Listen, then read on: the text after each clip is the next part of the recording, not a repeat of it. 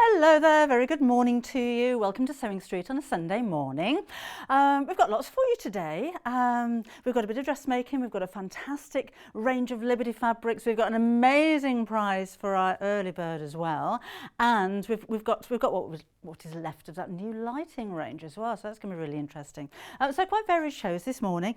We're really busy already, so welcome along to Dawn, first one in this morning, nice and early, to Marion and Angela and to Alex and to Pauline. Pauline's got I finished my coffee and I've given up having a cup of coffee in the show because it always go cold. Linda's in London and it's dull. I'm assuming she means the weather. Pollyanna, morning. Yeah, London's just dull, isn't it? Morning, Wendy, and hi, Trisha Ann and Pauline and Glennis. Good morning to everybody. If you want to come and say a good morning, is it Wendy's birthday?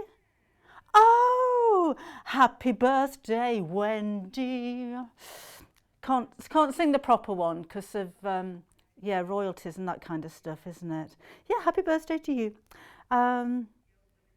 Oh, Jill's loving the Liberty fabric. Now that's coming up at 10 o'clock, but I'm going to give you a little sneaky peek in a little while. And morning, Jan, thanks for getting up so early. Oh, you wouldn't know, Jan, I was up at 2 o'clock this morning. Dog can't make her mind up whether she wants to be upstairs or downstairs. My son gets in from work about 3 o'clock in the morning, so she got all excited and went up to him and then decided she wanted to come back down. He was all panicky because I was going out. So yeah, but up really early this morning. So who's in bed this morning? You know, it's 8 o'clock in the morning. You'd be amazed how many people are still in bed. Morning, Diane. Morning, Tracy. And morning, Jackie. She says hello to morning, Jackie and the team. And the team say morning, Jackie as well. The team she's waving. They're waving. The team being Kat and Elliot this morning. And we're going to be joined by Janis at 9 o'clock. 9 o'clock.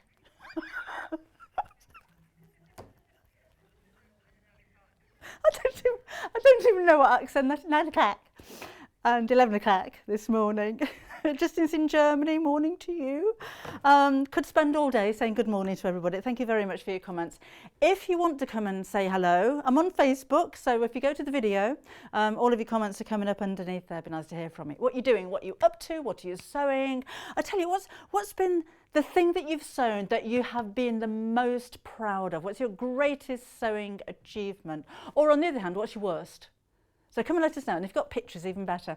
You can email the studio if you wish to studio@sewingstreet.com, so you can send your wishes, your hellos, your messages, your questions if you have them, and of course your pictures there. And Sewing Street TV is where we are on Facebook. See, Anne's in bed still. Monty the Springer won't let me have a lie-in, Debbie. That's what we have them for, isn't it? Kirsty's first time ever watching in bed because the cat's lying on my legs. Not in a hurry to get up. Marion's not in bed. Elizabeth says I need a travel mug so my coffee will stay warm. That's a good. I need to stop talking and actually drink the coffee would be ideal. Anyway, shall I do my job? This is our early bird. Early bird being a special offer product that we bring you for the course of a day. I love these poppers. They're so easy to fit. They don't come with a tool. That's going to be extra. I'll give you the details in just a second. But you do have hundreds of the little things in here for £27.99. So you've got a £5 saving. We had a shop around and we found the same said offer for £34.99. And they've only got one. They've only got one in stock, so yeah, if you want that, you can have it.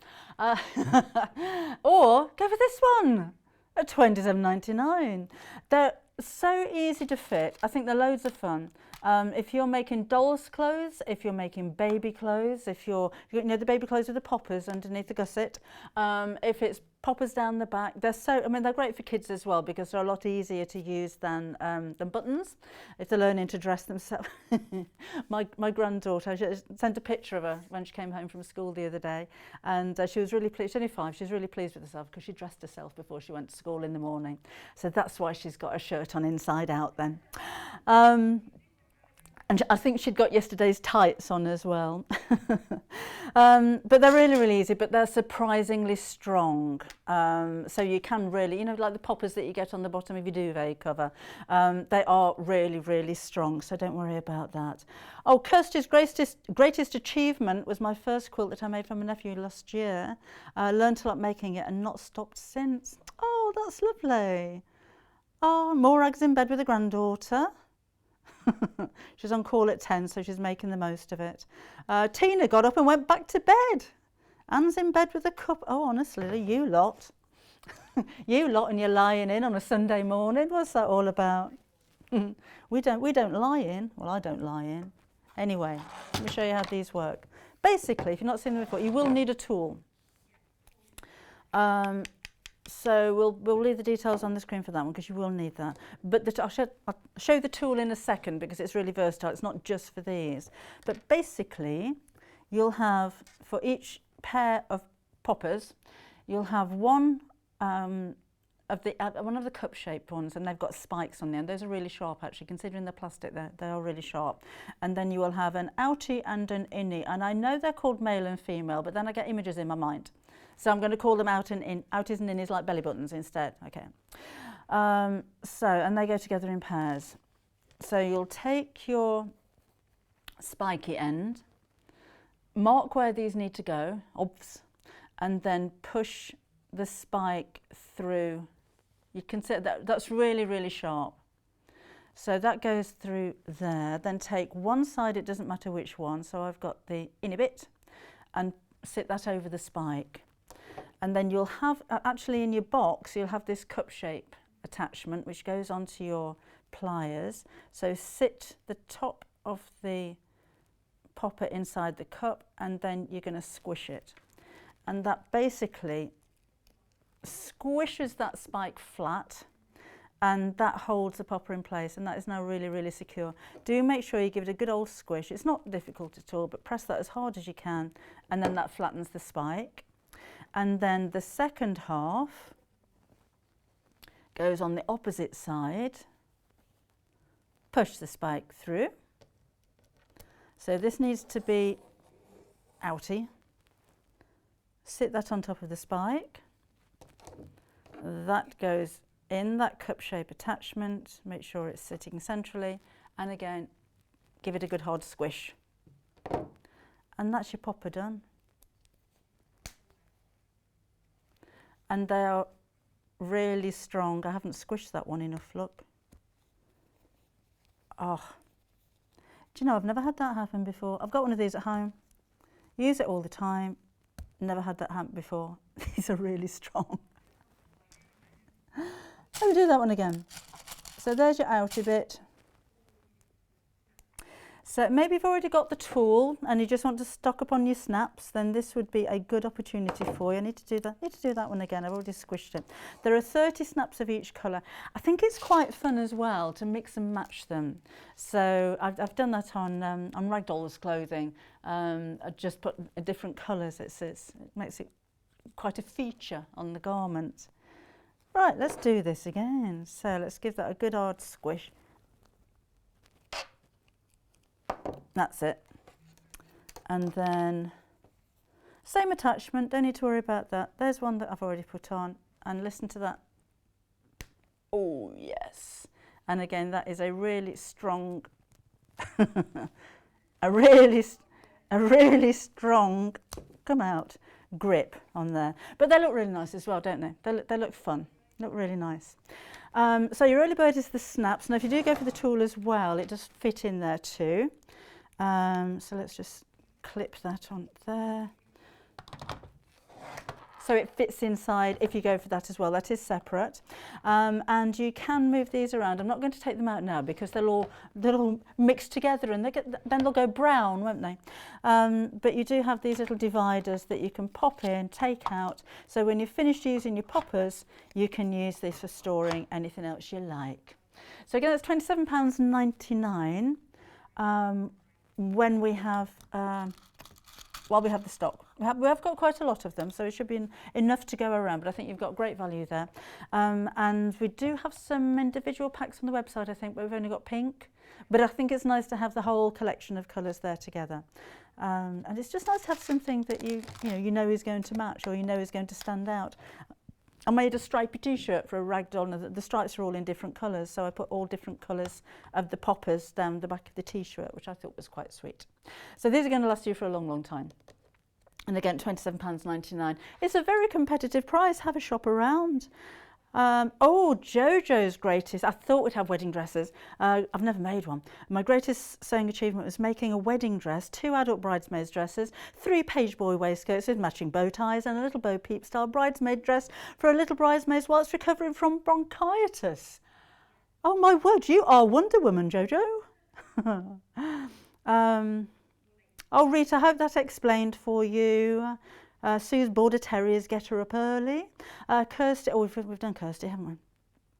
I want to know your sewing nightmares as well, not just your greatest achievement, but the worst thing you've ever done. I think, apart from the Japanese knot bag, which you'll be seeing again very soon, a proper one. I was thinking when I was driving in this morning, I don't know what my greatest achievement is, because they're all great. But my worst one, I know I've told you before, I hand sewed a jacket for a friend of mine, and sewed the sleeves in the wrong way, they were like that. And then unpicked it all and re-sewed it by hand, like that. Twice the same way. Got it right the 3rd time, gave it to said friend, and she said, no, I don't really like it.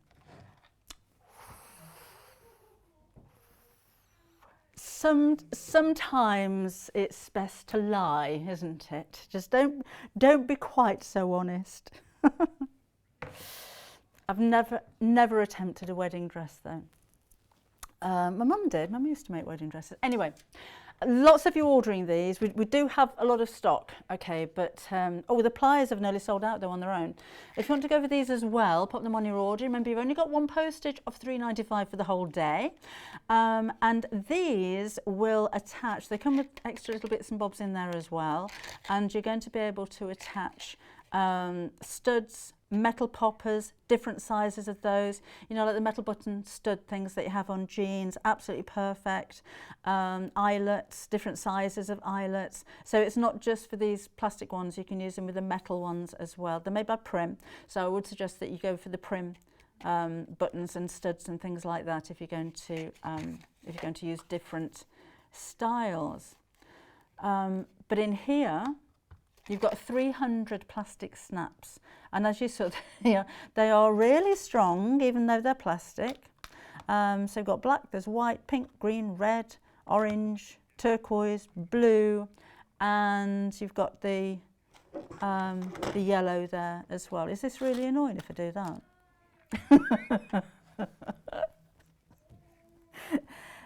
Cat's producing this morning is incredibly tidy, and I just heard in my ear, no! So don't take the dividers out then, Kat. I think the screen may go black if I do that.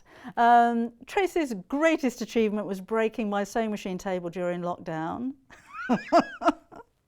Moved it and bent the leg. Oh, I thought you'd worn it out. I'll be sewing later, making the last block of the week. Just putting it together is Amanda. One of the most difficult things I ever made was a set of carriers, boxes, bags and things to put a drum kit in.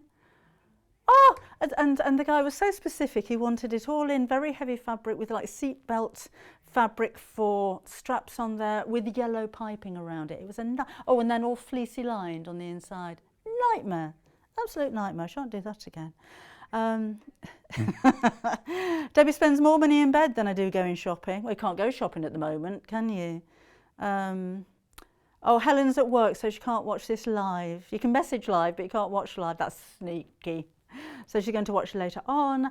Justin's mum's best achievement is watching a sewing programme for big bag, then sewing the bag without the pattern, changing it with the snaps to make a baby's changing mat. And that's Geraldine in Luxembourg. Okay. Right, back to the job again. Let's have a look what's coming up this morning. So this hour is all about Debbie's favourite tools. So we've got top tools and lighting in this show. So different panel tea. So Janis is going to be here demonstrating that. It's really nice actually. Little t-shirt, or it's a dress, but that's coming up at 10 o'clock. Coffee's cold.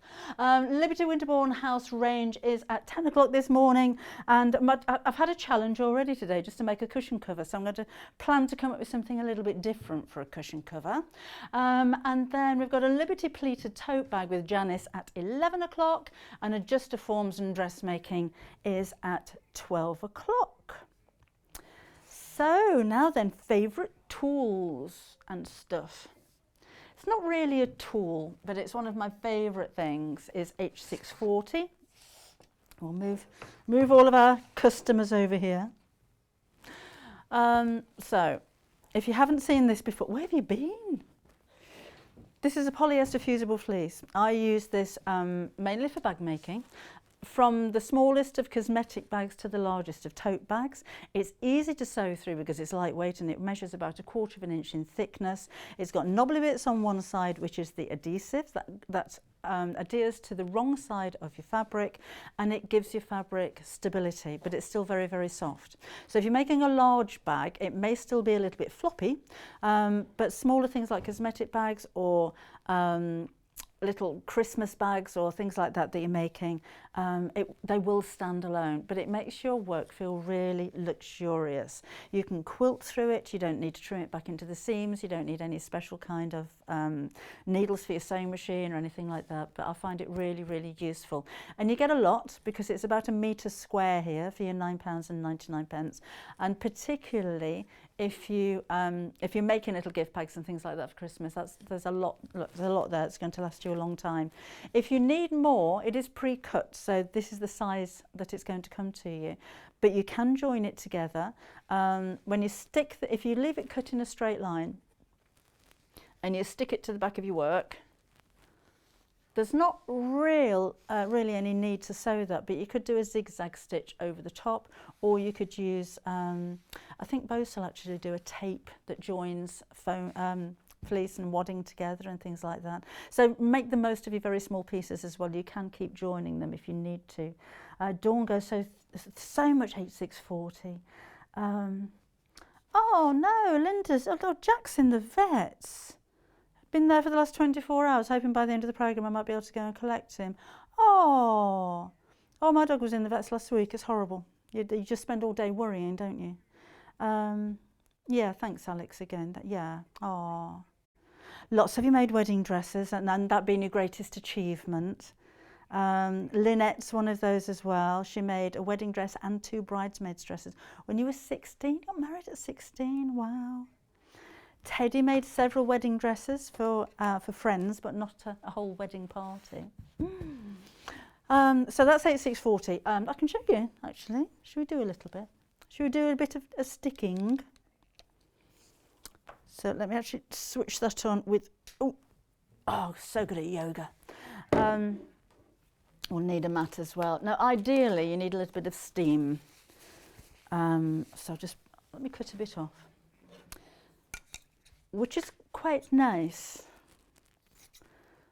because a lot of, I mean, there's a few different brands of fusible fleeces like this, and there's only 2 that I would actually use, and Valiseline being the main one, because you can use steam, you can use a hot iron, and it doesn't crinkle. If it does start to crinkle, then while it's still warm, you can peel the fabric away and do it again. But a lot of these, as soon as you put any kind of steam or very hot heat onto them, they just looks messy. They just wrinkle up. But Valiseline, it's one of my favourites because it just doesn't. So let me just go over the iron with the iron to start with. That's a little bit can't work with creased fabric. Now, if you've got steam on your iron, then use it. Start in the centre and very gently just work your way out. If it does start to wrinkle at all, push the wrinkles out, but don't distort your fabric as you're doing it. Oh, we have got water in there. It's just not quite hot enough yet. And then when you turn over, you can see it's starting to stick, like so. So if you wanted to, actually Cat Producer does a lot of English paper piecing. This is quite nice to use on the back of something like that because it's going to help to hold your stitches together and keep your stitches strong. So if if you pull your English paper piece and your stitches aren't perfect, it's going to give a little bit. But when you've got any kind of interfacing on the back, it's going to help it. But then if you quilt through that as well, so if say you're doing hexagons and you want to quilt across them diagonally, your stitches sink into it. So because it's about 1/4 of an inch in depth, so they really sink in, and it's washable and it's not going to come away, and it's just a lovely medium. If you haven't used it before, give it a try. Certainly if you're a bag maker, then just give it a try. Oh, Pauline made a daughter's wedding dress. She got married it on the beach in Africa. Oh, how lovely. Oh, Teresa, I made my husband a quilt and backed it backed it with Wi-Fi. Love predictive text, don't you? Sam's getting lots of ideas this morning. Sue, yes, it is washable and it dries really quickly because it's polyester. Jojo's worst sewing achievement was making a green velvet dress for a works Christmas party. It looked like an overstuffed Christmas tree. Carol said, we can stop talking about Carol now, please, because she's here. We do talk about those of you that turn up late. As long as it wasn't because of the housework, then that's fine. We don't do housework on a Sunday morning. So again, you get around about 1 metre square, which lasts you for a really long time. A lot of you are buying multiples of this, so good for you. It's a great time to stock up. Making table runners, making placemats. This isn't a heat resistant wadding, but it does give a nice bit of a pad there as well. We have Thermalam on the website if you wanted heat resistant. So if you're making table runners and things like that, then that would be an idea. Now the ironing blanket is a good idea as well because it folds up or rolls up and it goes out of the way. So on the back you've got, it's like the silver coloured ironing board covers. It's that on the back. It's padded in the middle, so you've got a foam in the centre and then you've got the cotton on the top. And this is Prim again. So if you don't have, actually these are handy to have next to your sewing machine. Oh, excuse me. Because I don't know about you, but my ironing room is in the west wing, and I sew in the east wing, which is only the next room. But it means that if I want to iron maybe just a seam or just something small, I've got to go in there. I've got a generator steam iron. It takes 2 minutes to heat up. I have got one that automatically switches off now. The last one didn't, and I'd forget about it. And then you have to take your work through to the ironing board. It means you have to get up. And I know what you look like. You want to iron in bed, I know. But here you can just unroll it. You're on the dining table sewing maybe. You've got your ironing board right next to you. And you saw when I was just ironing that wadding, I didn't even use the whole thing. I've got it folded in half, which you can do as well. So I'm in trouble enough for leaving the iron face down on the floor a few weeks ago, and there's still a mark down there. I'd be even more trouble if I got an iron mark on this table, honestly, because everybody would see it, wouldn't it? Apparently, I have to answer to Elliot if I do.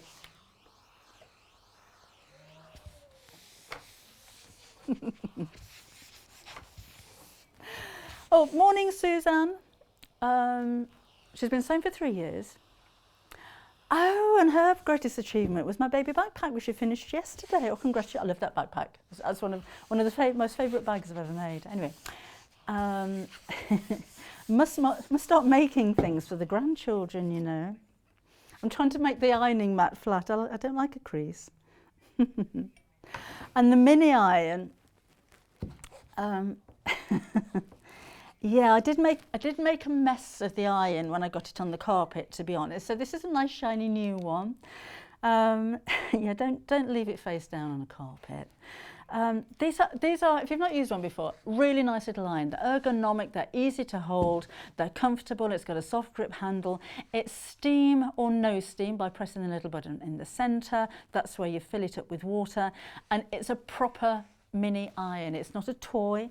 It makes a great travel iron, but it's a perfect size for just pressing that occasional seam open.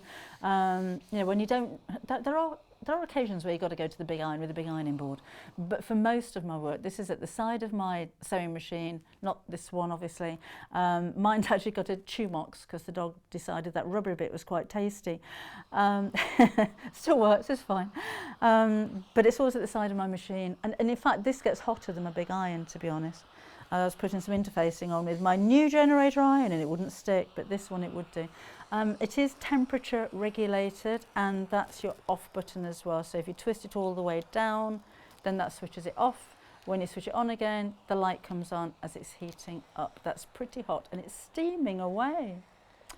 Oh, apparently I had an email from a lady who'd had an operation and couldn't lift her own iron, so she'd bought this as a iron to do all the ironing. You should be doing the ironing. Had an operation, you should be doing the ironing anyway. Should be resting, honestly. You're allowed to iron on a Sunday morning as long as it is sewing related ironing. You're not doing the bedding and the workwear and that kind of thing. But no, it's handy, it's comfortable, it gets really hot, but it's a really useful little iron. I love it. It's like a mouse, doesn't it? Yes, and this one doesn't have carpet stuck to it. Oh, Marilyn's message. Hi, Marilyn. She says, oh dear, how late am I? We were saying, weren't we, everybody? We were saying that, where's Marilyn? I bet she's forgot. I use Meat as a fusible fleece. I only discovered the brand during lockdown, but would never go back to other brands, especially for bag making. I did, Mary, I did. Yeah. What did you back it with, Teresa? Because it says Wi-Fi, and I'm sure you didn't mean to put Wi-Fi. Right, so that's a minute iron by Prim. Staying with Prim, let me just turn this off and move you out of the way. We've got the Prim turning tools. Chatting to Janis about these earlier on. I only discovered these on Sewing Quarter last year.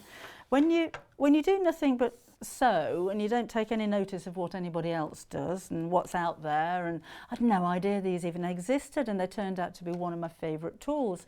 I was doing a show with John Scott, and I was trying to turn a tube the right side out using a knitting needle, a safety pin and all kinds of things. He said, haven't you seen these? And no, but oh, come here. But let me show you what you do. It's one of those inventions that you just think of, why didn't I think of that? I know I've tried with straws and things like that, and that never quite works. So tube goes inside tube. You will need to sew the end over. So even if you don't want the end sewed over, then you need to sew it over anyway, because you're going to do this.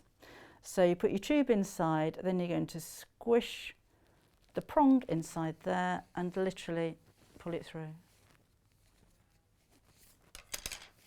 Genius, isn't it? Look at that. Amazing. Do it again, do it again. So drop it inside there. You've got 3 different sizes, so you can go really teeny tiny. So there we go. You've got a pointy end, use the flat end and push inside the tube. Look, and out it comes.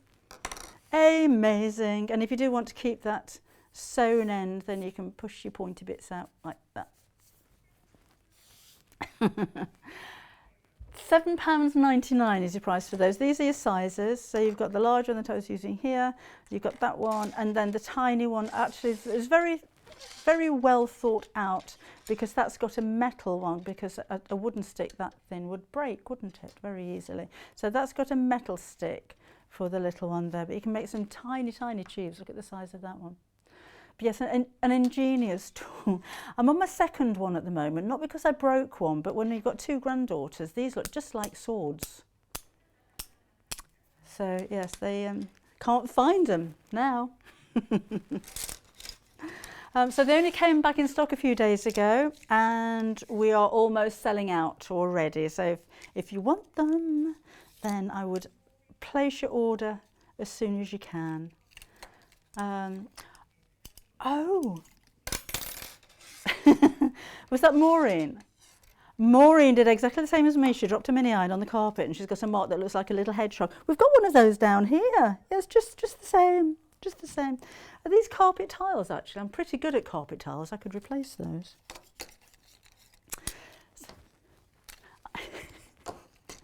I laid some carpet tiles in my office.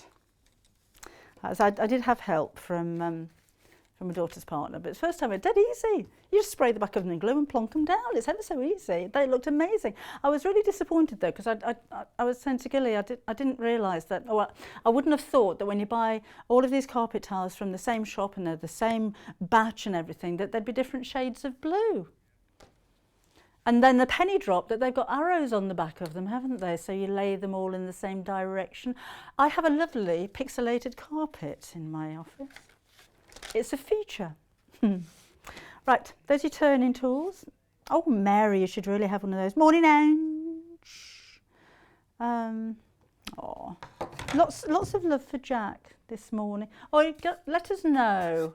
Yeah, let us know what happens. Drop an email or something, or let us know. Oh, right. Am I 505ing? Oh no, I was gluing. Oh, Gutermann glues. I'd never use another one. This is the strongest textile glue I've ever used. I make a lot of bags, you might have noticed. But if I'm making a bag with a metal frame, this is the glue that I use to stick it. I've tried to take out metal frames before now, and I've torn the fabric. The glue just won't come apart. It's really, really strong. If I'm, ooh. You see how much we love this one? Oh, however, a squeeze from the bottom, please. That's a whole other show, isn't it?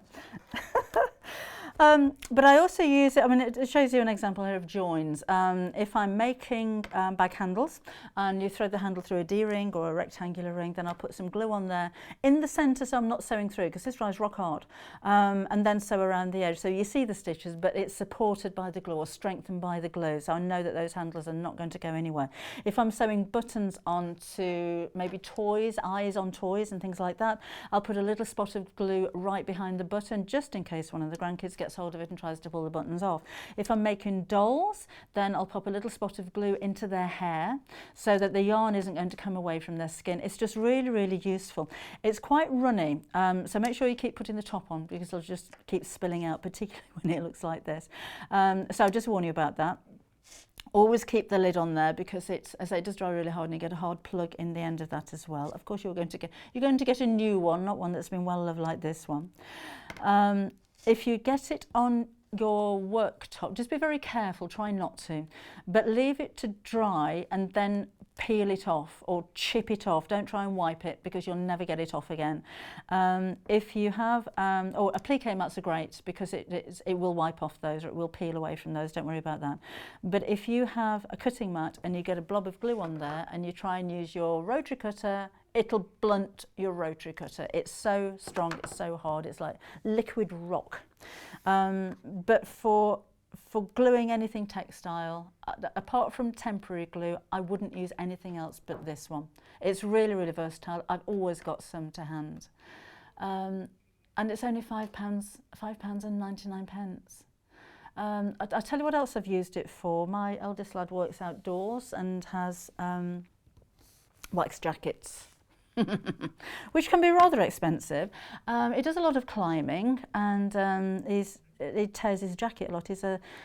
He is an arboricologist, so he does a lot of bat surveys. He climbs into the most unusual places.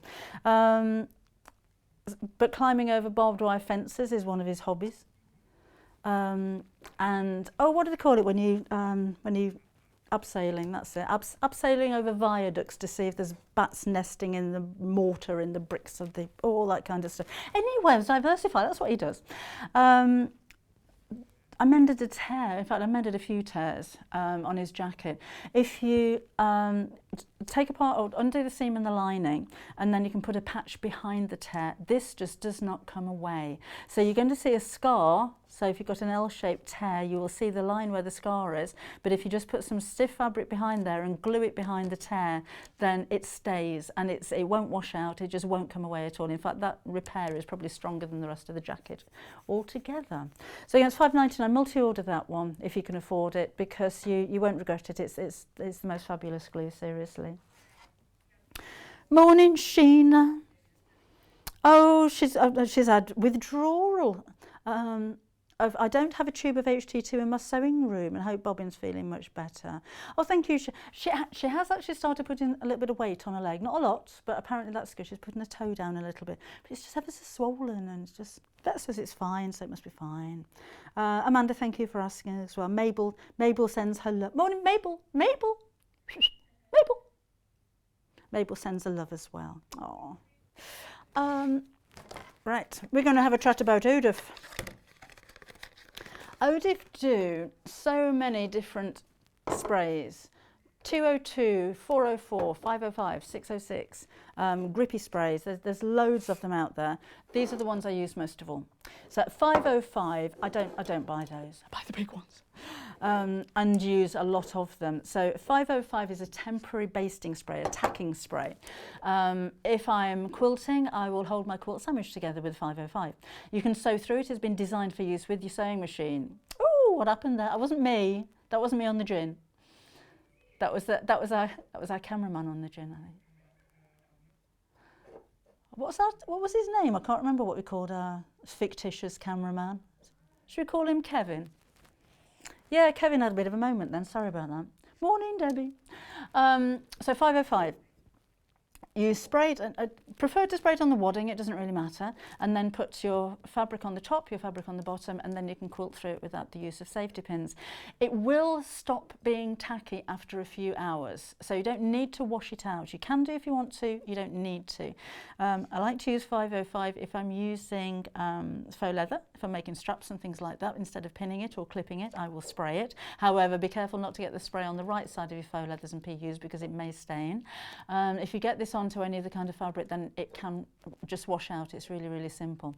I'll use this if I've run out of my H640 and I just want to use some regular wadding, then I'll use this to make it sticky to hold it in place.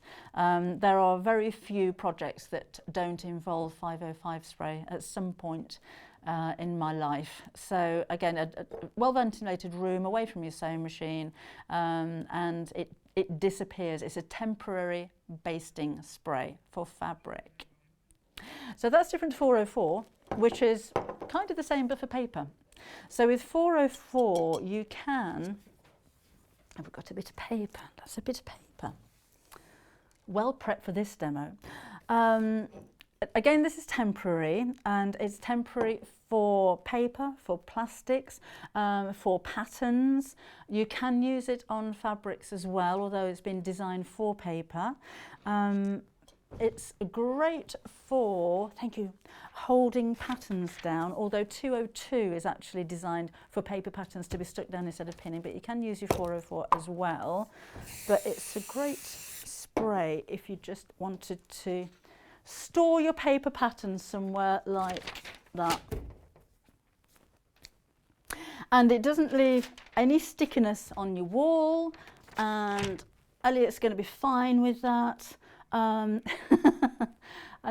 it will last for months, literally. So putting pictures on the wall, putting posters on the walls, putting patterns on the walls. The wall's a great space to use, isn't it, for a lot of us, without sticking any pins and needles in or anything like that. Oops, there you go. And it keeps everything at eye level. So if you've got paper tissue patterns and you want to lay them out, you don't have anywhere to lay them out on the floor, lay them out on the wall, you can identify them that way. So that's really what it's been designed for, and that stays tacky. It's not going to leave any tackiness on whatever you put it onto. So you could make your paper patterns tacky and put that on your fabric, and when you peel it away, the tackiness stays here, not here. And if it does start losing its tackiness, it's probably because it's dusty. It doesn't come off. That will stay tacky forever now. So if it loses its tackiness, it's probably because it's dusty, and you can just give it another spray. So that's what that one is. Grippy spray is a completely different thing, because this is for your acrylic templates.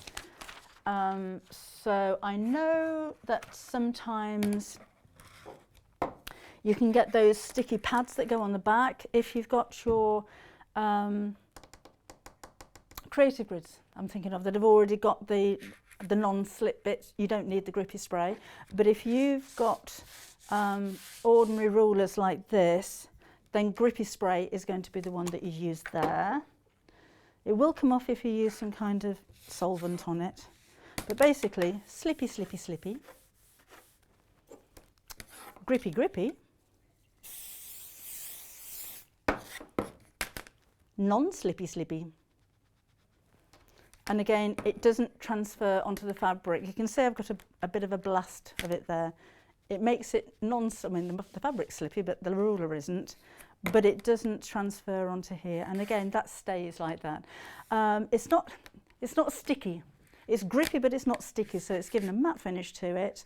But it's not, you know, I'm not going to put this on the wall. You know, it's just stops it from slipping. So that's what you need your grippy spray for.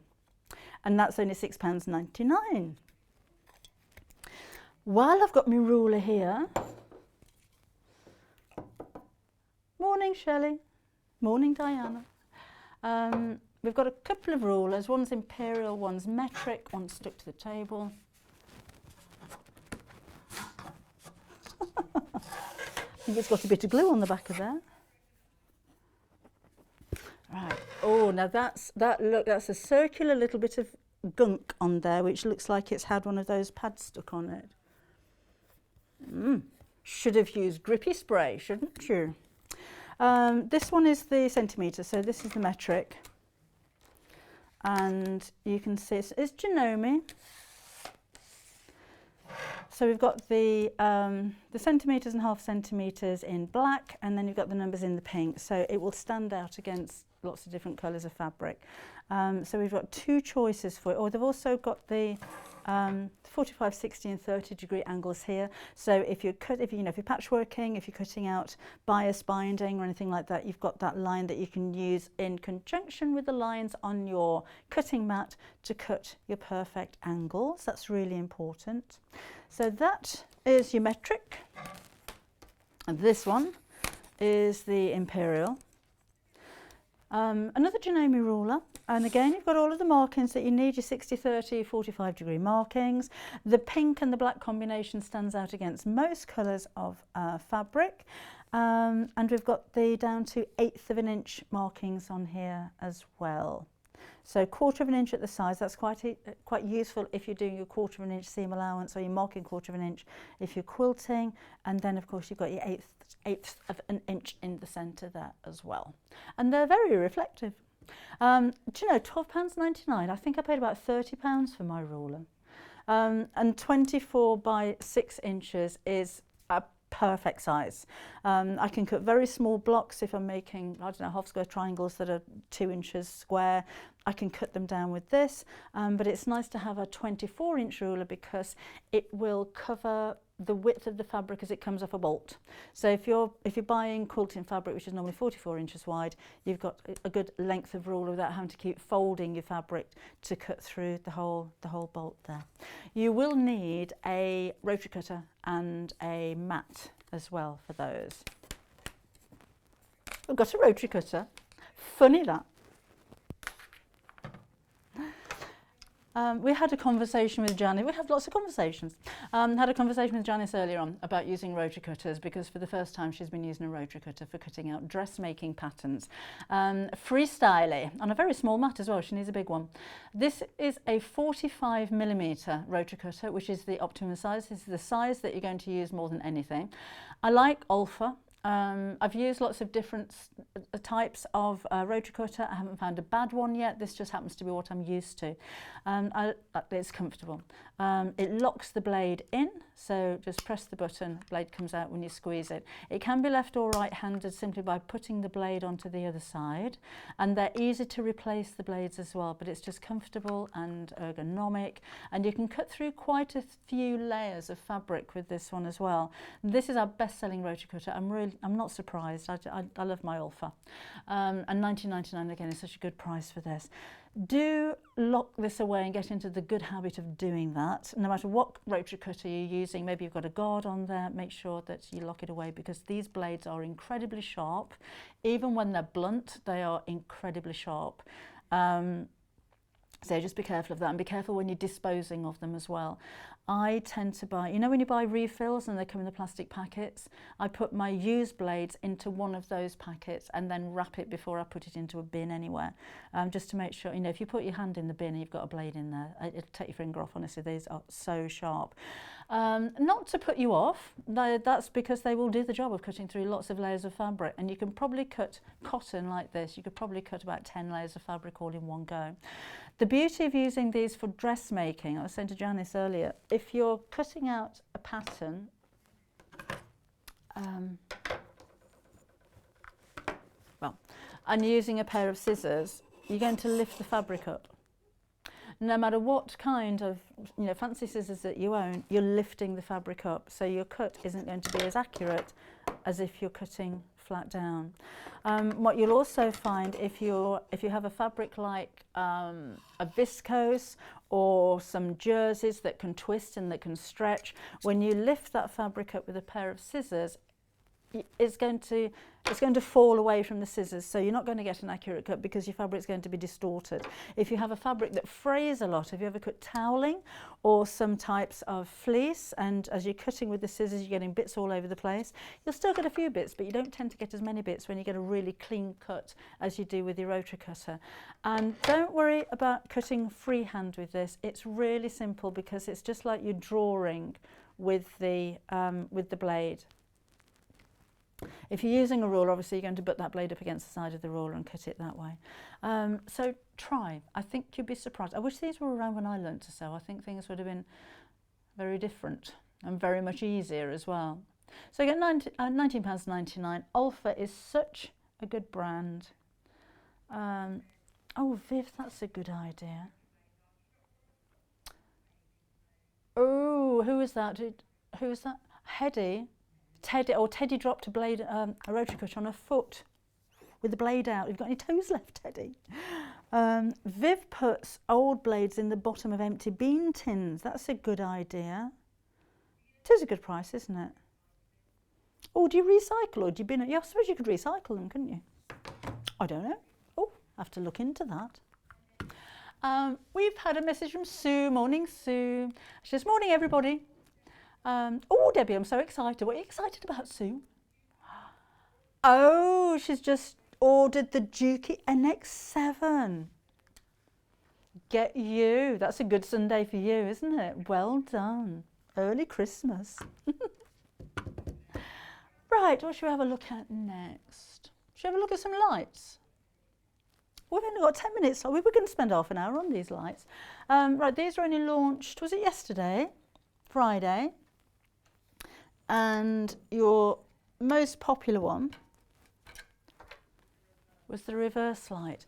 Now with the whole brand, Claire was actually in, if you want to watch the show back again, she goes into so much more detail about the history of the company and all that kind of thing. So if you have a look at Friday's YouTube channel, then she'll be able to talk you through. But basically there's a quality of LED light and she only uses the highest quality. Lighting is so important, isn't it?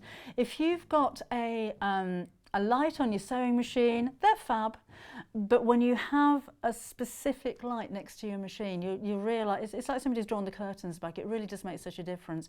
They're restful on the eyes, you'll be able to see your colours a lot clearer, and these don't illuminate the whole room, which is lovely, and they have different settings as well. So the reverse light, meaning that for a start you can go up and down with your shading just by running your finger across the touchpad at the top, but if I turn the light upside down, it will go from cool to warm. So if you're, and again you can fade up and down. So if you wanted to, maybe you're sitting in the living room, you want a night light, you're at bed, you're reading, you're not concentrating too much, you just want a gentle glow, then go warm. If you're concentrating, if you're doing the crossword or a jigsaw puzzle or you're sewing and you need clarity, you can use the cool side, which is the equivalent of daylight. This is rechargeable. So if you're outdoors, if you're camping, if maybe you're sitting in an area of the room that you don't have or the extension lead won't reach to, if you're working under the bonnet of the car, then this is going to be a great addition for you. So if you're relaxing outside, then you can use the warm. If you're working, then you can use the cool. You've got 8 hours of battery life with this one. Have you got, maybe it's a loft conversion, but you haven't got the electrics up there yet. Are you working somewhere? Maybe it's under the stairs and you don't have light right down to the bottom. Worth keeping hold of as your emergency light. So if we have a power cut, don't reach for the candles, they can be dangerous. All you've got to do is press the button on the top of this and you have light. Is there just an area in your room that you can't get light to, then this is going to be perfect for you. So I'm not surprised. You can just go half and half as well. I don't know why you want to do that, but it will do. So this one's gone cool and that one's warm. But a night light, maybe it's in the guest bedroom or, wherever. On the landing maybe. I'm just thinking my new studio at the bottom of the garden. That would be a nice idea. Just have a little handle so you can carry it as well, so it's like a lantern. It's quite sweet, isn't it?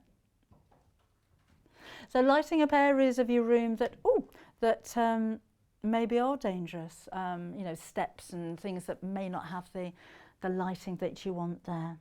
It's a good idea, isn't it? So great Christmas present as well, anything?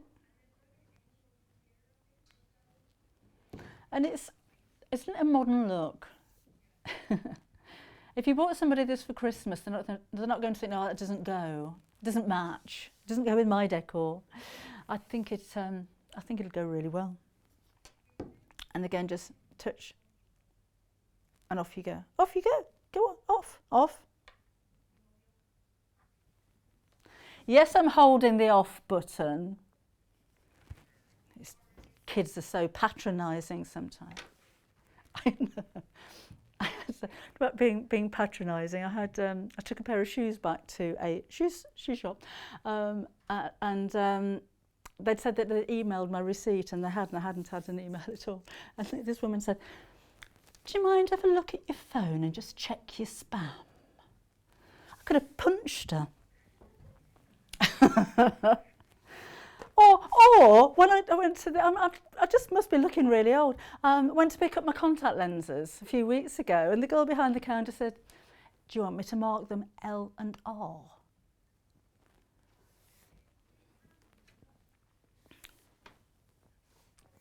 So I know that's an L gesture, but she nearly got another one. Have a look at this one. I've actually got one of these. I have the black version at home. I can see that. And you can either use the button on the side here, or it's got a remote control here as well, which is fabulous. I've got the same remote for both lights, and it's got this really bendy gooseneck. So I have mine. I know, we talk about. This is a floor lamp, it's not for a table, that's why I can't quite reach it. It's supposed to go on the floor. But I have mine at the back of my chair, and it's kind of over my shoulder pointing at the sewing machine. I know we have tabletop lamps and they are fabulous. I haven't got room on my table for a lamp. It's just full of sewing stuff. But this bendy neck means that I can have it pointing in any direction I want. And just like before, you've got the different light settings on here. I can have a warm light. I can have a cool light. So again, if I'm relaxing in the living room in the evening, I can have maybe a warmer light in there if I don't want it too bright. And it's kind of light specific on your project, if you know what I mean. So it doesn't fill the whole room with light, it's purely over where you need it to be. So that's your cool light. And then you've got a mixture of the both. So you might not be able to see that perfectly on there. I have mine on cool all the time, and I have it on the highest setting. Immediately with the remote control, you can go 20% light, 50% light, or 100% light, so you can see how bright that actually gets. You'll be amazed at the difference when you've got the right lighting when you're sewing. The colours absolutely pop. You'll be able to colour match your threads with your fabrics really easily. I find that when I've got a daylight bulb or daylight lamp, it's more relaxing on my eyes. I don't get tired so quick, which means I can sew for longer, which is even better. And if you're sewing in a room at the moment that has fluorescent lighting, or you've just got wall lights or a ceiling light, no matter what kind of light you've got in there, it won't be anywhere near as clear as the lights that you've got here. I wouldn't be without one. I was actually bought a similar light, or one of these styles of lights, about 15 years ago. My son bought, my son, the Harbury ecologist, bought me one for Christmas. I hadn't even, it was actually one with a magnifying glass in it, and I hadn't thought about using one before, and it really was like somebody had taken my sunglasses off. Everything just looked so much brighter, so much lighter, and it is so much easier on the eye as well, and they don't get hot. I'll tell you what I did once, before there were so many of these around. You know those typical office spotlights with a bendy neck and then a shade that looks like that? I have a little lamp actually. I do have a table lamp on my desk where the PCs are, because I like it on the keyboard.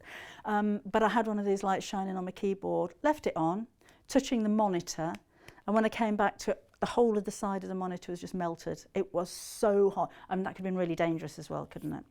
But these don't get hot. Enough of the iron on the carpet. Shall never hear the last of that. But this is easy, you know, you can make it smaller just by bending it exactly where you want it to be. And it's got a nice slim base as well.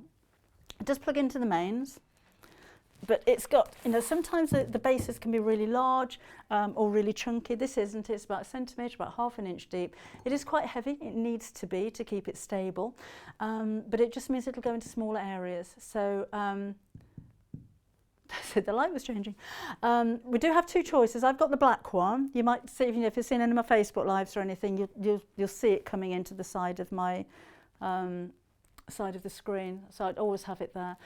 So black or white are your colour choices, and it's £116.99. Not just for sewing either, for reading, again for jigsaws, if you're doing the crossword puzzles, if you're doing any kind of jewellery making, handwork, hand sewing, if you're painting, if you are, I said jewellery making, didn't I? Knitting or crocheting maybe. Even if you're just reading, then it's just nice to have that clarity of light, isn't it? And besides that, it's getting dark early, isn't it? And it's getting dark late as well. So a lot of us are going to be working in the dark, aren't we? So let's have a little bit of daylight in our darkness. So those are the two most popular live from our lighting extravaganza on Friday.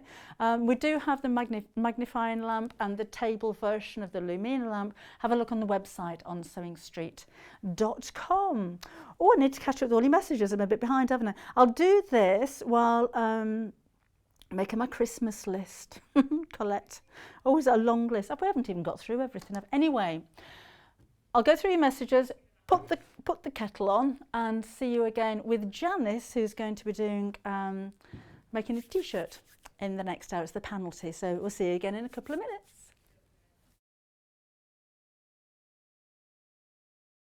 Hi, I'm Debbie Shaw, and as a professional sewer, I really know how important it is to use a high quality thread. Well, you think about it. You spend a lot of money on your sewing machine, you'll spend a lot of money on fabric, and you'll spend a lot of time sewing. So why let your thread let you down? I know a lot of our designers and customers prefer to use Aurifil thread. Now, this is a family business. It was established in 1983 and they're based just outside Milan in Italy. They produce superior quality threads for domestic and professional sewers alike, and they've achieved worldwide success with quilters, sewers, embroiderers and textile artists who all appreciate the versatility and the strength of these threads. It's all made from Egyptian cotton, which is grown just at the side of the River Nile, and Aurifil only use the long staple threads, which gives their thread that strength. Each one of these threads goes through 15 steps before it even gets onto a spool and then comes to you to use in your sewing projects. Now at Sewing Street, we've collaborated with Aurifil and we've brought you two collections of threads. So we have the Quilters collection, and these are exclusive to Sewing Street. We've done a lot of research with quilters, and these are the colours that you prefer to use. So we put a whole collection together for you. The second collection is the Essential collection. So this is for the homemakers, for the bag makers, for the craft sewers, for the dressmakers. And again, these have been proven to be the most popular colours that you're going to use.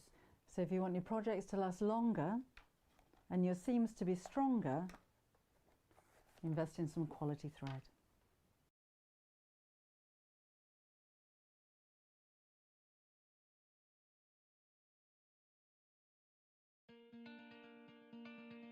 To seam ripper. My favourite piece of kit with the sewing is the seam ripper. Hello, I'm Janis from Birmingham. I specialise in dressmaking. I used to run a children's shop and I love making children's clothes. My mother encouraged me to sew from an early age. When we were young, we did dressmaking in school. My claim to fame was the sewing quarter. But I'm now making also jumpsuits for ladies and men of all shapes and sizes, and it seems to be going for the festivals around the country.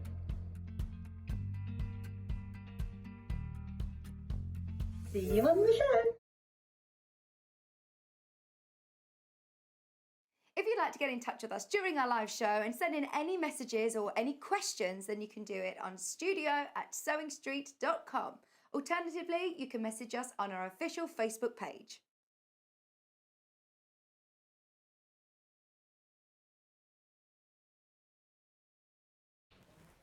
Hello there, welcome back again. We're going to be doing a bit of dressmaking in this hour with Janis, and we have put together some jersey fabrics for you. Got any jersey or stretch fabric related questions, come and ask them. I know a lot of people are quite fearful of using jersey if you've never used it before. I think you're going to be hooked when you start sewing with stretch fabric. It's so easy, doesn't fray, it's very forgiving, don't have to worry about fraying, about zips, about darts or anything like that. It's just it's a really lovely fabric to work with. So we've put together some bundles for you. And of course we've got the pattern that Janis is going to be working with as well, which can be either a top or a dress. So this is it, it's by Laura from So Different. She always, it kind of sums it up, doesn't it? The brand name to her patterns, because they always have a little twist to them. There's always something that's a little bit different. And with this one, it's the way that the sleeves and the side vents have been inserted. It's really unusual, but very simple to make. So Janis is going to make up the panel T. It's really lovely. It's a really nice pattern. I'd wear that a lot. Or you could make it into a dress. So it's loose fitting, it's comfortable, it's flattering. This young lady's wearing it with leggings. You could wear it over jeans. You could maybe make it a little bit longer, tie a belt around it. But just simple but really stylish, isn't it? So £16.99. Size wises are 8 through to 26. If you have a look on the website, there'll be a picture of the back of this that you can have a look at with your sizes. But basically on your bust size, that will be in inches 33 on the smallest, all the way through to 50¼ inches on the largest size. So it looks really nice, doesn't it? Even if you have make it up in the same colour, or make the panels up in contrasting colours, contrasting bias binding around the neckline. So this is the tee that Janis is going to be making up for us. We do have that fabric available for you as well. We'll have a look at that in a sec. So 2.5 metres, which is enough for the largest size of the pattern. So this is like a coral and navy stripe. Looks like black, but it's actually a very dark navy in the stripe. It's a nice weight as well. It's not too thin and flimsy. You're not going to need lining or anything like that. But jersey fabric is a knit. It's a cotton knit. So that's where you get that little bit of stretch from it. So it's not an elastane, it's actually the composition of the fabric, or the construction of the fabric. It's knitted with one single yarn, like what knitting is. So £26.99 is for your 3 metres, remember? Sorry, 2.5 metres. That writing's really small, isn't it? And the one that Janis is going to use today is this one, which is quite retro, I think. I think my daughter would like this. 2.5 metres again. And do Do we know how wide it is? Because normally jersey is a little bit wider than your dressmaking. Hi, Rada. And Michelle, Hayley. Lovely colour though, isn't it? Nice and warm, great for this time of year.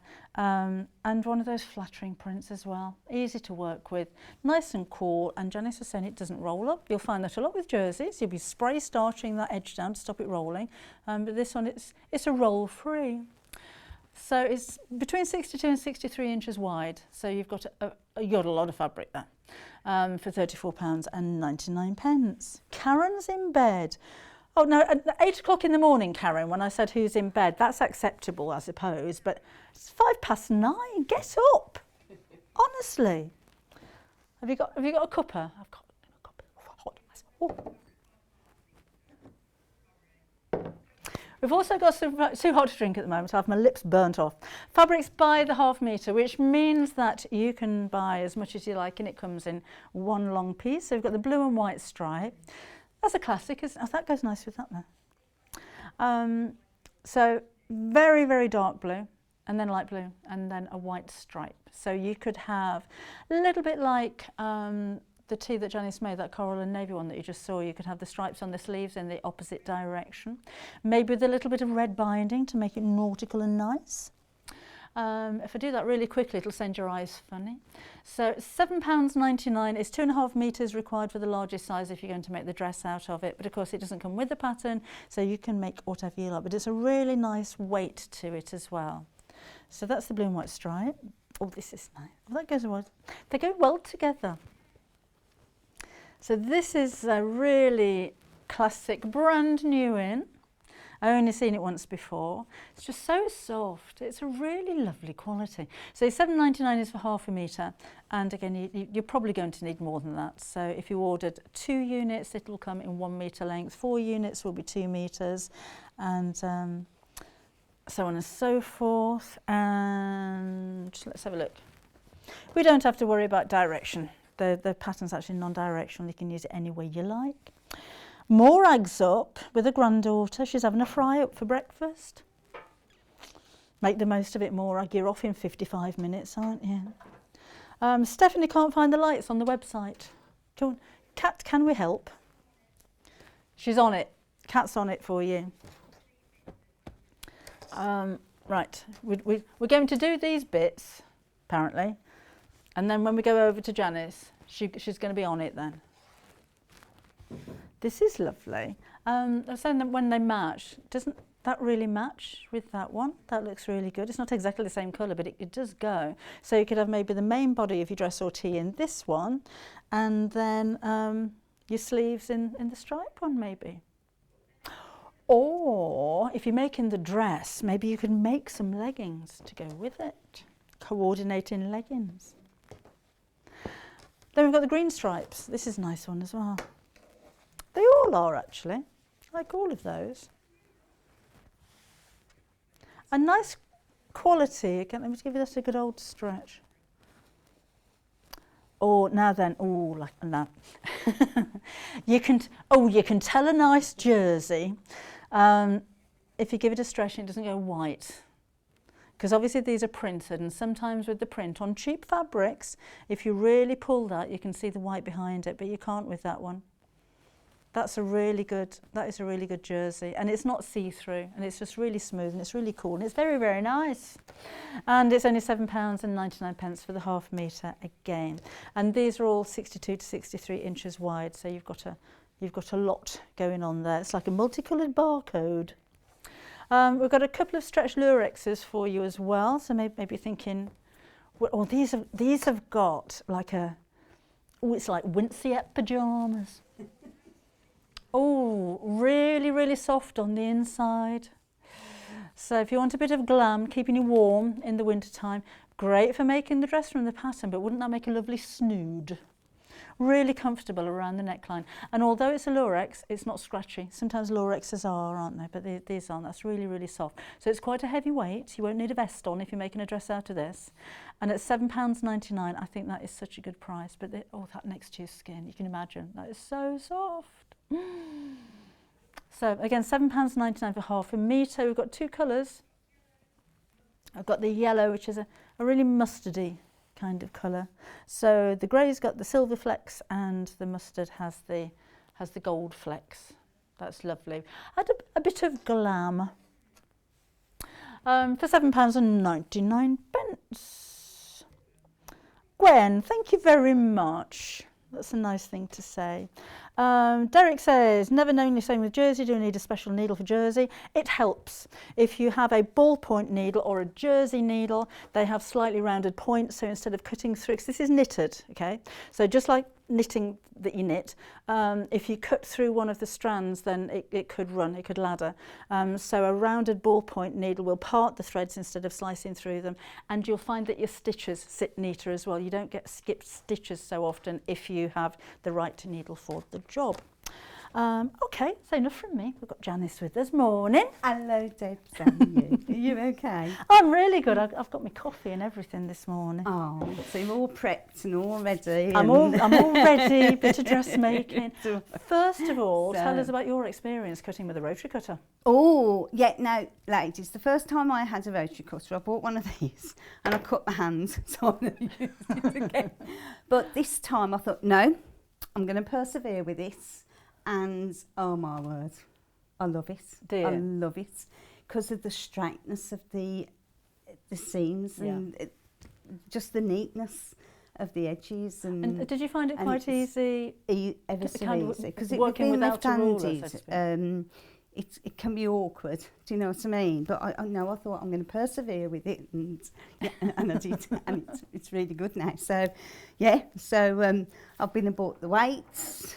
Bought myself some weights to hold the stuff down and everything like that. So yes, so it's really good. So I was going to demonstrate how to use the rotary cutter just on cutting the one piece on the sleeve. Okay. Because what happens with jersey, you're better off cutting the fabric not folded, but just on the one piece of fabric.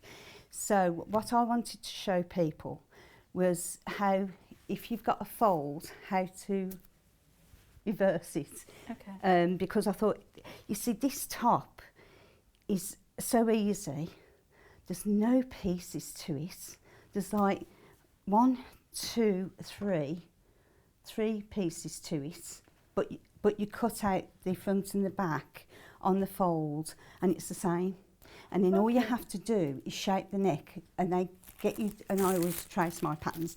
They get you to actually cut a shape out, but then you literally put that across the neck. So you don't cut that out in fabric. You put that round the neck and cut out. And again, it's better if you've got a rotary cutter, if you know what I mean. So I'll show it you. That's such a good idea. Well, it cuts down on paper to start with, doesn't it? Yeah. So one pattern for the front and back, and then one pattern for the neck. And then one little pattern for the neck. Genius. So if I just show you in a bit how to do that. Okay. So what I'm going to do first, and also on the pattern, what was good, it shows you the fold, but it also shows you the grain line, so that you can measure it from to the edge. Okay. Do you know what I mean? So you know your fabric's straight if you're cutting it like that, if you know what I'm saying. So the first thing I do is, if I get a tape measure, you can stick a little pin in just to make sure it's even to the edge. But this is all cut swift. This is just a demonstration. So if we say that's just more or less 3.5 inches or 8.5 centimetres. So we'll use the centimetres. So that's 8.5 centimetres. Measure it again, 8.5 centimetres there, just like you would do a normal pattern. Because years ago, Debbie, I don't know whether you were like it at school, where we had to pull the threads on the fabrics, do you remember? Yes. In them days. Yeah. So if you just do that, then you know the fabric's straight. So then what you do, you pin where the fold line is. Right. So where the guide for the fold line is on the pattern, you just pin along that edge. Okay. So if you just pin it along the edge, use ballpoint needles like Debbie said, so it doesn't rip into the jersey. And then I've got my weights, plonk them down. I love my weights as well. I'm buying all new things and it's amazing. Because I've always made do. I've always made do until I started here. So that is your weights. So then you get your rotary cutter I destroyed one earlier. I don't know whether you heard that, Deborah. But also, if you've got a ruler, you can go along the line if it's a straight line. So if it's at the top part, you just get a massive ruler and use that as an edge. But I haven't got a ruler with me at the moment. So, and then all you do is press hard though, across, then across the edge. And you can do this with a ruler, like I say, apart from the curved edges. So you literally just go like so. Now you will have a bit where it's probably caught a bit. So then all you need is little scissors just to snip. And see how quick that was. Whereas normally... We ought to change that blade over for you, actually. I didn't realise you were left-handed. Yeah, I'm left-handed, don't worry. I might do, like I said. So then you take your weights off, take them pins out, and then what you do, where the fold line is, you fold it dead over. And then you put your weights back on. And away you go again. So that's your fold line. So that's still the centre line for your fold. So literally just gone. Whoo. But what you've got to make sure of, you've got enough fabric. Yeah. Because when you turn it, you can make the mistake of, oh. So, but then all you do, and again, if you've got a massive ruler, you just go down the ruler. I have got rulers at home, so that's what I use. Down like that, whoops. Like I say, it can get caught a bit. Caught again. Down. Again. See, that's where I'm not pressing hard enough. But, and this, ladies and gentlemen, is your sleeve. Oh, come on, you devil. We've had a question about your top from Anne. She says, wow, your top's gorgeous. Did you make it? No. You could have so taken the credit for it. Well, my other half said to me, you're not wearing that on the show. He doesn't like it at all. Didn't like it at all. But I thought it was colourful. Pauline says, what's the difference between a jersey needle and a stretch needle? Stretch needles are for stretch fabric that have like lycra or elastane, sportswear, swimwear, that kind of thing. They're very sharp. I think I'm right in saying that they're slightly longer than a regular needle, so it means that when the thread goes into the fabric, it's very close to the fabric as it goes through. I think I'm right there. Yeah, so stretch needles, very pointy, lycra, elastane. Jersey needles or ballpoint needles round a tip. Right. That's right, isn't it? And the other thing is also with jersey, use a good thread. Yes. Don't use cheap thread because it doesn't like it. Jersey. Would you use polyester? Well, I use 100% cotton. Oh, okay. All the time. So, but you could use polyester, I suppose. Yeah. But I've always used 100% cotton. I seem to go for 100% cotton every time. So that's your sleeve. Okay. So what I was saying about, just pop that out of the way.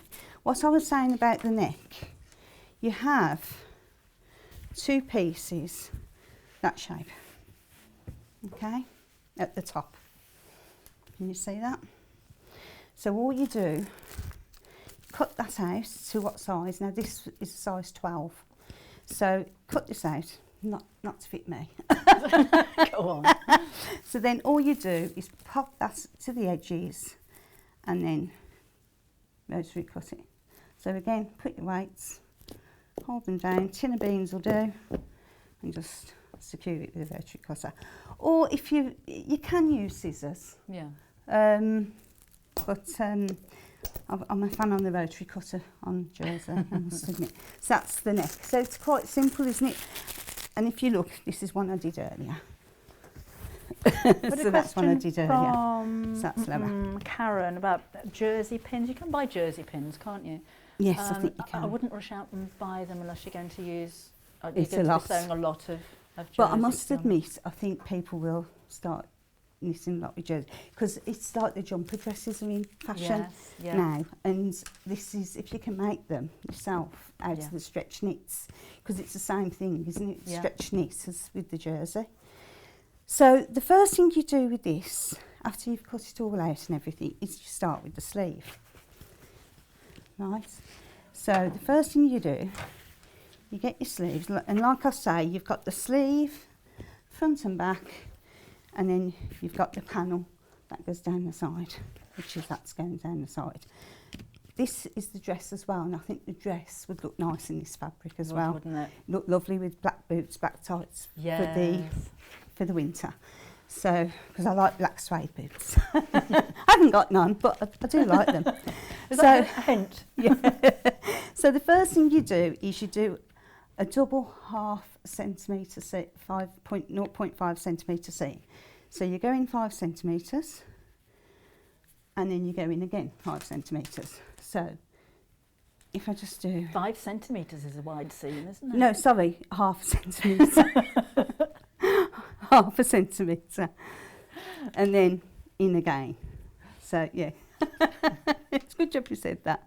I'm used to always talking in inches, so I'm just going to just double fold that for quickness, and then I'm just going to guesstimate it as I'm going down, because all you're doing is just doing a double seam all the way down.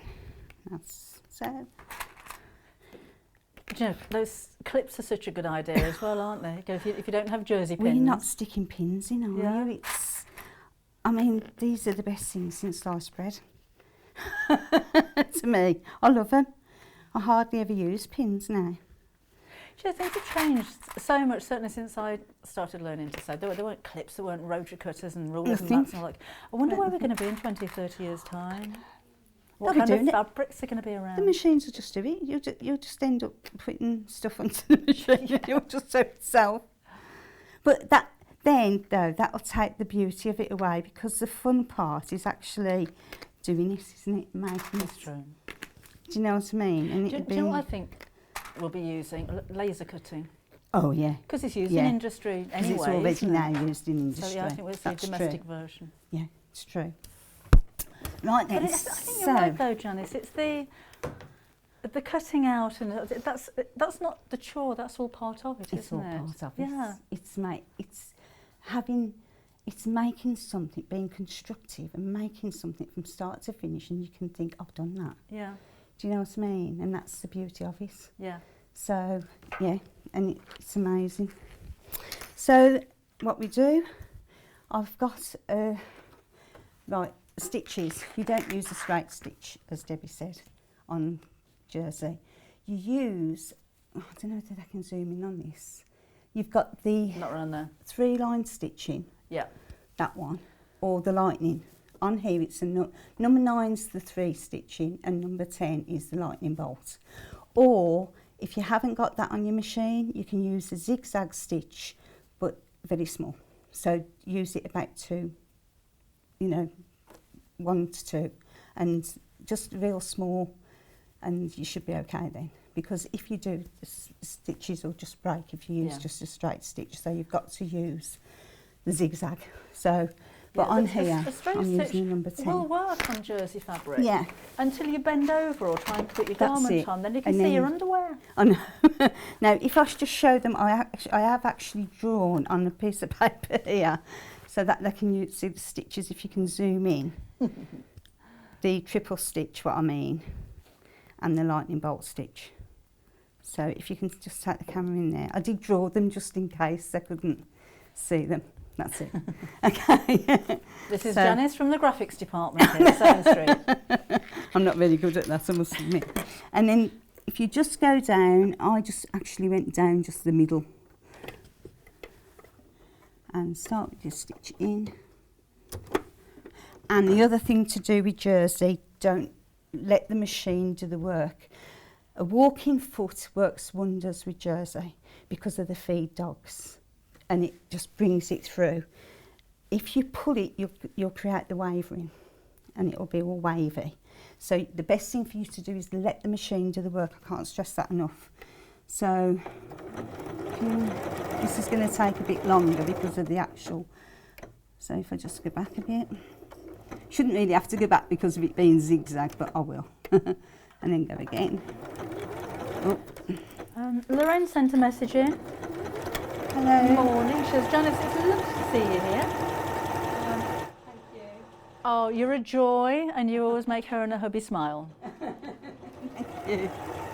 So again, we're just just giving it a gentle, just to. So you it could doesn't use go a on. twin needle, couldn't you? If you You had can one? use a twin needle as well, and on the hems as well for twin needles. Twin needles are normally better.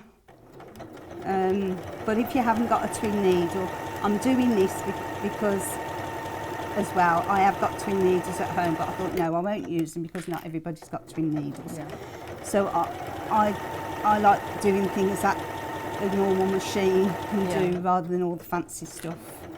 Because I never used twin needles for years. Until I saw somebody, I thought, oh!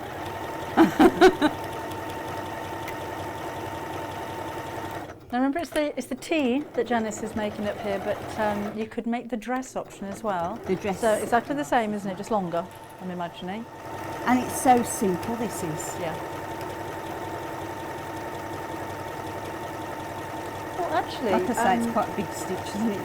it's so different to have a blog as well. If you have a look on there, you may find the dress and some comments that other people have The there. actual designer's done. Oh, I forgot to do the cutting. That's typical of me. So that's your first bit that you do. I always tidy up as I go along. You could use different fabrics as well. I was just thinking, lightweight fabrics with good draping. So you could use viscose, polycotton, silk, jersey, chiffon, crepe.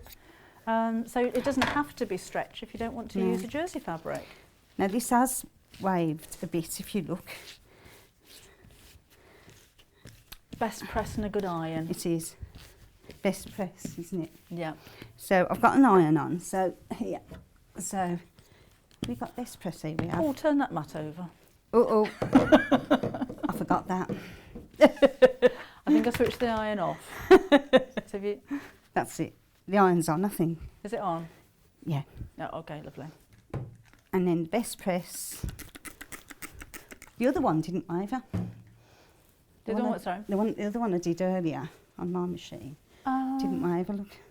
Yeah, that's because you weren't on telly. It's typical, isn't it? So again, best press, and like Deb said as well, on the seams, if it's a rolling one, just do best press and press them down, and it will make it stiffer, or the starch, Yeah. and it will make it stiffer for you to work with, and that's that done. So the next step, because what we're creating that at the moment. We're creating that. Okay, this is the trickier Just move it forward bits. a little bit away from you. That's it. That's so we it. couldn't quite see. That's it. That's what we're creating at the moment. Okay. So we get the panel, which is that, and we get the sleeve. Now, what you have to do is face that in towards you, and it goes the length of the panel at the top, because that's going to go down the leg. This bit's going to go down. Well, it's down the side and the leg if it's the dress. So again, that's where I did the tail attack for the top of the shoulder. So the two sides, you pull in like that, and you overlap them. Okay. Okay.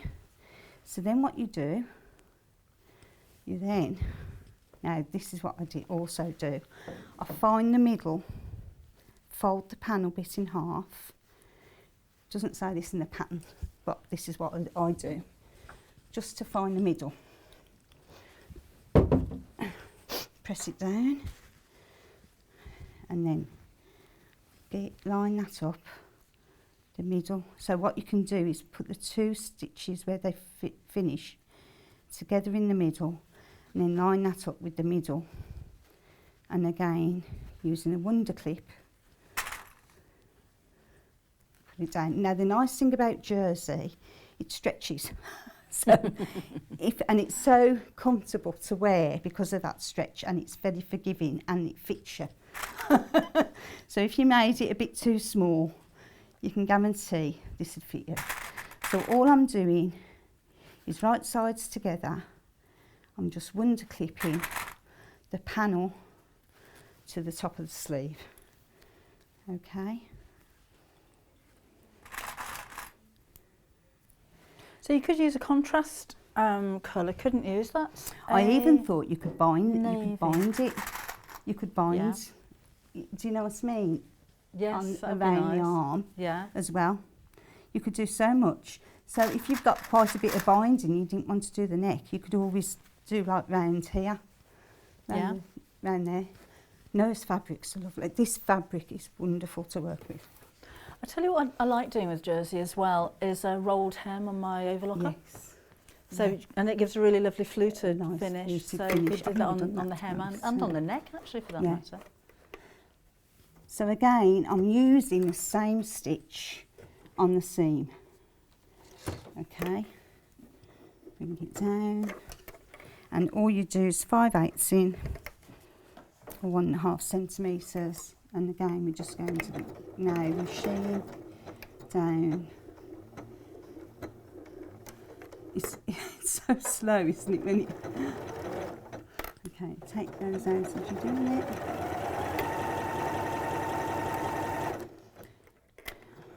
Mary says, Debbie, ask Janis if her patterns are available in the USA, please.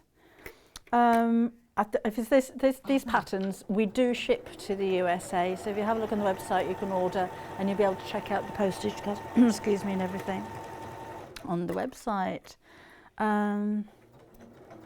Mary says, with the binding, Janis, will it with fold over elastic as a possibility? Ask her about binding it with it with fold over elastic. Over elastic you could do. Yeah. Yeah, you could do any type of binding with it, yeah. There's no reason why you shouldn't. I think if it's the first time you've made anything like this, the first time you've used jersey and the first time maybe you've made a top before, follow the pattern and then buy yourself a little bit of extra fabric and then make it your own. Change the neckline or lengthen the sleeves or make it longer, shorter, make a dress. You know, once you've got the pattern, you can do anything with it, can't you? Now again, as Debbie said earlier, jersey doesn't fray. But again, with me, with my finishes, I still like my... These are mine. These are mine. So I like my pinking shears just to give it a bit of a nice finish. So... and that's exactly what I'm doing, is just giving it a finish. There. And there. So, and this is a quick make, such a quick make. So that's what we've got there. You've got the other sleeve. Okay, and that's the inside of it. So it's all nice. So the thing we're going to do now is, I made the other one earlier, we're now going to join the shoulder seams on the actual top. So again, and I didn't do this yesterday because it was a quick make and I thought, well, I'd sooner show them the neck. So, you know me, I'll try and show them as much as I can. Yeah. So all we do, we've got the notches that I've done the tailor tacking on. So you just add in them notches. But you don't want to take that once you've joined the shoulder seam out, because you've got to match the notch from the sleeve top into it as well. So all I'm doing, under clipping again. Now some people might be confident enough to go straight to the machine rather than under clip it, but I think with jersey, because it's a slippery devil, you just want to make sure. My mum would have made me do this and then tack it years ago. They did. But I must admit, by her doing that, we learnt a lot. Yes. We learnt 5/8 seams. You could do it just by looking at the fabric. Yeah. I don't know whether you're the same, Debbie, but you're probably the same age group as me. And I think our teachers made us do the threads on all the fabric. So it was all straight. So I dropped out of sewing when I was at school. Yeah, because it was so nauseous. Yeah, Because I did pottery instead. They used to get you to sew all down the 5/8, didn't they? It'd take a week Yeah. just to do a few tacks. It's nice to know that though. It's a little bit like, do you remember when calculators first came in? They were banned from our school, you weren't allowed a calculator. But even when they were, you learn the maths and how to do it, even though there's Yes. a simple gadget that you don't need to do that. So although there are easier ways of dressmaking nowadays, it's nice to have that basic The knowledge. gadgets. But the other thing with calculating is if you're adding up loads of figures, because you were trained without a calculator, you can look at it and think that's wrong. Yeah, yeah, Do you know what I mean? yeah.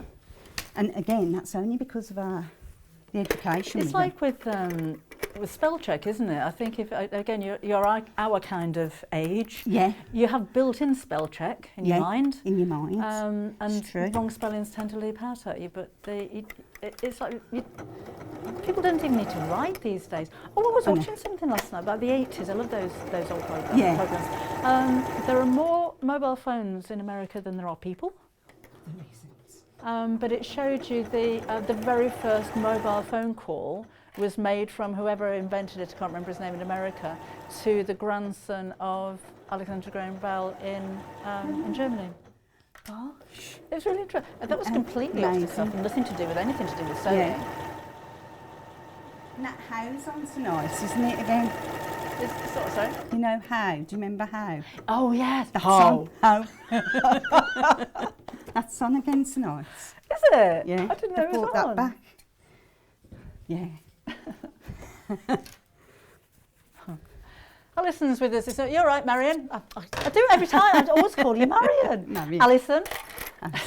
Oh, I get names She says it mixed took her how long? up all the time. A whole term to make a skirt at school. That's what I mean. And now she'd probably make it in an hour. Yeah. But it put you off. It put you off at school, Yeah. Zoe. I Yeah. used to hate it. I used to think, oh, Mum, you know. But my mum used to make me do it. It was so funny. Aren't you glad she did? Not happy. Oh, yeah. She says that now. She's 82 now, bless her. So I'm just trying to get this ending. I'm not happy with that. I'll have it matching. Got to have it matching. I love your comments. Sheena says, love washing Janis. Tried cleaning my iron with paracetamol tablet yesterday, which worked a treat. But now she's got a blister on her thumb because the tablet gets very hot as it melts. Oh. So big tweezers you need, Sheena. Jesus. Oh. I think my mini iron was beyond repair when I dropped it on the carpet. They're great mini irons, aren't they? Oh, love them. Yeah. Norma's message. Hi, Norma. Hi, Norma. Good morning, Debbie and Janis. Morning. Great to see Janis on our screens again. Love her demos. Love her chirpiness. You're a mood lifter, she says. Oh, that's lovely. There are loads of messages for you, Janis. Oh, they're lovely comments, aren't they? Yeah. I wish I could say thank you to everybody. Well, you just did. Jackie's sewing teacher used to make her take my tacking stitches out, as she said my stitches were too neat. You can't win with some teachers, can you? Well, if only you saw them now. So I've done the two sides shoulder seams. So what we're going to do now is again just trim them down. We press them open first normally as well. Amanda wants to know what channel Howie's on. I don't know. I think it's on one of the main ones, isn't it? Oh, no, I didn't know it was on. Yeah. Tracy says learning the old way also taught you to be patient with your sewing. That's true. That's true as well. Right then, so that's what we've got at the moment, and you can see the shape of the top coming. So then all you do, you get your sleeve, get the corner of your shoulder, open it up a bit. I'm just going to finger it, and then you've got the matching there, notch up there. If you look, you can see where I've got my notch there. Yeah. And then all you're going to do is match notch to notch. Doing that right sides together. No, I haven't. Thanks, Deborah. Notch to notch. I normally say right sides together, that's it. Notch to notch. Now, That's it. the fabric that you're using, Janis, we've almost sold out of that it by is the half lovely. metre. It is lovely. It is this nice, fabric. isn't it? It's nice colour and everything. So then all you're going to do is take all this all the way down to the side of the outfit. It's been really busy for the pattern as well, actually, if you wanted to order yours. We have sizes on the bust between 33 and 50¼ inches, that's 84 to 128 centimetres. But remember, it's stretch. So if you don't mind it a little bit fitted and you are slightly larger than 50¼ inches, then you just have a more fitted look. And all you're doing is just literally going down. I like the dress as well. I know. It's such a lovely The pattern. dress in this would be amazing. Because I thought when I did the top in the one, I thought I should have done the dress in the other. I thought I wanted to do the dress and wear it. But I thought, I can't be that cheeky because it's not mine. Well, keep the pattern. You can make as many as you like then. I know. And that the fabric is beautiful. Again, you can get cheap jerseys and it doesn't do, does it? No, I was you saying know, with you it, get what you pay for. with a cheaper every time. jersey, they'll go white when you stretch them. Yeah. These don't, actually, not at all. That is so good. It is, it's lovely. Look at that. So if you look, I'm just Oops. going to... Move you out the way. I'm just going to now just tie that on the end so that they match. Just to know what we're dealing with. So take that to the end as you've more or less done it. And then just... I wanted to do this because this is the main part and that's why I left it for the both. Because this is the main part. Did you know, by the way, if you haven't got the selvage on your fabric, because it does have a selvage like cotton, you can tell which way around it is, because jersey's normally more stretchy if you pull it that way, but it rolls up, and it'll roll up if you pull it. So if it rolls towards you, that's the top and the bottom, and if it rolls away from you, that's the selvage. There you go. There you go. No? Mind of information. I like a bit of nonsense, Janis. Useless information. It is useless information every time. So I've done that side. So now I'm going to go. So then what you do then, you fold it back on itself to do the other side, like so. Okay. So then to do the other side, you just go all the way around. Now I found it easier to do it all the way around rather than go up one side and then the other, just to make sure it all fits in nice. Okay. So We've got about 15 minutes left. We've got plenty of time, haven't we? yeah. There are lots of you with a pattern in your baskets. Maybe you only pay one postage for the whole day. So if you're building up a basket so that you've only got one postage to pay for your purchase, then don't worry about that. You can come back later on and order more things without paying any postage at all. So I'm just asking if you go through to checkout, if you have this on in your basket. Just so that when we get to the stage where we have more people ordering than we've got the stock, we don't start emptying your basket, because we do things like that. We like that. The Liberty fabric at the front of my desk as well is available on pre-order. It's by the half, this is in the next hour, it's by the half metre, or there's a big bundle of 18 half metres as well. So have a look on sewingstreet.com. How are we doing? Now also, this is it then. Once you've done the other side, all it is then is doing the hem and the bias binding and the neck, and it's done. So, and if you think about the dress is just going to be exactly the same, but just all the way down. So, if you think this show's an hour, probably take you a couple of hours to do it from start to finish. Yeah. With the cutting out, because the cutting out's so quick because there's nothing to cut out. Yeah. There's like 2-3 pieces. And even if it's like on the, see how it's stretching here? There. So it just fits in. So all you do is stretch it out a bit.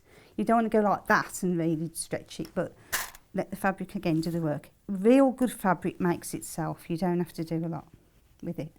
just makes itself. And with the style as well, a lot of the time, if you're making something that's quite fitted, you're going to need to do a bust adjustment. Yeah. And this one, it's loose. There's no darts in there. You don't have to worry about putting zips Nothing. in or buttonholes or No. anything. Because So- it's jersey, Yeah. it stretches. Yeah. So it's just wonderful. And ladies, once you get used to doing it, you'll probably always do it. It's just another lovely fabric, other than your cottons. You know what I'm saying? It's just But it's another easy nice, to wear as well. easy- yeah. There's minimal and ironing. it looks good. You know, I think if you Yeah. drip dry or you No take iron, no ironing. this... No, yeah. So if you leave it slightly It's just damp and a leave it, then leave it to dry even out of the tumble dry, you're not going to find any creases. It's just I was going to This say is- perfect for travelling, but we're not allowed to, are we, at the moment? ideal for the holidays when we Yeah. can start going again. That's if we ever get to go again. Oh. Colette went to a convent school and she put a zip in the front of a dress instead of the back, and the teacher said the front was too low and made me wear a polo neck underneath for a school fashion show. That's crazy. Vanessa can remember her first sewing pattern at school, and it was a time maker stuffed telephone. A stuffed telephone, and she used cord on the receiver. Oh, Wow. that's crazy. I think I got as far as a cover for my cookery basket, Yeah, and I think I made a summer dress. that's it. Our summer dresses we had to make. Yeah, and that was it. I dropped out for pottery then. And with pottery, now pottery I'd like to have a go at. I've never done it. I've got an O-level in pottery and everything. Oh, have you? Yeah, yeah. I'm impressed. I never did pottery at our school. Oh, I could do the Great British Throwdown, couldn't I? I love that programme. So I'm just going round. I know it's a bit long, time consuming, but I just wanted to show you this. Derek says, no ironing. Why aren't my shirts made from jersey? Well, you can make your shirts from yeah. jersey, Derek. Start making them from jersey. You can do, can't you? Yeah. There you go. And bobbin's getting better. Thank you, Derek. Thank you for asking. It's the right time of year for jersey though, isn't it? Because Yeah. of the winter. And it's snug. And I mean, if you think about the beautiful pyjamas, they're jerseys. Yeah. You know, they're real nice trendy pyjamas. They're all made, you know. But nice, cotton's nice in the summer and jersey. Yeah. in the winter. Well, when you think about the most comfortable garments you've got in your wardrobe, it's, I don't know, leggings, sweatpants, sweatshirts, t-shirts. It's all jersey fabric, It isn't is. it? It's like I've got the leggings on. Yeah. Martin says, you look like Max Wall. I said, with that horrible top. You didn't like his top at all. You've had so many compliments about your top. Well, I thought it was nice because It's it was lovely. colourful. I like colourful things, man. But I do like this fabric. See, to be honest, when I was like, my natural colour is dark brown. So I always wore reds, dark browns, the autumn colours. I was never a pink person, could never wear pink. But now I've gone grey and bottle, I can wear pink, so I'll make the most of it now, because I could never wear pink, it never suited me. Oh. I'm Pauline's loving it asking now. about the paracetamol trick. Right, so you get a pair of Paracetamol. tweezers, Pauline. Yeah. If you've got calpiner or something like that, get a pair of tweezers, get a paracetamol tablets. Your iron needs to be hot, and just rub the paracetamol over the top.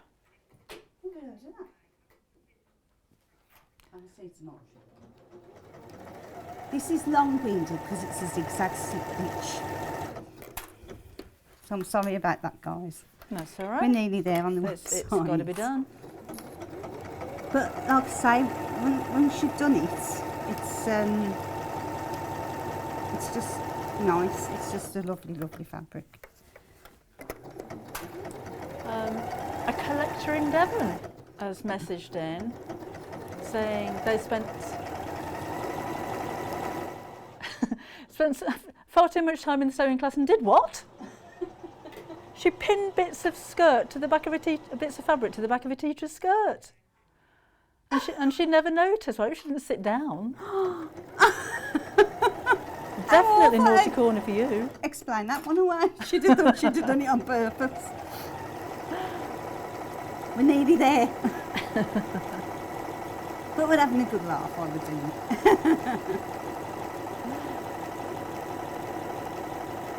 I should have done this a bit smaller, this thing. That's it, we're there on that one side. Let's just have a look at it and just give it a bit of a look at before we do anything else. So, see what it's coming up like. It's nice, isn't it? It's really lovely. Isn't it lovely? I love the shape of the sleeves as well. Yeah. I've never seen a pretty. sleeve sewn in like that before. I know, I That's haven't so either. easy. So easy, isn't Yeah. it? It's lovely, isn't it? And then if you think about it, then all you've got to do is the hem and the neck. Yeah. So it's, you know, it's so easy. It's just an easy, quick make, isn't it? So, okay. Nice. Yeah, I think we might be extending the show so that you can finish it because Kat wants to take it home. She does. Is that what she said? She wants to take it home. Yeah, can you get on with it, Janis? Though? I know, I'm trying. I don't want to rush it though because I don't want to. I'll try and be quicker on this, but. So Well, you've got an hour done. before your next show. I know. Charger for it, won't you? I will. You weren't expecting that one, were you? I'll have to finish it off in the green room for her if she wants it. Joking aside. So you just do exactly the same with the sleeve. So you go in around the top like so. So you're putting the sleeve in there, round, and then going down both sides. Look at it. So. See, I think because you can use different types of fabric as well. If you've got a viscose or a more sheer fabric, this would make Nice. a really lovely evening top. Yeah. And then with your jerseys, maybe something a little more comfortable and relaxed. You could see it in black Yeah. Oh, with yes. sheer sleeves. That would be nice. Wouldn't that be nice for the winter? But we're not going anywhere, are we? I mean, it breaks me heart, really, that all our Christmases, because we have a massive family party, we do, and we have a dip and everything, because there's so many in the family. And we hire a hall, and we have a pub, and we have a great big family do every year. And we have Santa come for the kids, and of course, just can't happen this year, can it? Because it's just so heartbreaking. Because if they let us, you know, mingle with too many people, we'll end up suffering in January, won't we? Yeah. Yeah. And that's the worry. So next year is going to be a heck of a party. Oh, isn't it just? Our Chris has already said that in the summer, we're going to have the Christmas party in the summer instead. That'd be great. We normally have Christmas late January, early February, as in getting all the family together, because That's it, nice. we're all over the place at Christmas time, and it's too quite hard. nice. Yeah. But it's just such a shame. See how you can just pull it a bit. It's just really good stuff. And this fabric is lovely.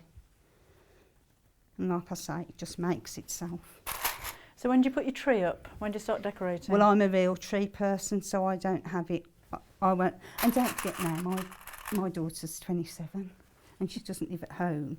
So I will have my real tree and put it up 2 weeks before. I always put them up 2 weeks before. When I lived in the cottage, and I used to have 4 rooms in the cottage, I used to have a tree in every room.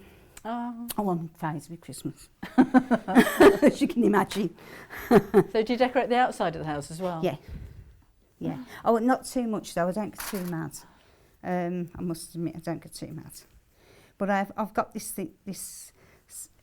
Well, it scans and it shows snowflakes all over the place, and it flashes onto the street, and it's ever so nice. But yeah, now I love Christmas. I used to love it when I was a kid. I was spoilt though, because my mum having 5 sisters, me and my brother were the oldest. So of course, this was before dip days. So my mum, the one year, she walked in to the bedroom and she just walked into 3 foot of paper, and she stopped us then having our presents in the bedrooms because we just opened. We got up in the night. I don't remember it. I got up in the night with Lala, opened every single present. She didn't know who'd bought what, and she said from then on. And then do you know what she used to do? She said she'd never let us open the presents until she got up. Well, our mum didn't want to get up early. So 11 o'clock, Christmas Day, we're still waiting for her to get up. Oh, no. Oh, yeah, she was awful, our mum. She was a terrible mother. No, she was as good as gold. Yeah, she was good as gold. But yeah, we used to wait for her to get up, and then she'd want a bacon sandwich. No, you're not having a bacon sandwich. Right, so all I'm going to do, how much time have we got? Are we okay? Caroline's just bought the pattern. She says it looks fab. And it's her first purchase. Welcome along to Sewing Street. And this is a great pattern to start with, honestly. And if you can do this as a first pattern, you'll be well away. If you can do jersey, when you do cotton, you'll be fine. Yeah. Right, so again, all we're doing is going round quickly, and then we'll have a quick look at the bias binding. I'll try and be as quick as I can going round this. So you could make a toile if it's the first time you've ever made anything. I'd make it, if you're going to make a toile, I'd make it in some kind of fabric that you kind of like. So not the most expensive of fabric, but I think you'd be surprised at how easy this is and how well it turns out, and then you can actually wear it. And then you can wear it. Wear your toile. I must admit though, I don't manage to get a lot of sewing done for myself because I like have 3 jobs, so I don't get a lot of done. You've got about 20 jobs, haven't you? Yeah. So, but now with this dress, it's so quick. I thought I'm going to make these in every blooming colour. Because it don't take long to run up. You can make 7, one for every day of the week. Our mum did that when she was first married. They hadn't got a lot of money, she says. So she made a dress for every day of the week because she could sew. Really? Yeah. So she could have a change of a dress because she always worked in offices. We're all in accounts in my family. Yeah. But she was a dressmaker as well. Not professional, she just did it as a hobby. Yeah. But she made dresses for every day of the week. It's nice stories, isn't it, when you hear stories like that? Come on. I can't make this machine any quicker, I'm afraid. Just following the fire. All of a sudden we're getting really busy for the pattern. Really? Yeah, so just to let you know, if you've got the pattern in your basket, please, can you check out? And it's not I just want the them top, to see this, dress. mate. I really want to see. I want them to see it, like, even if we don't get the binding, then I want them to see. But even the binding, putting the binding on, all you have to do is you start 1 centimetre down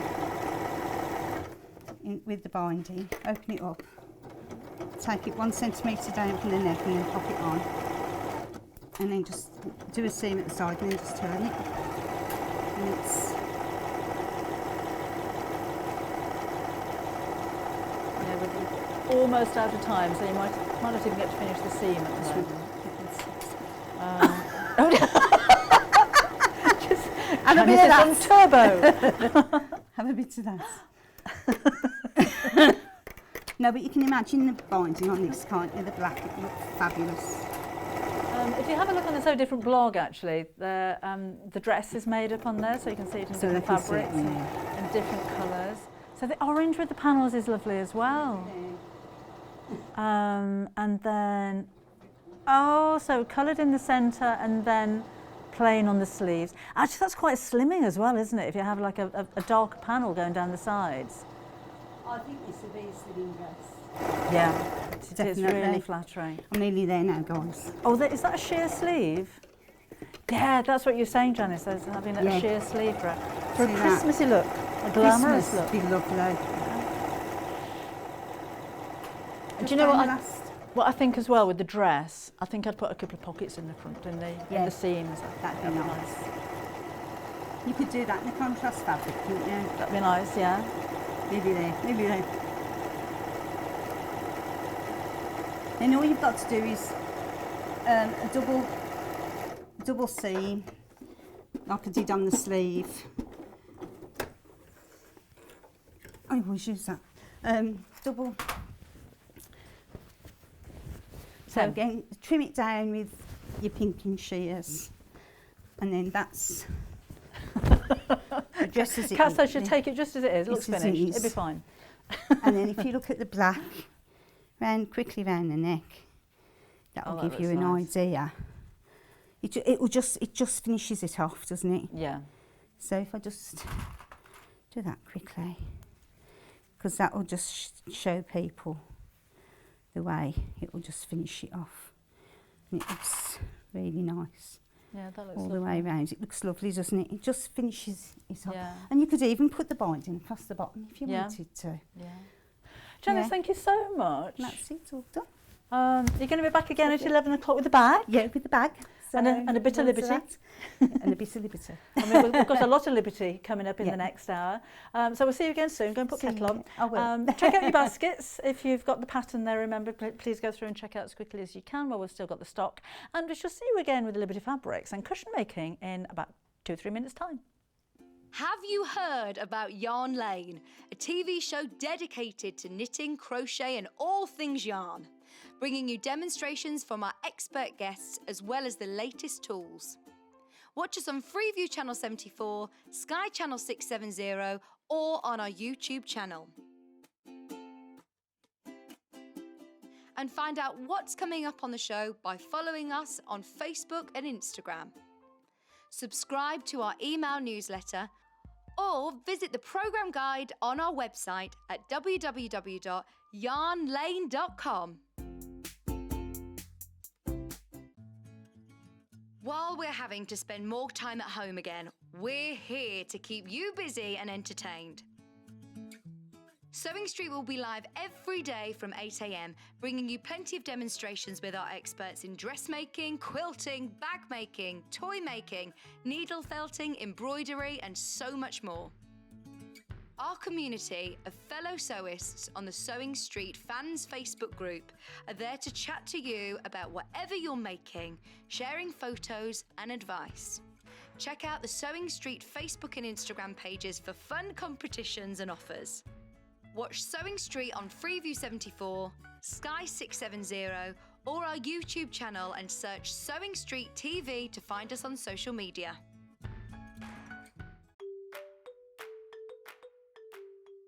Hello everyone, Carol Ibbotson here of Cool Wool Designs, and I love to knit and crochet. I work as a technical pattern editor for yarn companies such as Rowan and Stylecraft, on magazines for both knitting and crochet, independent designers such as Winterbourne Crochet, and I've worked on some beautiful books over the years. I've gathered a number of hints and tips along the way which I like to give to my students on workshops. These aren't running at the moment, but I'm setting them all up as online courses as we speak.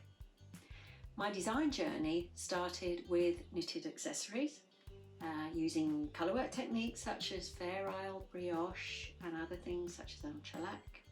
But it wasn't until I started designing with crochet and came across a mosaic crochet technique that I really felt I'd found my mojo. The geometric patterns lend themselves so well to designing, and I've come up with a series of contemporary bags which have a bit of a vintage feel about them. The technique itself is a lot easier to do than it looks, believe me, and I'm going to be teaching it to you on Yarn Lane. So I'm looking forward to seeing you there. See you soon everybody, happy crafting!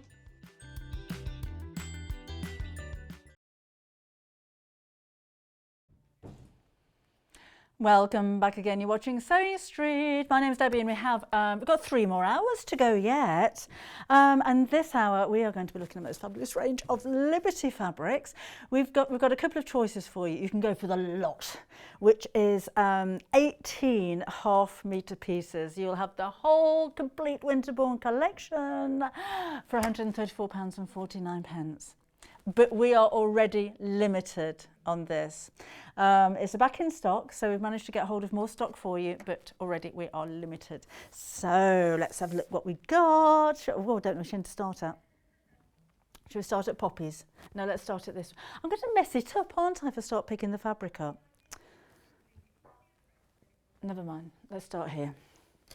So these are all in the collection. They will be pre-cut, you will have 1/2 metre lengths.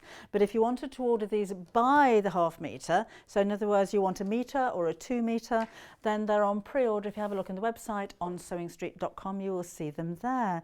Look at these delicate flowers. Now Kat has put together some coordinating fabrics for you as well. So I'll chuck a few in as we go, just to show you the plains that go with them. But we've got like an off-white background on this one and almost like brush strokes of flowers. Now the inspiration behind this whole range actually comes from stately home. It's in Birmingham, isn't it, actually? There you go. Here's a little bit of information for you. The Winterbourne quilting collection draws inspiration from the arts and crafts movement, the creative period from 1860 to 1910, when English designers led a return to high quality and handmade goods, creating elegantly stylized interpretations of botanical and historic motifs. Named after an exquisite art and crafts period villa in Birmingham, these prints draw upon the interiors of the house and the family who once lived there. I love a story, don't you? And the most beautiful house, and you could imagine this is not just as these have fabric padded walls, which are really rich and very exuberant kind of look, and then heavily draped curtains and fringing. I can imagine the bed linen and wallpapers. You can imagine the complete look is so luxurious, isn't it? So extravagant, so lush. But by the 1/2 metre, it's £7.49. So that price tag doesn't really reflect the history behind this. But look, and look, and nah. I think one of those two would go really, really well together. The solids are on pre-order on the website, so just take a look on the website there. I'll just show you those occasionally as we flick through. So again, £7.49 per 1/2 metre. Or part of the mega bundle, remember, if you go for the whole lot, you get 1/2 metre of the whole collection, which will be amazing. This is Millefleur Tulips, with a little bit of blue in this one. I wonder if the blue will, like this periwinkle. Oh yes, that goes really well. Or of course the pink, or both. So chambray blue or the rose, and both of those go really well. Now you can tell the quality of fabric, not just by the handle, which is the feel of the fabric, by the quality of the print as well. And these are incredibly fine in the print. Look at the pink outline, those tiny, tiny little dots. The little leaves, they're tiny. A really incredible quality print. You would expect that from Liberty Fabrics, wouldn't you? So the print and the fabric quality is amazing with these, no matter what you're doing with them. Now it's called a quilting collection, but of course if you're dressmaking, this would make a really lovely blouse, I think. Nice and crisp and smart. Or maybe you're just trimming something, making a white shirt and you want to trim on the collar or the cuffs. If you're bag making, you're going to have a posh bag, are you not? But again, you don't have to use the whole lot all in one go. So use it to make trims and things like that. We have brought you this before and it's sold out. So what did you make with yours? Were you quilting? Were you dressmaking? Were you bag making? Was it homewares? Did you have been making cushion covers and things like that? Let me know what you've been making with it. Okay. Blues. And again, such beautiful detailing on these. Love the colour on that one as well. So we've got the tiny little leaves and the flower in the centre. Now with this one, I'd go lighter with that one. I think that's the only one I'd go for, because it matches with the dot. Nah, I think that one. So again, £7.49. Have a look on the website for all of the solid colours.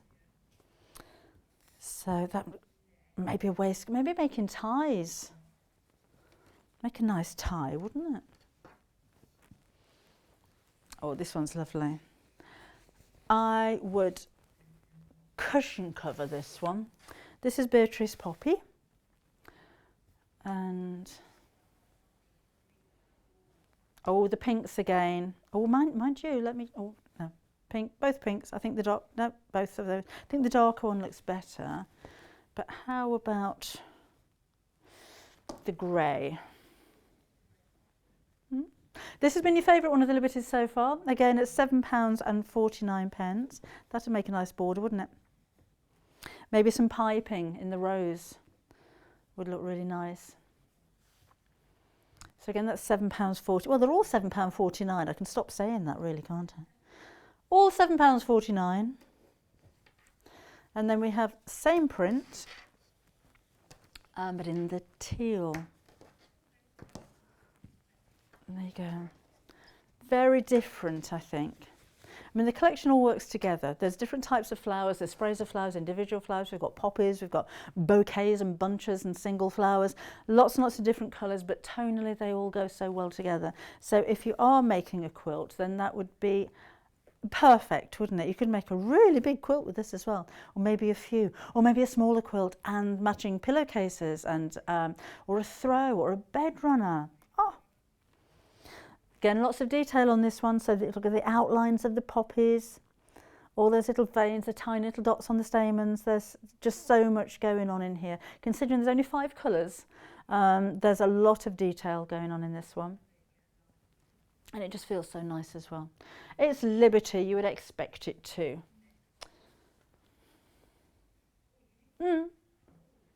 Kinda. Not absolutely perfect, but I think that goes really well. Or maybe the pale grey. No, yeah, maybe both of those.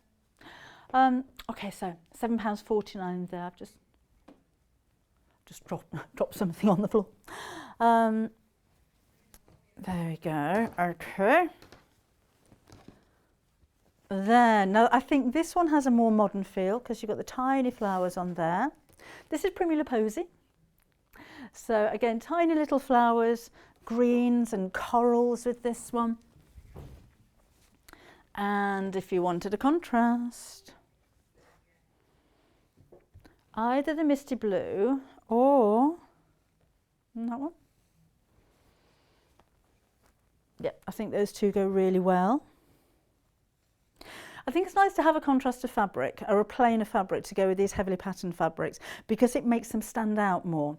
So if you were to use the whole collection all together, and you can imagine you've got this one next to this one, next to this one, next to this one, it all becomes one big confusion.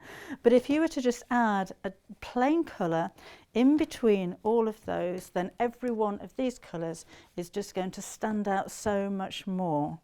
So that's why I'm showing you all of the different colours there, because now I can identify all of the pattern colours and, you know, really appreciate them without them getting lost into each other. So that's that one. I was going to make a cushion. I'm going to be here for half an hour though, aren't I? Right. We'll do a quick cushion. Oh, this is one of my favourite ones. This is Bank Art Fresco. It's very kind of Art Nouveau, I think, this one, with the curves and the colours. And actually, I think this rose, it goes with practically everything. So no matter which one you're ordering, I'd pop that on your order. Most definitely. So all pillowcases would look lovely. If you've got a plain white duvet cover, maybe the pillowcases in this, or a border down the side of the pillowcases. You can maybe add a border across the top of your duvet, or have a throw across the bottom of the bed. And some little cushion covers on there would look nice as well. I'm redecorating your bedroom for you.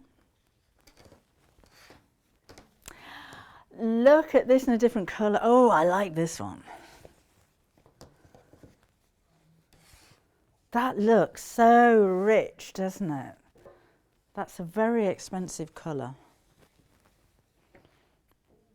Yeah? Honestly, whoever put these colours together, who's so modest, I have to say. again, I love the background on that. It's a very, very, very dark navy, I think, almost black. But it just looks so beautiful. Does the rose go? Rose goes with everything. You're going to have to order that rose. Right. And then, oh, actually, it won't go with the next two. Don't order the rose if you're ordering this. There we go. So again, it's the same print. But we're very limited on this one. So if you wanted to go for this by the ½ metre, then you know, if you want a few meters of this, then I would be very quick to order it because we don't have very much of this one left. And it's the same print, but it looks very different to this one and very different to that one. Nice colour that though, isn't it? It's very kind of on trend. That goes. That. So again, £7.49. These are all by the ½ metre. Remember, we do have the whole bundle for you, which will be pre-cut. So if you wanted more than ½ metre of something, then order them individually. But if you're quilting and you want to go for all of these pre-cuts, there's 18 in total. This is pretty. This is Louisa May. Are they lemons or are they oranges? And then we've got grapes on the tree as well. Wood haze, this one's called. That goes well, doesn't it? Actually, I don't mind either of the greys with that one.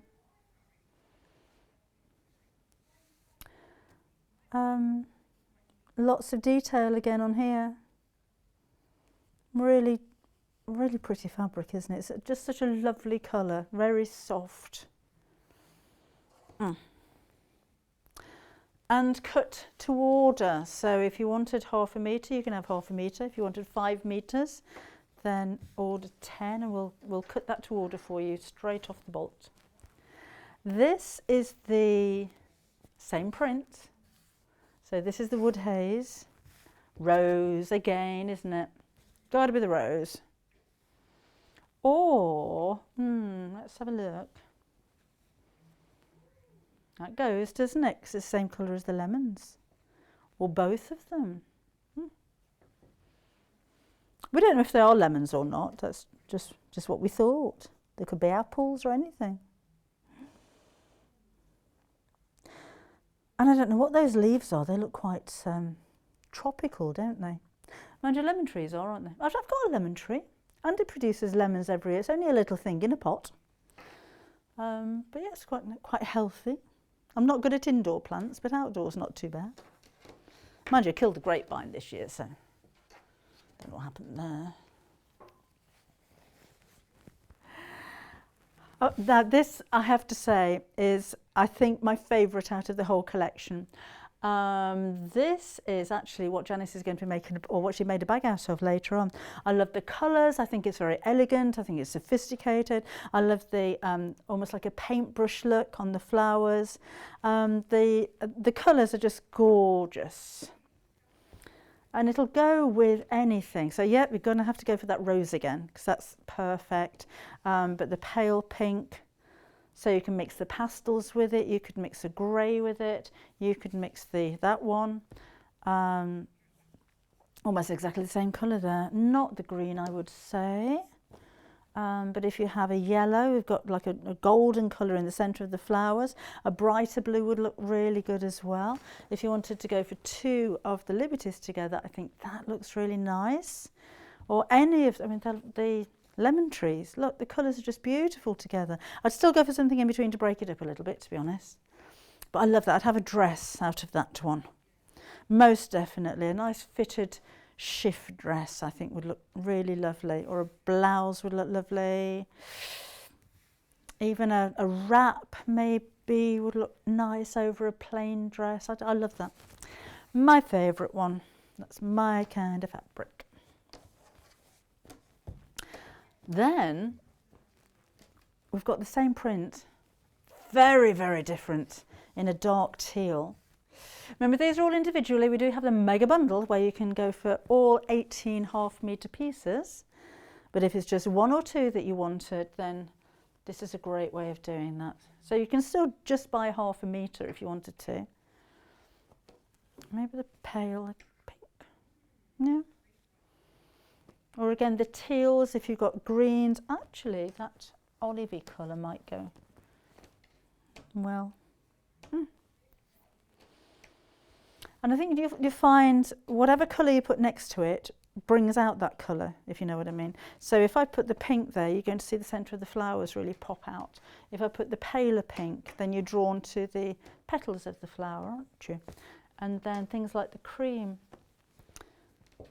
would look really, no, that doesn't go. No. I think the pale pink would look good. Right, we've still got some more to go. So the next one is, that actually goes with this one really well. So same colour in the background, but you've got the small flowers on this one. So those two together look really lovely.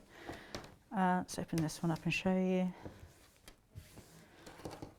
So smaller flowers on this one, little sprays, little buds look, and there's peaches, and we've got the pale teal and the dark teal in the background. That'd make a nice blouse, actually. So let's fold that. And I think that it's a nice collection because there are some very modern and some very traditional prints in here. And then here, same print. Oh, now see, I like that one. That looks very different, doesn't it? In the navy instead of the teal. And again, blue. I think if you had a bright blue, that would, we've got one, haven't we? I've got that periwinkly one. I've lost it, and oh, that's lovely. Of course, the rose is going to go, and the paler pinks would look really nice. But that blue, just oh, I do like that. So I'm thinking maybe a blouse in this, and then a pan collar would look nice, wouldn't it? In the blue, or just to finish off cuffs or pockets and trims and things like that. That would look lovely. Very classy. And the whole collection is trans-seasonal, is it not? So something for spring and summer, autumn, winter. This is lovely. This is Louisa May, and again, detailing, considering how many colours we've got in there, just 2. The detail is really quite incredible. All of the little dots in the background, the detail on the leaves, there's not an area that's not been uncovered. Do you know what, it reminds me a little bit of like a henna tattoo? That kind of feeling, isn't it? Which could be modern, which could be traditional. Morning, Sue. I didn't make me dress, Sue. I don't have a lot of time for dressmaking. I don't have any time for anything these days. And glad Bobbin's feeling a little bit better. I think she's had somebody with her 24 hours a day. She panicked this morning when I came to work. Didn't know where to go. Right, this is again the same print in like a teal colour. So little tiny little flowers in the background.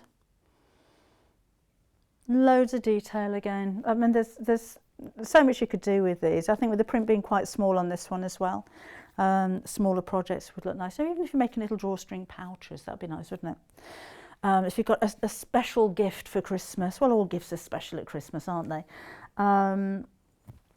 But if I'm thinking if like glasses cases and things like that, you'd be able to get quite a few gift bags out of one piece, 1/2 metre of fabric. So even if whatever it is you're buying isn't the most expensive of gifts, it looks it when you package it beautifully, doesn't it? So little gift boxes and pouches I think would be a really nice option with this one. Or an evening bag. Not that we've got anywhere to go in the evenings, you know, but we can prepare for next year. Finally, this is the last one. I've got more poppies. Smaller poppies. And again, I know I've said it a lot, but it's so much detail. Oh, thank you, Linda. I like having you watching as well. That's really sweet of you, thank you. Right, that's the whole collection individually if you wanted to order by the ½ metre.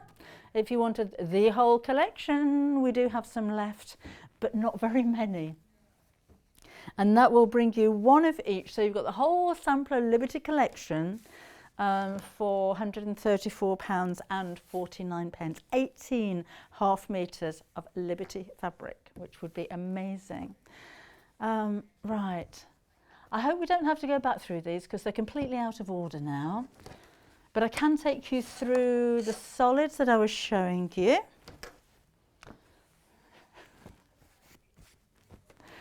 Right. Oh, we've got lots of fabric in baskets at the moment. I know I have to talk slowly sometimes because the quicker I talk, the more rude words come out my mouth, and it's quite by accident. Right. Our favourite was the rose because it goes with practically everything in the whole Winterbourne collection, but it's a lovely colour on its own and it matches my nail varnish and everything.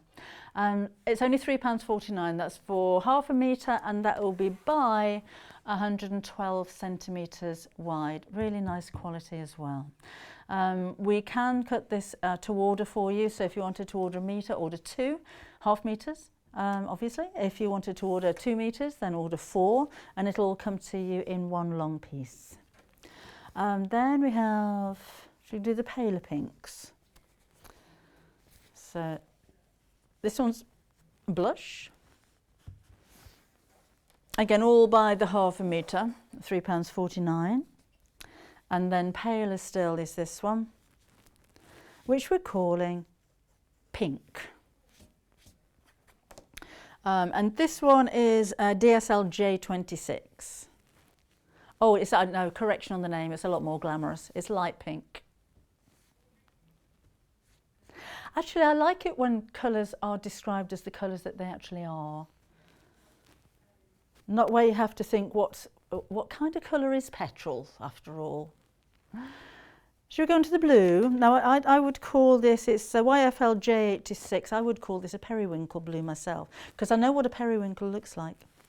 But that's such a, we're calling it chambray. I wouldn't have called it chambray myself, but you know. But that's what we're calling it. I think it's a little bit brighter, a little bit more lilac-y than a chambray. Oh, Christine's message. Hi, Christine. So glad I ordered the rose, she said. It goes with everything, and it really does. It does, actually, so it's funny, isn't it? You wouldn't have thought, looking at a colour like that on its own, that yeah, that goes with so much, but it really does. Okay, so shall we have a look at the green, because that went with quite a lot as well, didn't it? That's a ZOL J21 sage green. So yeah, I would say that's a sage green, olivey maybe. With the green tones, how about this one? This one's called Misty Blue. Very busy for that one. Oh, we're limited on that one, on the Misty Blue. Should we do greys? OML J23 for the darker grey. I like grey. You probably noticed I wear an awful lot of grey. We're calling that one Elephant. Honestly. And then that's actually quite a warm grey. Be interesting to see what that one's called. TLJ06 for that one. Silver, we're calling that one. It's got a greeny tinge to it, I think. And then on to the neutrals. Can't go wrong with the neutral. The neutrals don't clash. So browns and greys and beiges and creams and off-whites, they just doesn't matter what colour you go for, they always match. This one is silver mink. And finally, we have this one, which we're calling nude. That's a nice doll skin. In fact, those both are nice doll skins. All of these at £3.49 per ½ metre. If you have a look on the website, You'll get, you'll see all of the details there of anything that you want to order, and of course you can place your order that way as well. Don't forget to check out your baskets. Now then, and again, if you've made anything with this collection before, because I know a lot of you have bought this previously when we sold out, then come and let me know. Let's see pictures. So you can email if you like, which is studio@sewingstreet.com, and it would be really nice to see your makes. I'm just picking out, it's like being a kiddie in a candy shop. I'm just picking out some fabrics that I can use. I'm going to have to use that rose now. I've bashed on about it so much, aren't I? That and that. Okay. I think I'll just have 2 fabrics on this one. Right. Oh, squeezing through. Oh, I'm just squeezing past the bag. I thought I put weight on, the mannequin's moved. The bag that Janis is going to make in the next hour I love that fabric, it's my favourite one. Really pretty. So we've got the pattern and we've got some fabric bundles for you in the next hour as well. Got the pattern on its own if you wanted to go for it on its own. Right, really nice quick cushion let's make. So I have that one. Let me save the sticker so we can identify what I'm using. This is part of the mega bundle, remember, and I'm going to use the rose as well. And I've got rather a tatty cushion. We'd better cover that up, hadn't we? Right, I like a cushion cover to be quite snug. So I'll cut the fabric about 1/2 inch wider all the way around than the size of the cushion pad itself, and then use a 1/2 inch seam allowance so the finished cushion cover is the same size as the cushion pad. If you wanted your cushion cover a little bit looser or your cushion pad to be a bit flatter, then cut maybe 1 inch bigger all the way around, use a 1/2 inch seam allowance, and then you've got a slightly larger cushion pad so your cushion can flatten down a bit. But I like a plump cushion myself. So I'm going to do a stripe down the middle, but I think I'm going to do it a little bit fancy. So I'm going to have a plain colour at each end and an envelope back because that's the easiest way to make a cushion cover, and then we'll have a little feature stripe of the rose down the centre. So I need to go that way. And actually half of a 1/2 metre is just about the right size. So let's snip this in half and we'll chop off the selvage and just cut that down a little bit. So I'm guessing this is 1/2 inch bigger all the way around.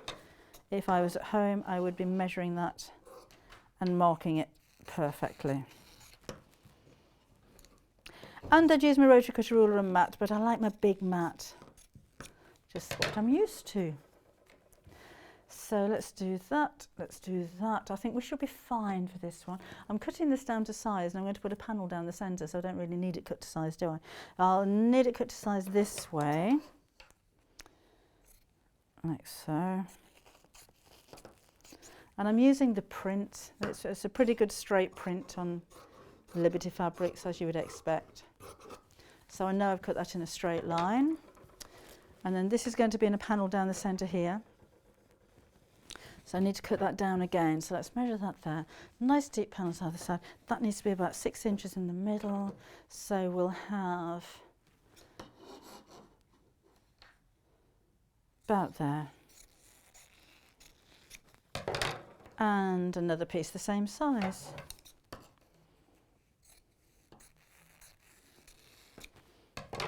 That and that. And then, just to make sure that's the right size for my cushion, this is going to fill the gap in the middle. So there's my cushion. There's my 2 fabrics, which are slightly wider than the cushion pad, as you can see. And then we'll need a centerpiece down here, which needs to be, see how accurate I'm cutting this. Let's cut this off here as well.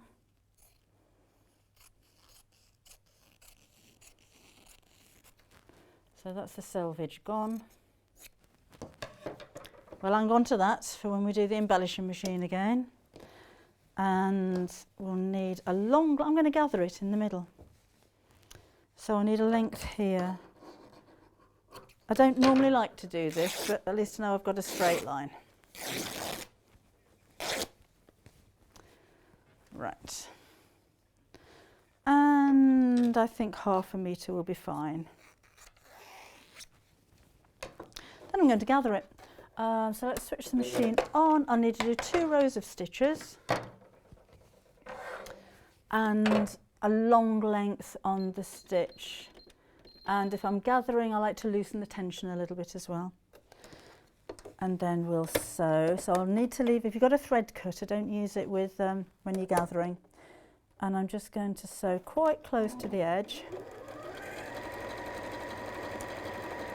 And do 2 rows quite close together, you'll find that your gathering sits nicer when you do that. So again, no needle threader there. And then again. There we go. Twin needles won't work if you're gathering, because if you have, you'll have 2 straight lines on the top, but your bobbin thread zigzags from one side to another. So it allows a bit of stretch, but you won't be able to actually gather it. So same on the bottom here. So gathering like this is quite time consuming, but if you've got an overlocker, then you can gather very, very quickly. Or if you have a gathering foot for your machine, that will gather very quickly as well. But otherwise, you do this. And this is going to be kind of within the seam allowance anyway.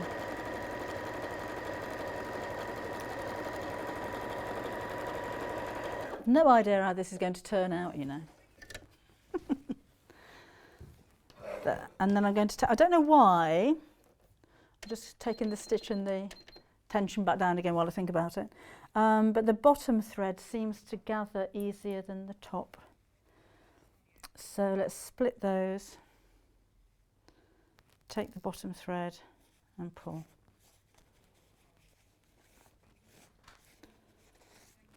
There. And I need to pull this to gather it to the same, or to the width of the gap that I'm having in the middle of my cushion pad. So again, if I do that and I do that, I need to fill this gap here.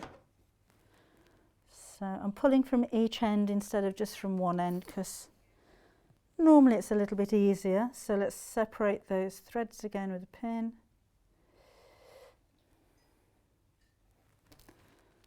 And just pull the bottom ones.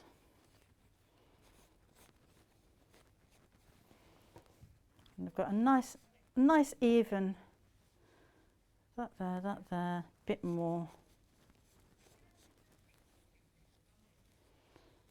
That's that will do. So it's just something a little bit different. If it gapes too much in the centre, I can just sew straight across it actually. That might make a quite nice look. So I'm not sure if I've got too much gathering going on there. Then let's do the bottom. And again, just separate the threads and gather.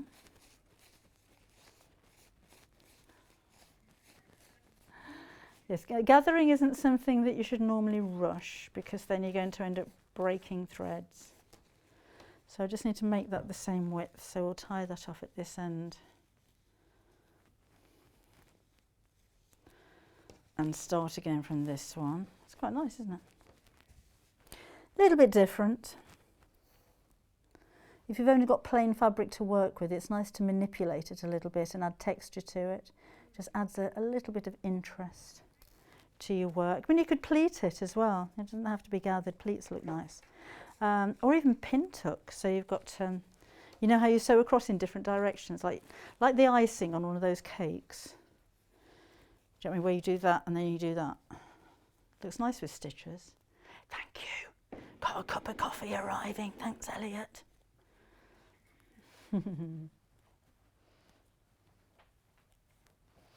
Alan's been busy this morning. We noted you were late, Alan. Wondered where you were this morning, but at least it wasn't your housework, eh?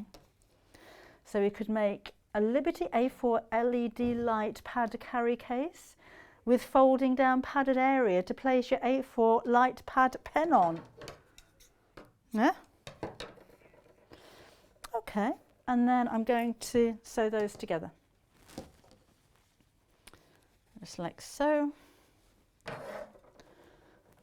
So, yeah, back on the right stitch length and everything now. Are you coming? Come on then.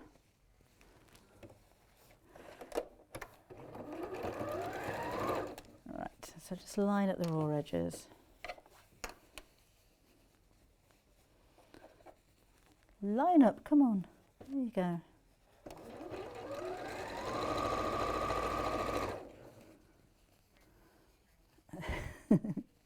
Was that Hazel, sorry? Hazel in Aberdeen, loves Sunday mornings with impromptu mates. I quite like it, you know, Hazel. It's nice to have a bit of a challenge on a Sunday morning. Just keeps your mind working, doesn't it, when somebody gives you some fabric and says, well, make something. That was Kat this morning. She said, could I make a cushion cover?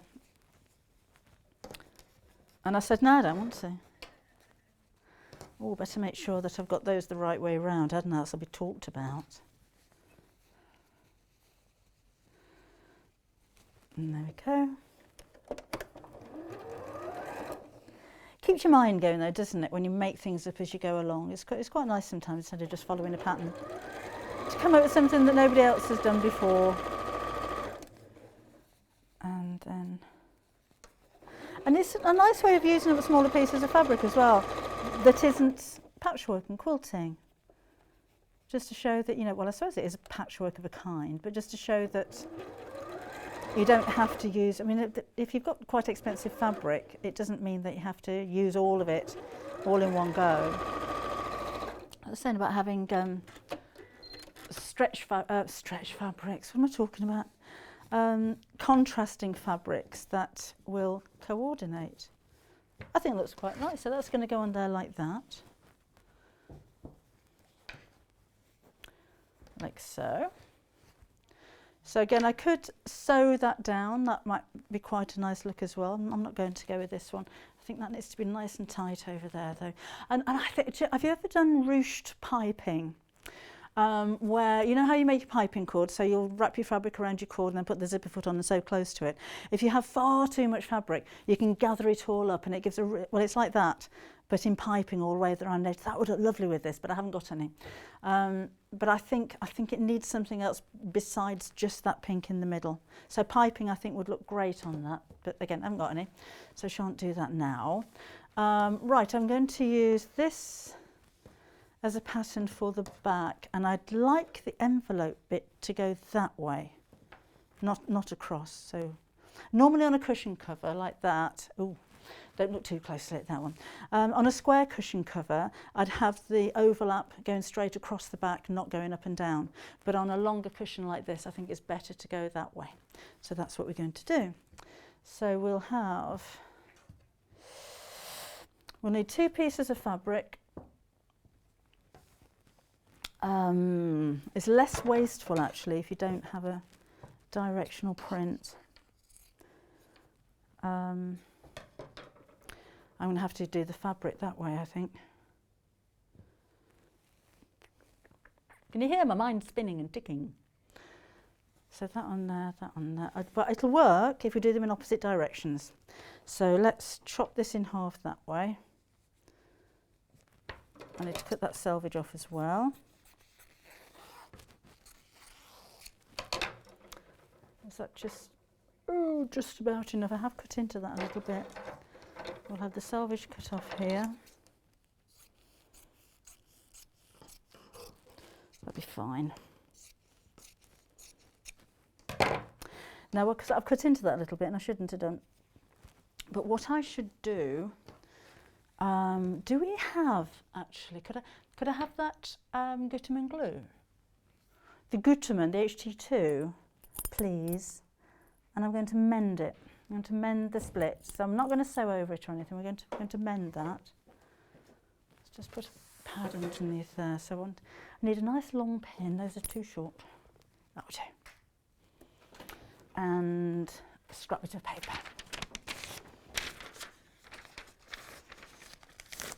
Thank you.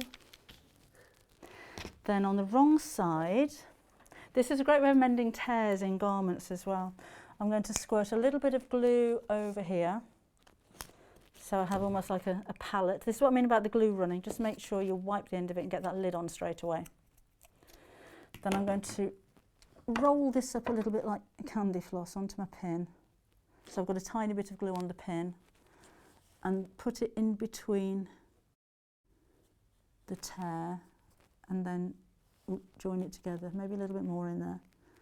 So going just along the tear.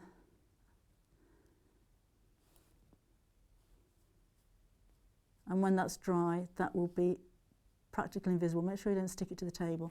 But that's glued together now, so it just needs to dry. Oh, that very end bit's come open, hasn't it? It's quite satisfying as well.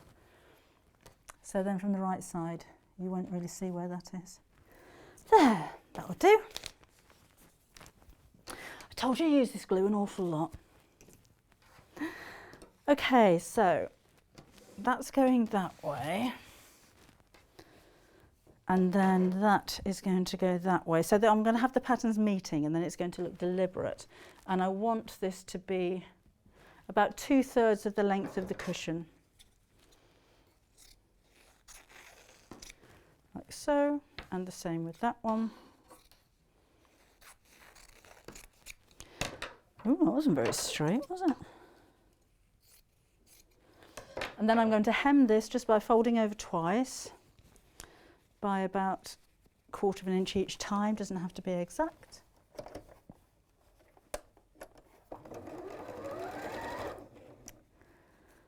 And this one. And just keep folding. I don't normally pin with things like this. I find it easier to fold as I go.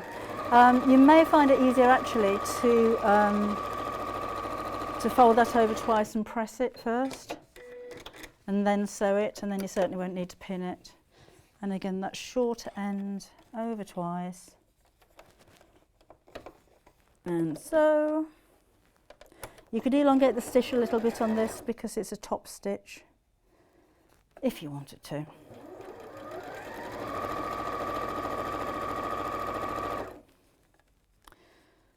Right, and then we'll put the whole thing together.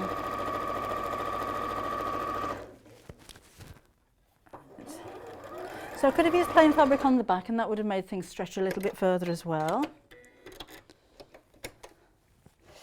And then we'll put these together.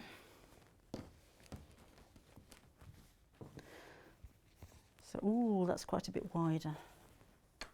Oh, that's fine. This is going to be a very snug fit. Let's do that across the top. And these need to overlap. I'm not worried about this being too long. I'm going to chop that off. I'd rather it was too long and cut it down to size than too short, and you've got to start again. So just trying not to stretch that gathering, and that can overlap that way. Then we'll have a few pins in here.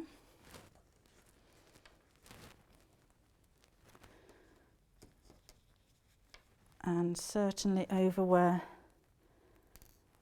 the folds are here.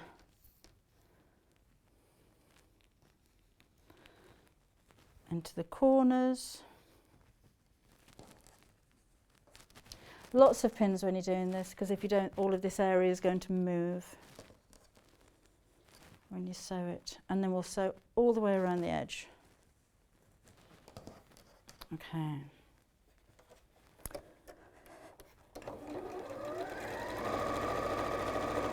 I'm not worried about finishing seams on things like cushion covers if I'm just making for myself. I think I missed a bit of the back bit there. It wasn't quite lining up as I wanted it to, so I'm just going to undo that. Now if I was making something to sell, or if I'm making something as a gift, I'd certainly finish off the seams, even if it's just with pinking shears. But for a cushion cover that I'm making for myself, I wouldn't normally bother.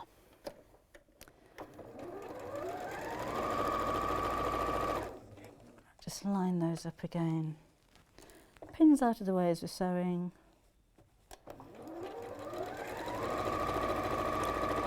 I think I'm covering over the gathering stitches, but if not, I can simply undo those afterwards. So I'm not worried about seeing those. Keep that nice and gathered up.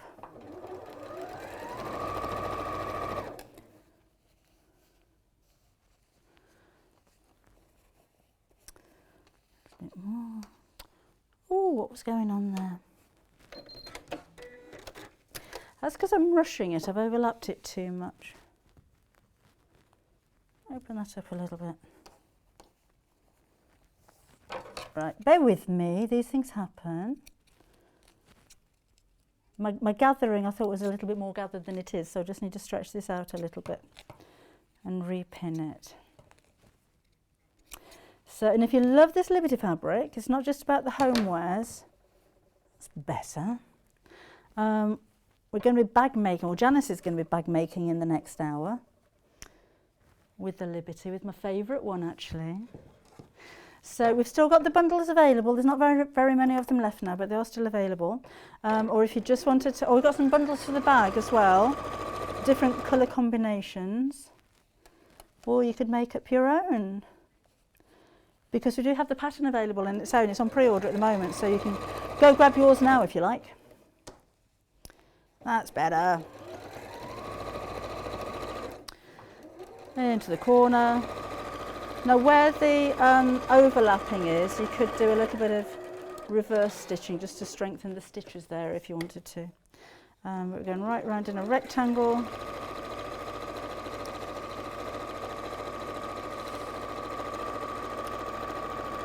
Needle down when we get to the corner, turn around and back across again. And again, I want my gathering to be nicely gathered here, so I'll just stretch that out a little bit.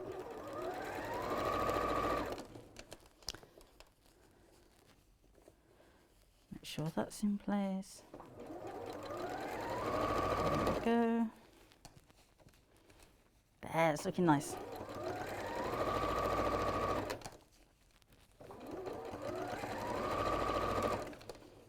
Just keeping that nice and straight.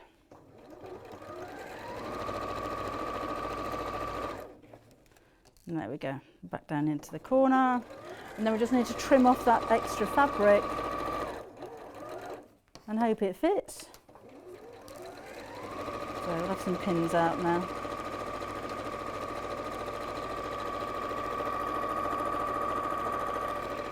There we go.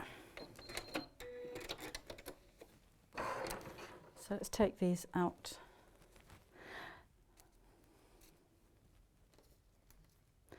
Kat loves to have all of her pins all colour coordinated.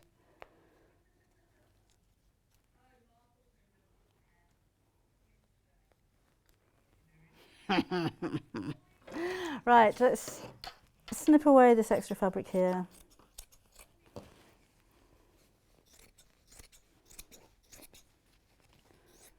Like so. Pins in there.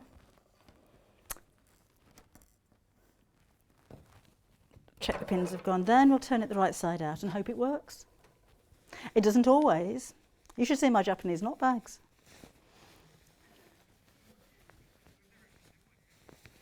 No, you haven't seen one yet, have you? Because I haven't finished one.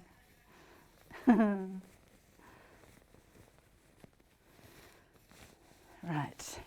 So now we'll have a fitting. I'd normally give that a bit of a press. Let's hope it fits. Do you know, if it doesn't, oh, that's a bit tight. We can take some of the padding out of the pillow. Oh, I made that one very snug. Be fine. It's going to look nice. It will go in. I want it to be tight because then the pleats stretch out, because we don't want the front of that to be baggy. So this is a deliberate snug cushion cover. There's always an excuse. You never admit to doing things wrong, do you? Right, you go into the corners there. And then this is what I was saying about reinforcing the foldy over bits. Just so that when we do this, it'll go in without cracking stitches.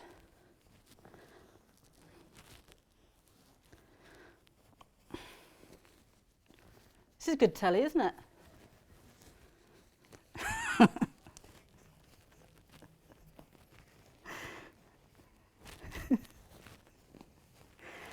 It's a perfect fit. This is me getting dressed in the morning. I've put half a stone on since I haven't been walking the dog. Yeah, it's very much like this.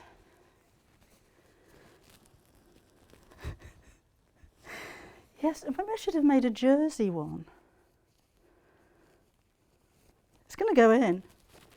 That's what I was saying this morning. Oh, it's like kneading dough.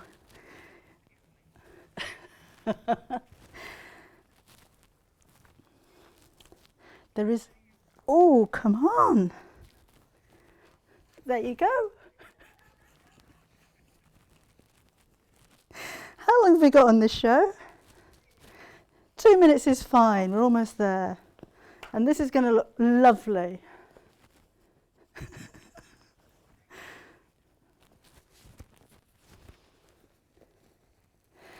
So anyway, Liberty fabric is still available. It's still got oh, and that's why it's got caught in the ruffly bits. In the big bundle, you can make lots of these cushions with the big bundle. You'd have loads of fun. In you go.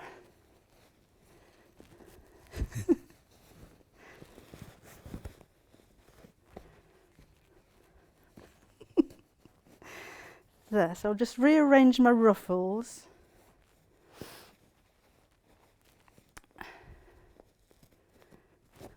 And I've got threads all over the place. Yeah, that is a rather plump cushion cover. But I kind of think it looks all right. That's not so bad, is it?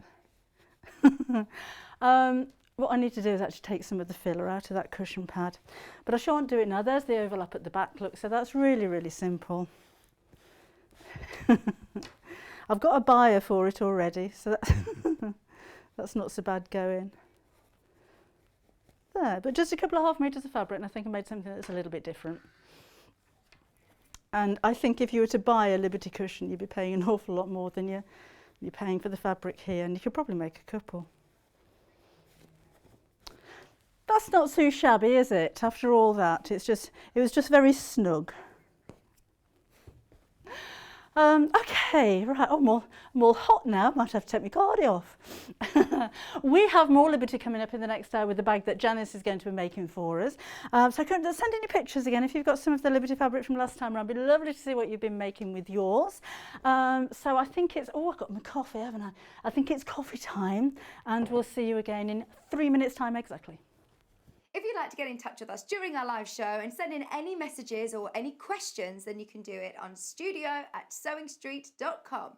Alternatively, you can message us on our official Facebook page.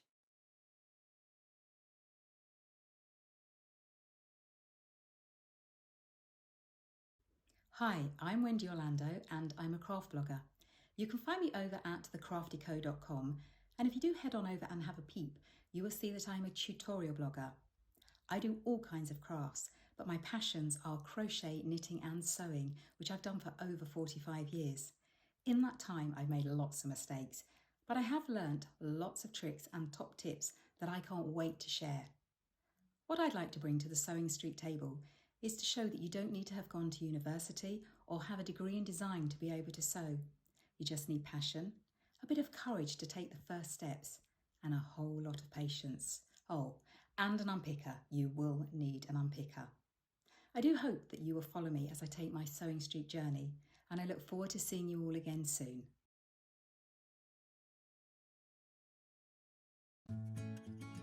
While we're having to spend more time at home again, we're here to keep you busy and entertained. Sewing Street will be live every day from 8 AM, bringing you plenty of demonstrations with our experts in dressmaking, quilting, bag making, toy making, needle felting, embroidery, and so much more.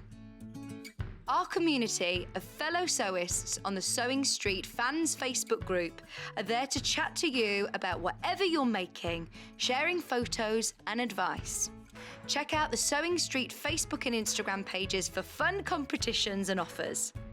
Watch Sewing Street on Freeview 74, Sky 670, or our YouTube channel and search Sewing Street TV to find us on social media. If you'd like to get in touch with us during our live show and send in any messages or any questions, then you can do it on studio@sewingstreet.com. Alternatively, you can message us on our official Facebook page.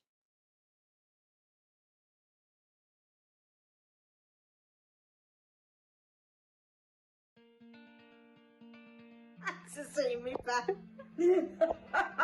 My favourite piece of kit with the sewing is the seam ripper. Hello, I'm Janis from Birmingham.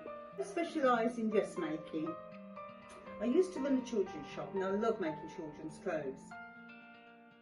My mother encouraged me to sew from an early age. When we were young, we did dressmaking in school. My claim to fame was the sewing quarter, but I'm now making also jumpsuits for ladies and men of all shapes and sizes, and it seems to be going for the festivals around the country.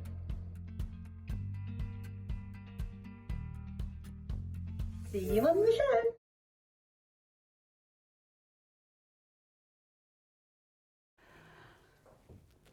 Welcome back.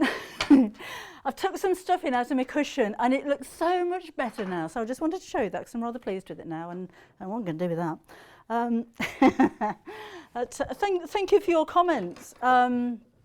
Dawn's with us and Bernadette, she says that even she could make one of those. Make it the right size, it's an awful lot easier to get the cushion pad in there.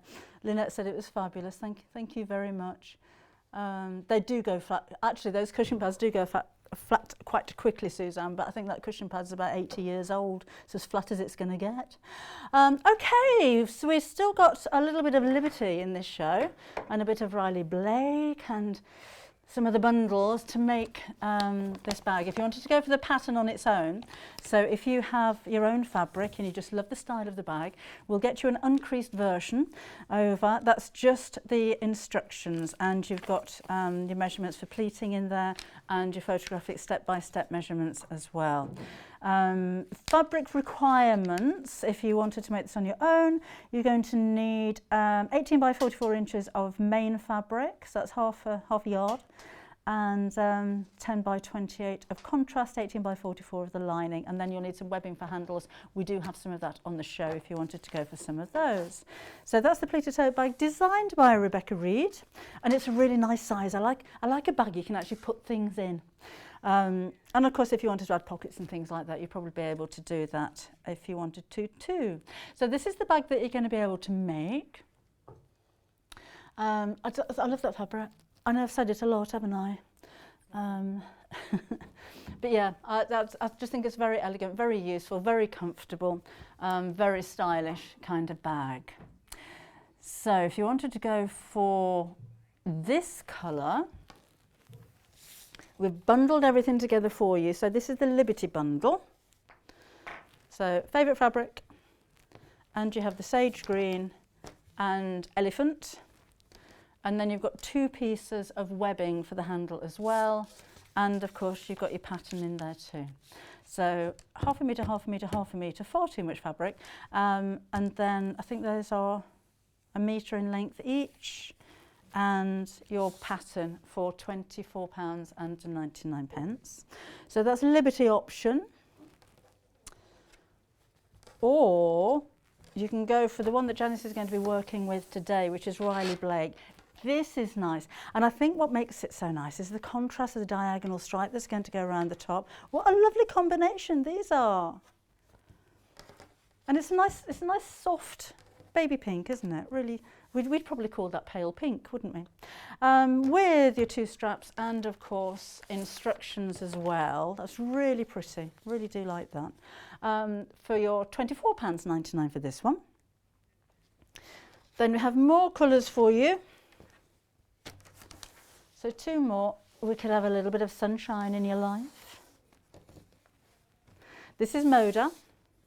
So this time we've got the green floral and then abstract triangles. And, oh, you don't have planes in these, look. And then you've got your handles there as well. £24.99 for that one. And then finally, we have a bit upmarket, these ones. These are the navy. So navy with like with silver foiling, and then the white navy canvas with this one, and you've got your bag handles this time in the faux leather.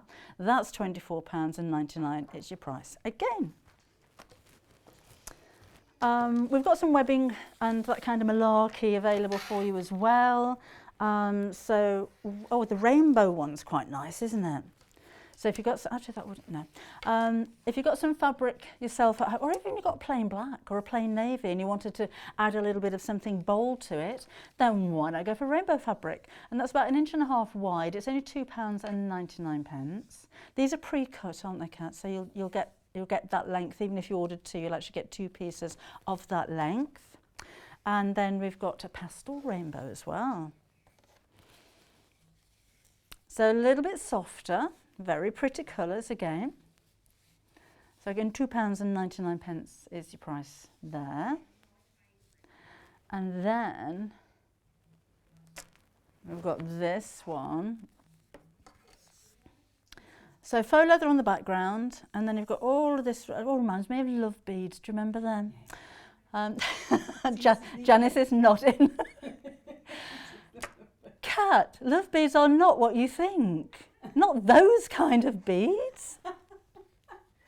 Multicoloured beads. We used to wear them in the 70s, like loads and loads and loads yeah. But brightly coloured little beads.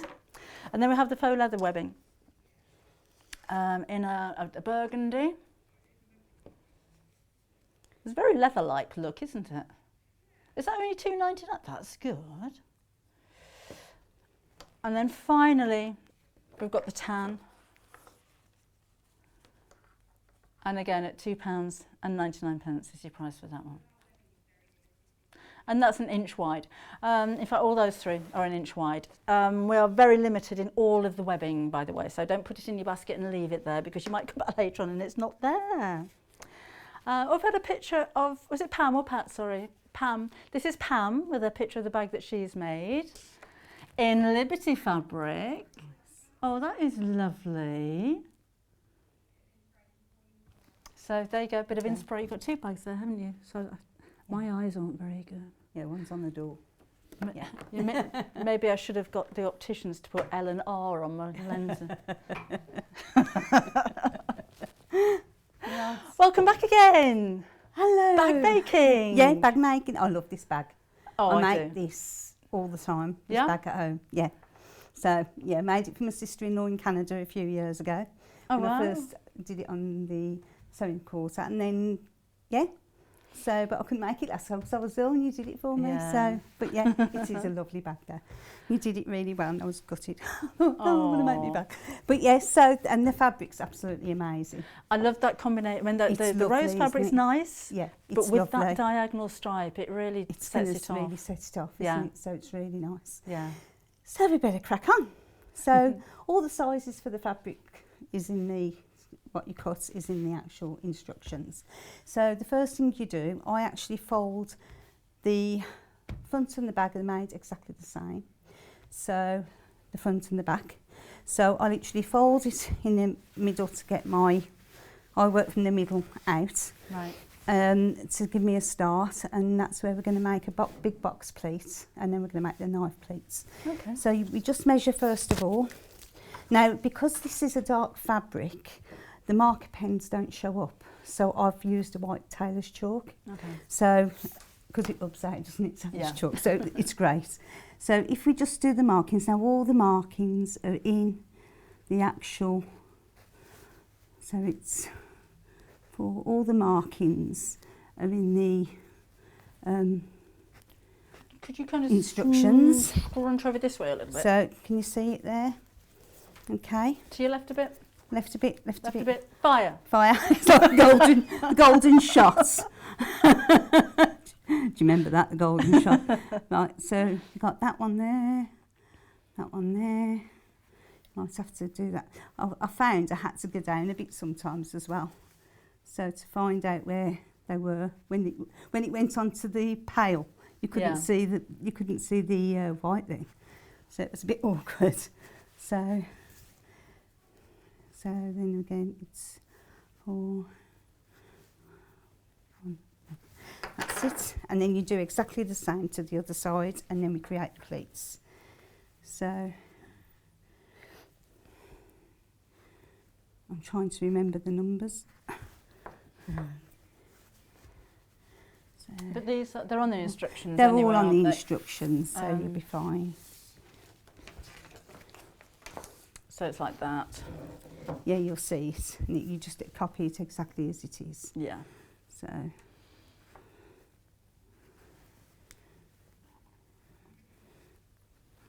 And then we're going to then make the pleats at either end. Okay, so that can go away.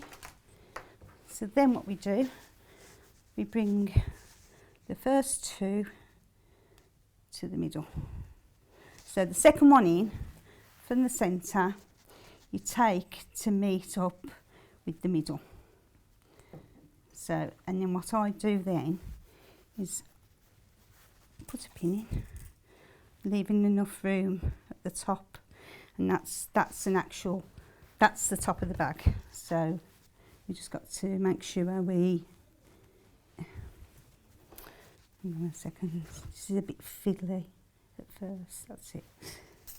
Well, so just leave room so we can, and then what I actually do then is get the best press, but I'll do that afterwards. Normally I do it as I'm going along, Right. but I won't this time.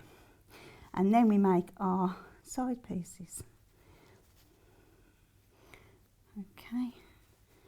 And the pleats, they're not just decorative. It means you've got a very roomy bag. You've got a real good bag, haven't you? So that's it.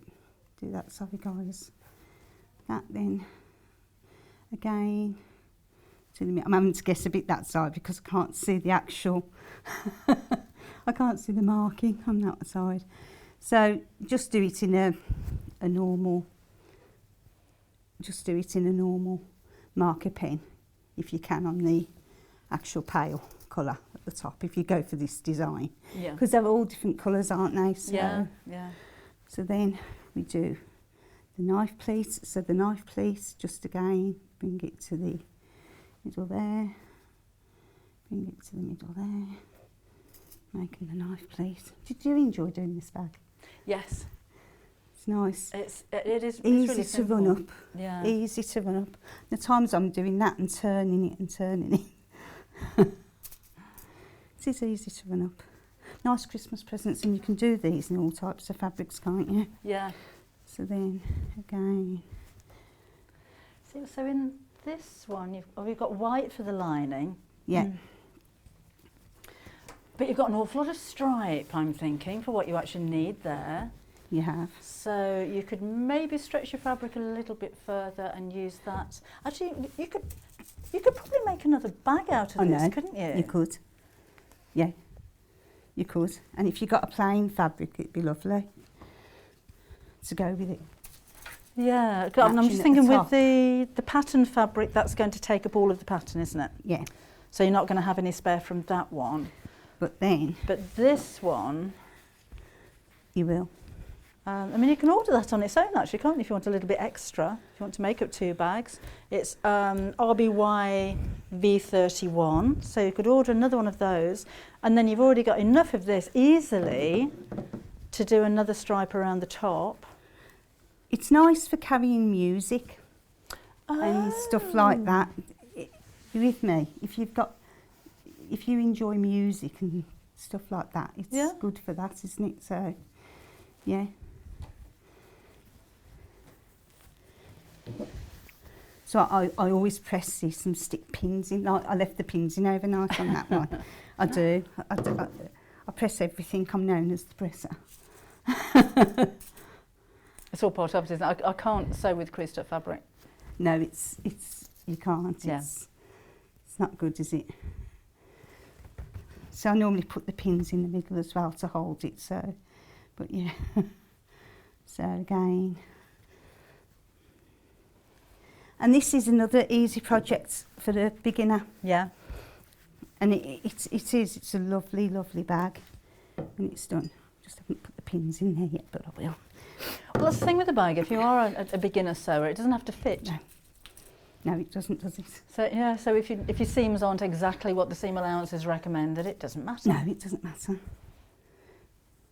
Right, so once you've done that, you then get a strip of the fabric that you've also cut. Again, the instructions are on. Making sure it's the right way up, which is that way. It is that way up, yeah. Just turn it round a bit. That's it. And this doesn't always go to what you've done as well. So I always have to trim this down, I find. But sometimes I do and sometimes I don't. It's all good and what, you know. But again, it doesn't matter because it's a bag, so as long as you've got the bulk of the look. I mean, that one I had to trim down a bit, so all I'm doing now, right sides together, is putting the strip across the top. Now, the nice thing about this bag is the lining, you don't have to do all these pleats. Yeah. It's, I've got that the right way up, haven't I? Just double check if in doubt. Yeah, you don't have to worry about it. So, I can't believe you did that cushion that quick there as well. No, I can't believe it actually worked. I've never done that before. You had a scrap though at the end. That was my workout for the day. Just going to pop that down a bit. So then all we're going to do is machine 5/8 seams on this down, making sure that we don't go over any pins. So that's what we're doing now. See, if you've got students as girls as well, they could have for different books. Because you could make these bags so many different times for different classes. Do you remember when at school we used to cover our school books in wallpaper? Did you ever do that? Yeah. I got into trouble once because we were sent home to cover our books in wallpaper or something or other, and I ripped out the pictures of Mark Bolan from Jackie magazine. Yeah, Jackie. And just covered all my books with Mark Covered Bolan. all your books I had to with take Mark them all off. Oh, the things we did, and you look back now and you think, oh, what them school books must have looked like. So all I'm going to do quickly is just trim this down. I can remember it was very glittery in the 1970s. It was all glam rock, wasn't it? I can remember going to a school disco. They'd kind of invented glitter gel for your hair. Couldn't afford it, but you know the glitter that you use on card making in the little tube. It was everywhere. I got golden dandruff at the discos. I thought I looked great. Oh, how funny. What are you looking for? Oh, there you go. Oh, I was the kid that had to wear the sensible shoes. Yeah. So I used to thread ribbon through my brogues. Thought I Well, our looked mum great. always used to put me in Clark's shoes, but she always let me have nice shoes, and I used to smug them so back and get changed. Right then, so once that's done, we actually join the front to the back. Right. Okay, and you fan it, because the nice thing about this, it fans out. Yeah. So if you look, just fans out lovely when it's all pleated and everything. Sure, that would make a nice skirt, wouldn't it? A nice Lovely. pleated skirt with a stripy waistband. It would be really nice, wouldn't it? So all you do front to back, making sure the seams are actually going to join. So pinning where the seams are joined, from in the top and the bottom, straight into the bottom. And that is there, like so. And then you just put a couple of pins in, or window clips. I'll use the window clips for this bit, because it's quicker. So then we open them out, open the fans out, just pop them in. Just pop that, just try and straighten that up a bit. That's it. I suppose you could put some H640 or some stabiliser on it and make it a bit more firm, Stiff. couldn't you? Yeah. Yeah, I normally like best press it all, so and give it a bit of a stiff. But the lining helps make it strong as well. So maybe that would be an occasion where you put the fleece on the lining instead of the outside of the bag, so you're not pleating it. yeah, Hmm. you've got your ideas. I can see your brain ticking over. It never stops. I'm like you. I mean, I was up all night thinking about what to say. Even I think I need to show them that. I need to show them that. I need to show them that. And I'm awake. 5 o'clock. Now I had to get up at 5:30. That's a lying. That's a lying. I'm for up you, at isn't 3. it? What time do you get to bed? Oh, 9 o'clock last night. I Debbie do travels work miles. backwards and try and get 6 or 7 hours sleep. Gosh. Oh, Leslie's school books and pencil cases looked amazing in the 70s with Mark Hamill, Mark David Hamill.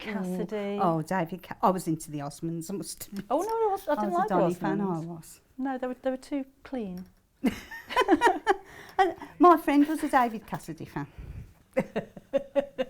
They were too clean, really. They were very clean, they were very sensible. I did like a little bit of rebellion. But at the same time, I love David Bowie. So, from one extreme to the other.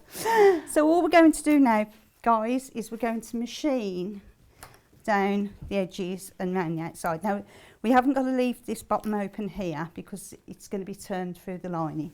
So all I'm going to do now is just machine down the sides and round the edges. Right then, so let's go. Let's go. Don't need a bigger machine this time because we only need a straight stitch for this.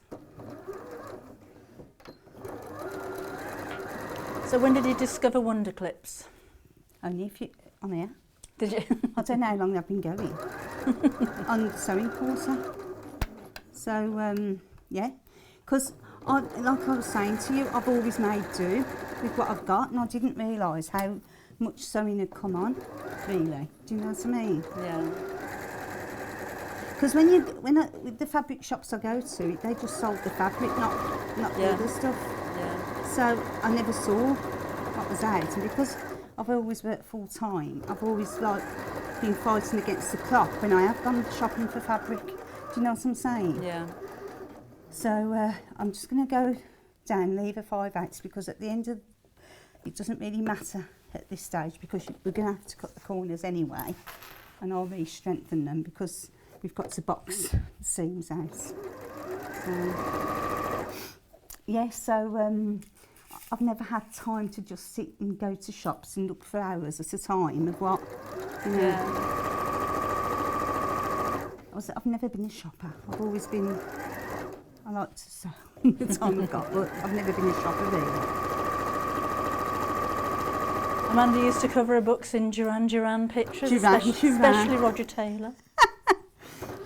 And then our walls, we used to put all the posters out of Jackie and that on the walls in our bedrooms, didn't we? Yeah.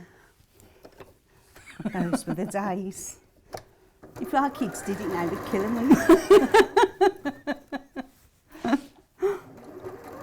No, we wouldn't. We love them.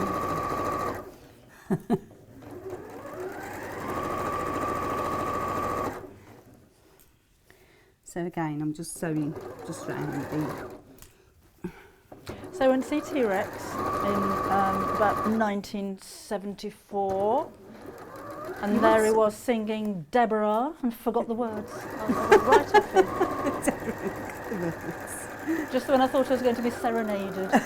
Oh, Glitter in my hair, ribbons in my brogues, I was ready for him. ready for him. And he forgot the words.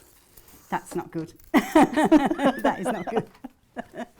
Right, so what we're going to do now is, I'll trim all that down now. So we're just going to box out the corners, and with that we use 5 centimetre to box them out. So we'll just show you. So we go in 5 centimetres, so it's 5 centimetres square. So in 5 centimetres and up 5 centimetres. But to make them accurate, I'll do the 1 and then I use it as a template, That's a good idea. the one I use. Alan, I think you need to see somebody. He's got over 950 wonder clips and just bought another 700. I think you've got a problem. That is a problem. What are you clipping? Clip my hair out the way. Christmas cards. I know just what to get. So to box them out, you cut the actual 5 centimetre square out, then you open the bag out where it is, the corner, and you join the middle seams. So again, open that seam out, open that seam out, and get a pin so they join smack in the middle. So do a pin, make sure it goes to the seam on the other side. Oh, And Leslie says her posters were Slade the Sweet and David Essex. Slade. Noddy older. Oh, and David Essex, them eyes. Christine says, oh, she wanted to make tartan trousers in sewing class for the Bay City Rollers. Rollers. Teacher wouldn't let We her. know them. Teacher wouldn't let her. Oh, what memories, eh? Oh, they are memories though, aren't they? You can never take them away. Oh, No matter how hard you try. no. So again, I'm on the other side. I'm just opening it out when I can. I'm on fingers and thumbs at the moment. Yeah, you can never take the memories away. You think of what the kids are going to be saying now. I was born during the war. With what's going on now. It's right though, isn't it? So, right. So all I'm going to do quickly is just do a 5/8 seam down from the one end to the other. Straight across where the box, we've done the box. Then that will make it stand as a square at the bottom, which is a nice shape to the finish of the bag. It's a lovely finish, the box at the bottom. Okay. Oh, Alex, really? Posters of the Wombles? Which one did you have a crush on? Uncle Bulgaria? Uncle Bulgaria. I'm waiting for the Smurfs next. Or the Moomins. The Moomins. Ah, the Wombles. He must have been very young. Oh, Wombles. So I'm doing the same to the other side. Just doing this quick. Right, okay. So all I'm going to do now is trim across the seam, just to neaten it up. Even though it won't be seen because of the lining, I just like to neaten it up if I can. Whoops, don't want to go on the lining. Sheena bought a blue satin jacket from C&A in Nuneaton and embellished it because she adored Mark Bolan. I just wanted a top hat with badges on it. With me, it was a velvet cap with Donny Osmond. I even went to see him in concert. Did you? My dad queued for the tickets at the Birmingham Town Hall to see them. Yeah, they called them Donny caps, didn't they? Mate. Yeah, Donny caps. So that now is the first part of the bag. I played football with him once. Did you? You've done more than I did. 5-a-side football Lucky team. devil. Paul Young was on our team as well. Oh gosh. Oh yeah. Ooh. How lovely. Right then, so I'm not going to change the cottons, even though I've got the cottons to change, but I thought for speed. So what we're going to do with this one, we're just going to gather it. So we need to do a gather stitch across the top, and then gather it to the length of the actual top part of the bag. Right. So we do, I'm only going to do one line, but I recommend you do 2 lines of stitching normally for gathering. Yeah. Did you do that on your bag? One line? Yeah, it just helps for it sit quickness flatter, really. doesn't it? So I always just do it to the edge of the actual zipper foot. So then if I just put that up Alex says it was to 5. Orinoco all the way for her. Ah, I'm an okay. They were lovely though, the Wonders, weren't they? And Andy Pandy. Now I'm going back. That was in black and white. I know.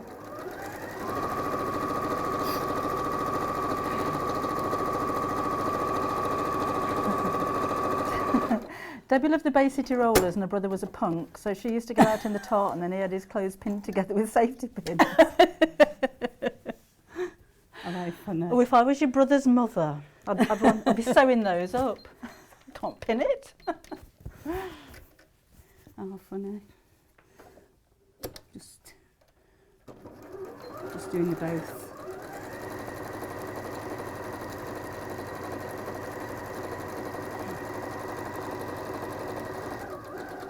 This is a good first project, isn't it? Yeah. If you've maybe you're getting a sewing machine for Christmas, or you've bought somebody a little pattern and a project to get on with would I be wish really more good. people would sew. You know, Yeah. I'm hoping it's going to come back. But I must admit, they reckon that crafting has gone up so much with what's been going on Yeah. that more and more people are doing it. And that's a good thing. Yeah. Do you know what I mean? Because that's what the just after the war kids did, didn't they? They were all sewers, weren't they, really? Then it became a dying trade Yeah. and all the shops shut.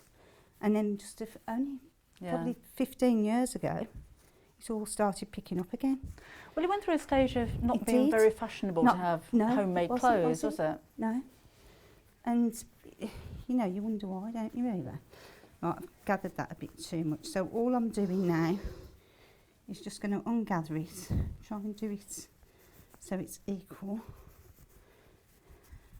Some machines do have gathering on them. Yeah, I've got a So- gathering foot for my machine, but you can't gauge exactly how much it's going to gather. Yeah. So it's fine for it's things like that better cushion just cover doing where it you on your can own, cut it isn't it? down, but yeah. You're best off doing it like this, aren't you, really? It is Sheila Reynolds' 34th wedding anniversary. Oh, happy anniversary. Happy anniversary, Sheila. Happy anniversary.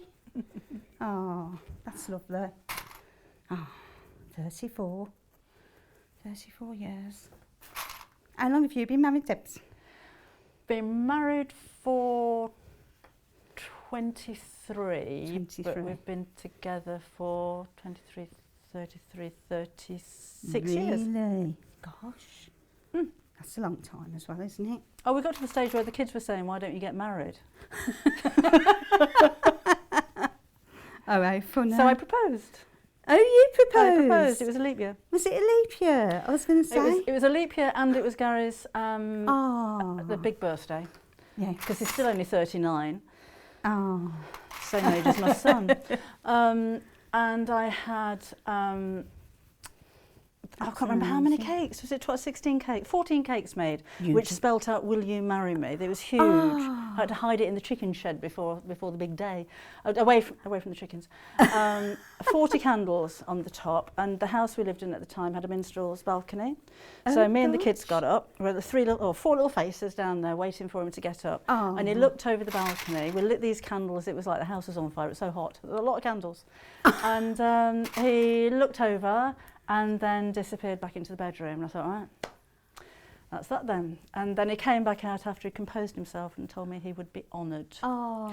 So just in case it was his What a birthday, lovely I bought 2 story. birthday cards, one to my fiancé and one to my ex-boyfriend. So thankfully he got the fiancé one. Oh, how lovely. What a lovely story. Oh. You ought to write a book. Then again. I'm saying that to the complete wrong person, aren't I? That's amazing. Oh, I love happy stories. Right, that's the one done. So we're just going to machine. All I've done, gathered it and attached it to the right side. Right. So, and I'm just going to machine it while we talk about the next bit more on. Right, so you would do this with white cotton, not the colour, or even like blue the one side and white on the other side if you wanted to be smack on. Hold on a second. Bear with me. It's okay, I haven't changed the needles. Size back, stitching. Do you teach? Who? You? Do you teach sewing? No, I used to teach accounts. Same thing. No, I've taught accounts. I've never taught sewing. But I think that's why I'm like I am, to try and get across as much as I can. Yeah. I think it's because, I think that's why I'm like, I try and get it all done in one go, which don't help. And I try and show people, and I'll try and rush, and it don't work, does it? Oh, I do that every Sunday morning. I think it's because of that reason, Yeah. you know. So all I'm going to do is get the scissors and trim this. Then again, no, I'm not. I'm going to do that after I've pressed it open, because otherwise we won't get the nice crispness. So if I just do the other side, how are we doing for time? See, I'm always thinking the clock. Oh, we've got 20 minutes. Oh, okay. So Yeah. plenty of time. So if I just pull this. Sue's with us with a cup of tea. Mary's in the States, and so sewing's been picking up. She gets 3 to 8 requests a week for sewing lessons. Really? Well, it just goes to show when you try and buy a sewing machine, the sewing machine retailers can't keep the stock in. No. And it is good because it'll stay with you. But in America, they are big on it, aren't they? Yeah, Sewing. quilting They always particularly, think isn't it's it? quilting. Yeah. Because I've got family over in America, and I've been to probably more sewing shops in the States than I have here. Like the Joann's of the world, and Yes, Michael's and you know, that's brilliant. That is. Michael's, it's brilliant. I wish they'd have that over here. So I didn't do the gather stitch big enough. Yeah, I wish they had Michael's over here because it's amazing. Lynn met David Essex in 1970 you when he was lucky in devil. Godspell. You lucky Went on devil. stage dancing at the end of the show. Oh, how You just lovely. got about the audience and went on stage dancing, or was that planned? How lovely. See, you can't beat, you know, the memories, can you? So again, all I'm doing is attaching the lining, front or back, to the top of the bag. That diagonal stripe makes all the difference to this one, doesn't it? You what, sorry? The diagonal stripe makes all the difference. Yeah, it's really nice. Wouldn't be isn't the same if it was straight. No. It's really good. The nice thing about the lining is you don't have to do all that. Yeah. And it's a quick make again. Like that cushion was that you did. I was watching her and I was thinking, there's no way I'd make that enough. Oh, Mary said No. about Michael's and Hobby Lobby. That's another one. in Oh, the I don't know States, isn't Hobby it? Lobby. You know those, yeah. I don't know Hobby Lobby. I think they're the 3 big ones, aren't they? John's, Michael's, Hobby Lobby. Yeah. Well, Michael's, I went to in actual Canada because my brother lives in Canada. Oh, right. And I went to Michael's in Canada and he took me there. Oh. So, because I bought his sister-in-law a sewing machine. I bought my sister-in-law a sewing machine for the birthday, and then we made her the bag. Oh, really? Yeah, and I'm after the bag. Oh. Yeah. David Essex was born in the same hospital in the same year as Viv. Oh gosh. So you might have met him. You never know. As You won't remember. babies. But... Oh. Oh, message in, David, if you're watching. You know you do. Messaging. You never know who's watching, do you? Well, hopefully Janis. So all I'm doing still again is just stitching the top. Right. So remember, this is the Riley Blake kit that's on your screen. You've got so much fabric. You'll have, you won't have the white or the pattern left over. You're going to have a lot of that stripy fabric left over, Yeah. and the pattern's included as well. So measurements for the pattern instead of lots and lots of sheets of paper, but you do have the guide for the pleating in there as well. So I mean, it's so simple. Look, we can't even fill the back page with instructions. It's a very, very simple bag to make. The pleats, I think, are the key thing. That's what kind of makes the bag and gives it its volume, the size the of volume. it. Yeah, It's amazing nice how big it bag. comes out. It's amazing how it opens out. You don't realise what a big bag it is. It's very deceiving, is the word, isn't it? Yes. So I'm just pressing the seams open again. You can see the seams because I've done it with a dark cotton. It's probably better I did it with a dark cotton than a white cotton, so you can see exactly what we're doing. So, isn't this a lovely way to spend a Sunday morning? It is, isn't it? I like to Can't beat spend, and in fact I do spend a Sunday afternoon when I get back from work doing a bit of sewing with Columbo. Yes. He's back to With back on a Columbo. Sunday. Yeah, I don't, it's a different story every week. I don't know how he figures it out. Oh, I love Columbo as well. We have it on in our house as well. It's either Only Fools or Columbo. And then I like that Death in Paradise as well. I think that's quite I've good. seen that. That's quite good as well. It's all in the Caribbean. Murders in the Caribbean.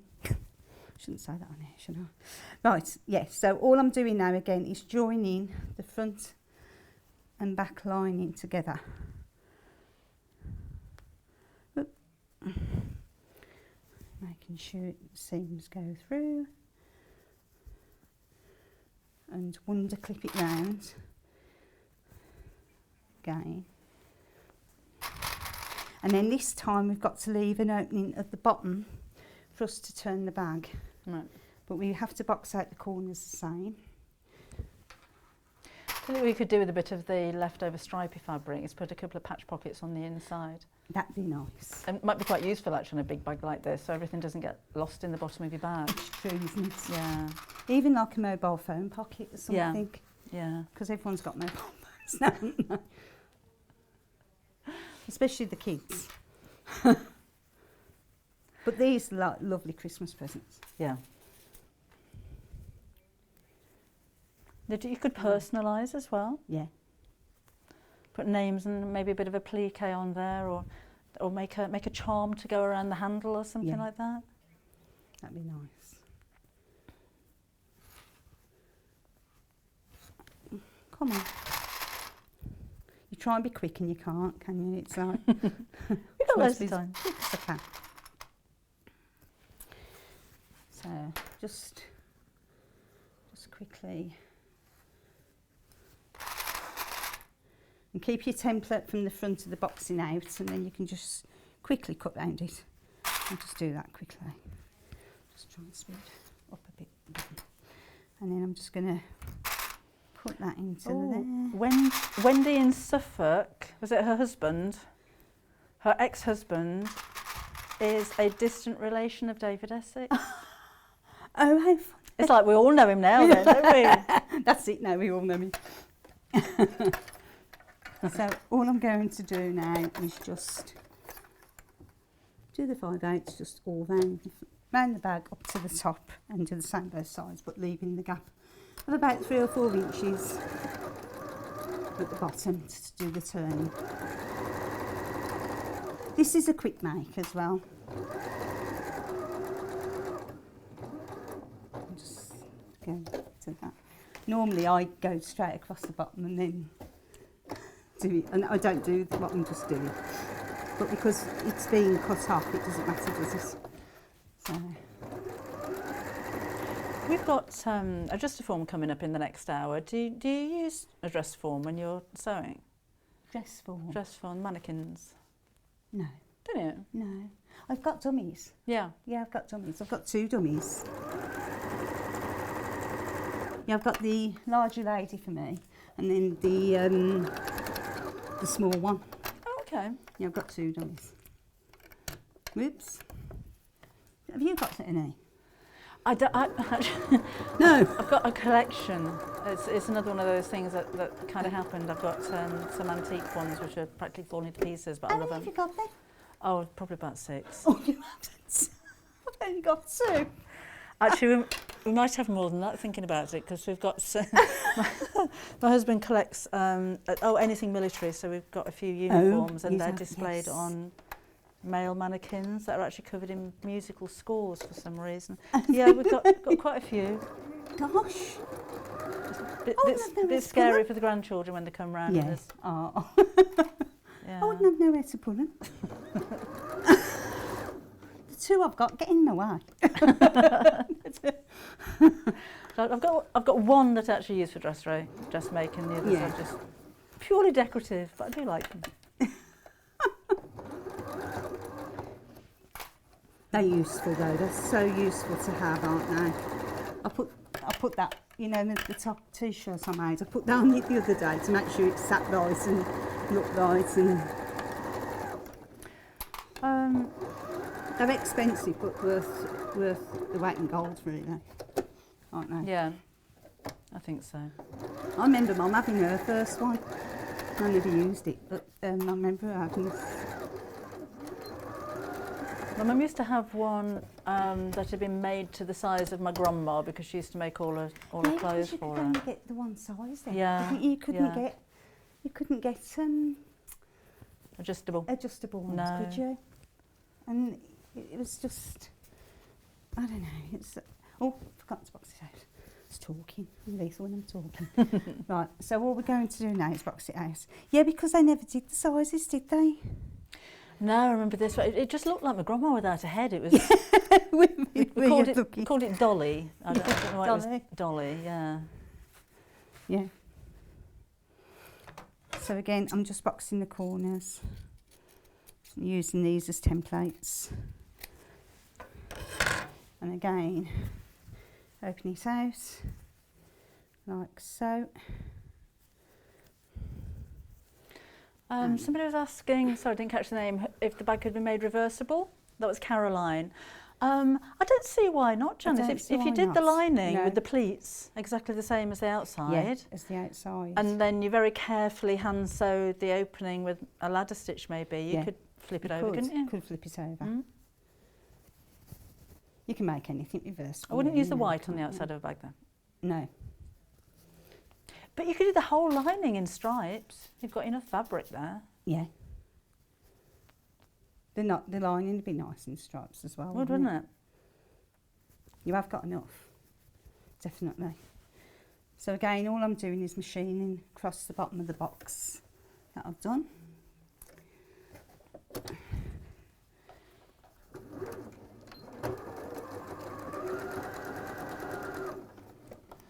So, and again, this is something you could do with children as well, and get them to do it because it's quick and they'd see something quick, and not like we had at school. If we were kids now, we'd be making 30 things in half an in the time that we had double lesson. Right, so again, boxing it out, open it out, bring the seams together in the middle. I just keep saying it because people, because when you're teaching, you go, right, have you got it? If you haven't, I want to know. Have you got it? If you haven't, I want to know. Well, the nice thing here is that everything ends up on YouTube anyway, so if you don't get it, you can rewind and start again. You can rewind it and start again. It's true, isn't it? So again, I'm sticking the pin in. Make sure the seam's right. I know it's the lining, but just treat it as though it's the outside of the bag. Then do a 5/8 seam across the bottom of the bag. So on YouTube you can watch quickly, you can watch slowly. Yeah, you can, and you can watch with subtitles, but do be aware that with those subtitles YouTube put them on.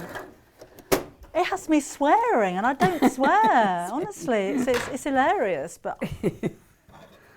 Right, so again, just trim across the bottom. Get rid of all these cottons and threads. Again. Do you watch the Bake Off? No. Oh, the finals on this week. Oh, is it? No, my husband watches it, but it's really good. Don't really like cookery programmes. Oh. No, I don't cook. My mum said that. She thought it was a cookery programme. My mum don't like cooking either. And I said, Mum, it's not a cookery programme. And then she got into it and she really liked it then. Oh, really? Yeah. Okay. So now what we've got to do, we've got to put the handle onto the outside of the bag. Right. So you've got that there. Isn't that lovely? But you can see it taking shape now.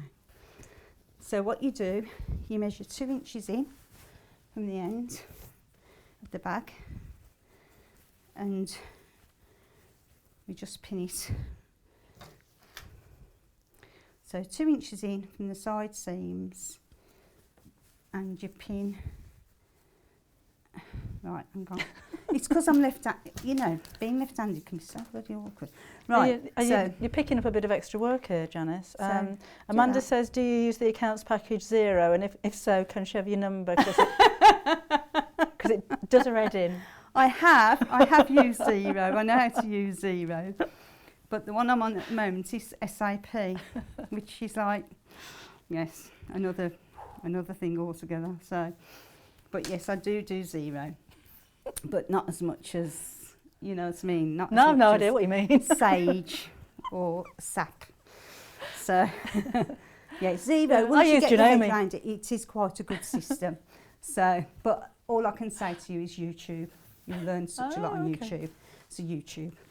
Right then, so back to this. So the way I do my straps is to make them sure that they're the right way up, I turn it first of all on top that way, and then I tuck it under that way. It works. To do the strap. Yeah. So again, over, under, and 2 inches in, and then that will come out the way it should. And if it doesn't, it won't meet somebody who look like me. Right, so 2 inches in again, start that right at the top, and then what we're going to do is just a stitch on the machine across the top, just to hold it in place. So that's your one side done. So we're just going to now machine. How are we doing for time, Debs? We've got about 5 minutes. No, 5 minutes out. We should do, fingers crossed we'll do this. So again, just go across. And it can be just a normal stitch. It doesn't have to be a tacking stitch unless you really... We're not going to take them out, are you? So. No. So that's that one done. So then the other one is like so. But people can see the idea of what's coming anyway, can't they? So if we don't get quite far, because this is going to be a nice bag. But every single bag I have done with the design just turns out beautiful. You know, when you think these fabrics aren't going to go together, Yeah. they do. Go I on. always forget to Cut that thread, Janis. cut it. So then do the same with the other side, 2 inches in. 2 inches in. Okay. That's Do you know 2 what I'm inches thinking in. would be nice as well? In like a faux leather, like the PU That'd that be we nice, because that's in fashion now, isn't do. it? Yeah. So, no, And that's the ones that really we have good. on the website are really soft, so you will be able to pleat them. Yeah, It'd be nice. they're nice. So again, 2 inches in from the sides. And again, if you want it 1.5 inches, this is just what it does on the pattern. You can always make it slimmer. You can, again, do whatever you want. You can make the straps longer if you're not happy with the length of the strap. So, okay. Just You do- could put a magnetic snap on the top if you wanted Yeah. to close it over. It If wouldn't you be wanted to reversible close if you it. wanted to do that as well, but Yeah, that's the could thing. do.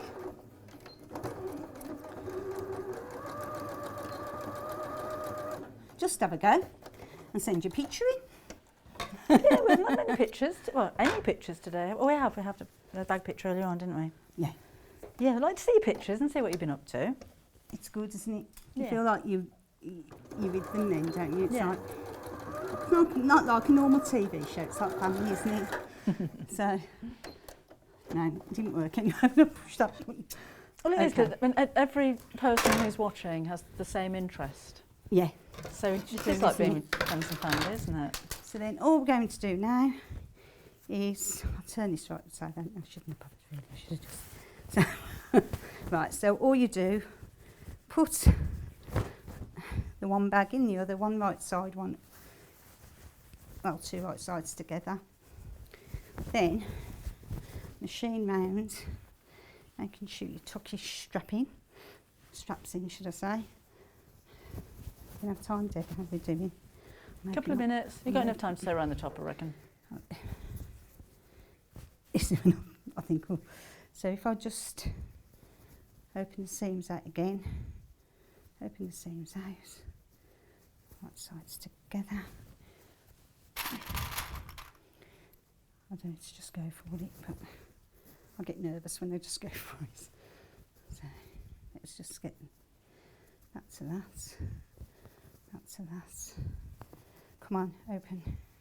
Do you talk to your work a lot? Yes. I talk in accounts as well, because when you don't balance, you talk to yourself. And that's why I bite my nails as well, because most accountants bite their nails. Really? Mm-hmm. Yeah, because if you think about it, it's so important what you're doing. It's like, you know what I mean? Right, I'm just going to... Oh, I've got a girl at our place called Janis. She's so funny. She's the cleaner. Oh, she saw me on the show, and I said I was Janis from Birmingham. She comes in, she goes, "I'm Janis from Birmingham," and she comes into the office every day now, and she goes, "I'm Janis from Birmingham." I said, "Right, June." I said, "I'm going to mention you on here." I said, "That you're taking me cuss out those brummies," and she said, "Well, I'm a brummie too," and she is, but she's a right broad brummie, you know what I mean? So, but we have such a laugh with her. Can I take that off? Yeah, we have such a laugh with her. But when she comes in, she's so funny. And she has a go at Annie because she eats licorice. And she don't like licorice. She's like, kill ya, licorice. I like licorice. Oh, I hate licorice. Oh, do you? It's one of them, yeah. I love it or hate it, isn't it? There's something not right about black food. Isn't it? It's like Oreo biscuits. Never had one. It's black. It's not right. No, I don't like Oreo biscuits, I must admit. No, never had one. No. They remind, well, they look like the kind of biscuits you give your dog for wind. That's funny. Right, let's just quickly. It's all right, I'm having to push this out a bit. So. Right, I'm just going to go for it. I want them to see the finished picture. So if it's a bit off at the top, so it is. Come on, you devil. I just need to give everyone a reminder while you're sewing around there, Janis, if you don't mind. The finished sample that Janis has already made up is made in the Liberty fabric. So we have the Liberty fabric, that's my favourite one. I love that fabric. With the sage green, and your lining is in elephant grey, and you've got black straps with that one. But we do have, remember, I'd like to see the navy one made actually. Because navy with the tan handles, I just think looks really classy. And this one's got a little bit of foiling on it as well, so it's quite festive, I think. With a white lining, and then you've got a plain navy, that's a canvas on that one as well. So I suppose it's up to you if you want to put the white part on the top, or navy on navy would look quite nice as well, entirely up to you. Or you could make the body of the bag out of the canvas and have the navy or the white as a trim, and that you can do what you like, it's your bag. And then this one again has the tan handles, and remember you've got your full instructions included in the pack as well. How you doing? You're done, aren't you? So all you do then is just press it all down around the top. Get your seams out with the needles and threads, or however you do it, and then top stitch round just the top of the bag there to hold it in shape. That is a really And lovely there. bag. Isn't it lovely? It's such a nice bag, and it just carries so much because of how wide it is, you know. So Yeah. it's lovely, that design, isn't it? It's really nice. It's a lovely It's size, and lovely. it's a lovely It's a design. lovely fabric. Are you going to I'm so model glad it we got for us? done. Yeah, with all this colour. You might be better. Shall I throw it to you? Go on then. You might look best when you're on too colourful, whereas that would suit with what you've got on at the mo. Look, see, isn't that lovely? See at the bottom how it even goes down deep at the bottom Yeah, as well. it's kind of so deceiving. That's a really lovely shape. It's cracking. Carol says that you've got a lovely accent, a great accent. Actually, I think Carol's actually saying, you've got a great accent.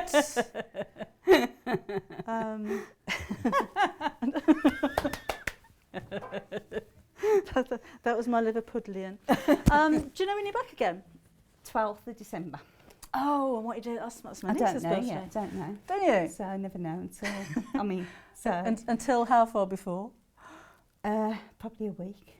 Oh, that's not Normally. not too bad, is it? No, it's, I can always do it. So sleepless nights, but early mornings. Get up at 5.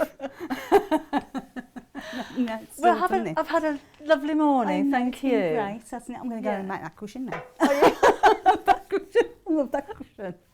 We'll see you again on the 12th. Okay. Thank you very much. Okay, you take care. Just give you a reminder of the pattern on its own. So if you don't like any of our fabrics, you can use your own. You will need half a yard by 44 inches of 2 fabrics, and for the lining and the outside, then a bit less for the border. Can't remember. For £9.99. You can make your own handles as well if you wanted to. We do have lots of different webbing on the website, so take a look at sewingstreet.com.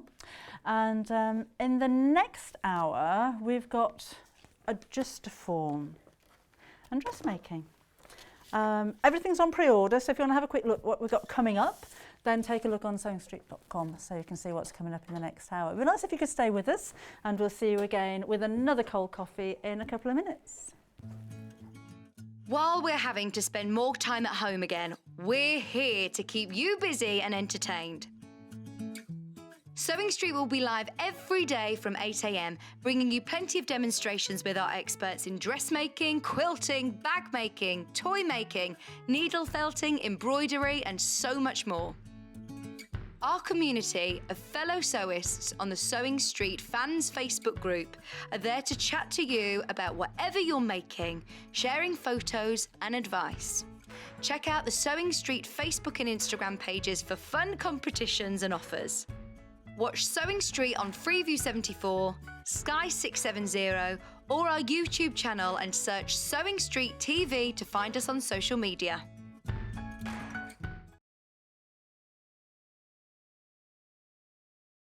Hi, I'm Wendy Orlando and I'm a craft blogger. You can find me over at thecraftyco.com, and if you do head on over and have a peep, you will see that I'm a tutorial blogger. I do all kinds of crafts, but my passions are crochet, knitting and sewing, which I've done for over 45 years. In that time, I've made lots of mistakes, but I have learnt lots of tricks and top tips that I can't wait to share. What I'd like to bring to the Sewing Street table is to show that you don't need to have gone to university or have a degree in design to be able to sew. You just need passion, a bit of courage to take the first steps, and a whole lot of patience. Oh, and an unpicker. You will need an unpicker. I do hope that you will follow me as I take my Sewing Street journey, and I look forward to seeing you all again soon. Have you heard about Yarn Lane, a TV show dedicated to knitting, crochet and all things yarn, bringing you demonstrations from our expert guests as well as the latest tools? Watch us on Freeview Channel 74, Sky Channel 670 or on our YouTube channel. And find out what's coming up on the show by following us on Facebook and Instagram. Subscribe to our email newsletter or visit the programme guide on our website at www.yarnlane.com.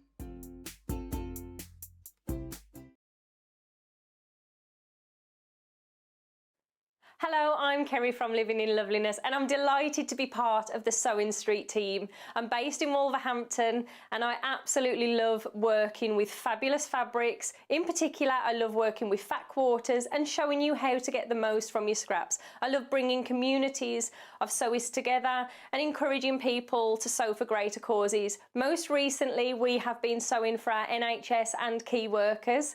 I look forward to bringing you hints, tips and techniques. I'll see you soon.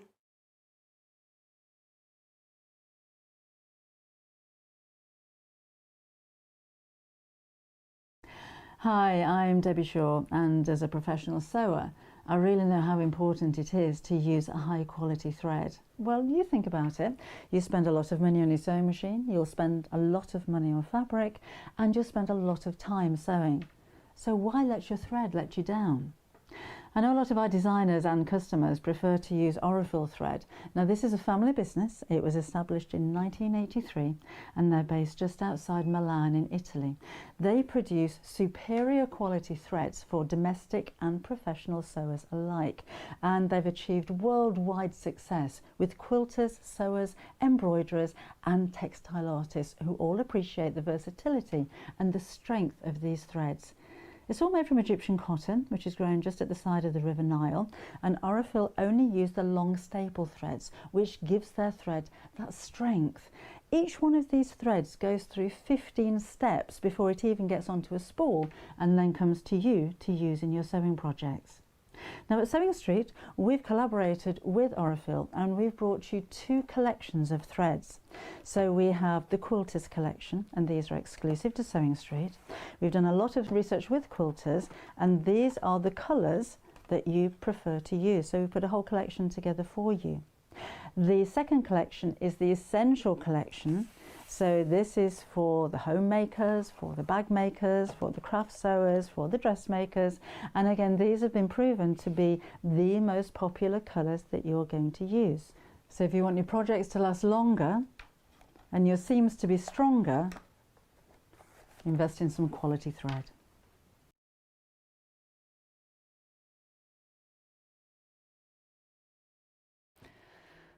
Welcome back again. This is our last live hour this morning and we're talking dressmaking. If you're going to be making a lot of clothes, whether it's for yourself or for your family or if you're making to sell, I think having an adjustable dress form is absolutely vital because you can adjust them to the size of the person that you're making for, so you don't have to have them back for so many fittings, not that you can at the moment anyway.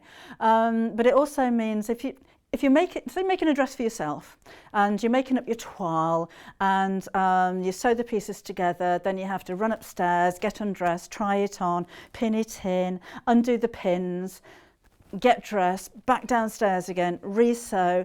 I mean, it keeps you very fit. But when you've got a dress form, you can try it on the dress form instead of yourself because you can adjust these two so that they're the same size as you. But it also means that you can look at different areas. So you can look at the back without straining your neck to look in the mirror. It's like having a clone of yourself that you can fit the garments to.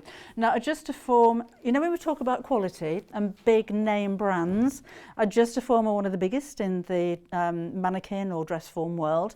And quality is really, really important because particularly if you're going to make clothes for somebody else, you're going to be adjusting these Adjustoform. So we want to make sure that all of the gears and the cogs and everything inside are going to be stable and long lasting. Things that I like about a dress form, and mine's the same, is a soft cover because you can pin into it, and that's really important if you're dressing yourself with paper patterns, pinning and taping, really, really simple with these. And it looks stylish as well, I like the colour. Right, let's start at the very top and work all the way down. I'll show you all of the features. You've got a pin cushion on the top. That's going to be handy, isn't it? But you've also got adjustable collar on this, so you can adjust the width, make it narrower and make it longer simply by turning it around. That is really, really simple. It's secure, it's not wobbly, it's not going to come apart. It's very easy to turn, it's not stiff, it's not going to be uncomfortable on your hands. And then we have these points of adjustment in between the bust, around the side and on the back as well. Because if you're going to increase the size of your bust, you may not necessarily be increasing the size of the cup. It may be underneath the arms that you need to increase. It may be a wider back that you have. So you can have an A cup and a broad back, but you can still adjust these so that you're going to get that perfect fit. And again, these cogs are really nice and firm and stable. It's not wobbly. You're looking at quality here, and you've got the measurements that you're adjusting to inside there as well. You can adjust on the waist as well with this one. And again, it could be a wider around the back of the waist than the front of the waist. So you've got 4 adjustments here. And then of course you've got the same on the hips as well. So if you've got a bigger bottom, you can increase the back. If you've got a wider hip, then you can increase the size. And you've got a good few inches actually that you can adjust these by. As you come down further still, there's still more features going on down here, because you've got your puffer thing for chalk. So this is going to help you. Do you remember in the day, you'd be standing on my back that way? Can you see better there? You'd be standing on the coffee table with your mother telling you to keep really, really still because she wants to pin your hem. You put a little bit of chalk inside here, and just loose chalk. And when you puff it, it's like an atomizer, you'll get a straight line of chalk coming out. So twist that around so it's facing your hem, and then you can puff away all the way around your hem, and you're going to get that perfect straight line there as well. The height of the whole thing is adjustable as well, and the legs will fold down, so it's easy to store if you haven't got the room and the space to keep it out all the time. I like to keep mine out all the time, one of my many dress forms, because I dress it. So it's somewhere where I can keep my scarves or keep my jewellery or pin things into when I'm not actually using it, if I'm not actually making a dress or a blouse at the time. Pinning into this again, really useful for identifying pattern pieces. If I cut out my dressmaking patterns, I'll always leave the pattern pinned to the piece so that I can identify which one they are. But if you've got a dress that has a lot of pieces to it, it's quite nice to just pin them onto the form so that when you pick them up and sew them together, it's all kind of in the right way. So it makes it kind of organises your pattern piecing, your pattern cutting when you go for the dress form. Now then, we have, it comes in 8 parts, by the way. And again, we've got 4, 8, 12, 13 points of adjustment on this one as well. And we've got different sizes too. So we do have a chart which will take you through the different sizes and how they adjust, what they're going to actually adjust to. So with the small, which is the one that we're looking at the moment, the bust will increase from 33 inches to 41 inches. Your waist 24 to 32 and your hips 34 to 42. You can also adjust the back length on these as well from 15 to 17 inches. And then of course the height by adjusting the stand. The medium on the bust is 39 to 47, and we have the full figure, which is 45 inches to 53 inches. These are quite simple to pad out as well if you needed to. I'm thinking particularly if you've got a larger bust, you can actually put your own bra on here and stuff the cups so that you know that you've got an exact perfect fit. So that's the first Adjustoform dress form we have for you. This is a £159.99, which means that it is available on split pay. So you can split the cost into 3. So you pay your first payment now, that'll be taken off your credit or debit card as you place your order. And then the second payment will be on the 22nd today? This year's gone quickly, hasn't it? Your next payment will be the 22nd of December, and your third payment will be on the 22nd of January. So we're spreading the cost over Christmas for you there. But we do send it to you straight away. We don't wait until you've made the third payment before you send it out. We'll send it to you straight away. I think it comes directly from Adjustoform. But order through us, pay the shipment to us, and then they will send it out to you. So it comes directly from them. So all that means actually, if you're going to order a couple of things, they may not arrive at the same time. So if you're going to order some fabric or a pattern or a book or anything else that you've ordered today and your Adjustoform, don't expect them all to come in a box together because they're coming from different suppliers. Okay, the second adjuster form we have for you is this one. So works in very much the same way. So I'm just turning that at the top. So you have the adjustable bust, you have the adjustable waist, and you've got the adjustable hips on this one, and you have a hem marker. It's slightly different to the previous one that we saw there.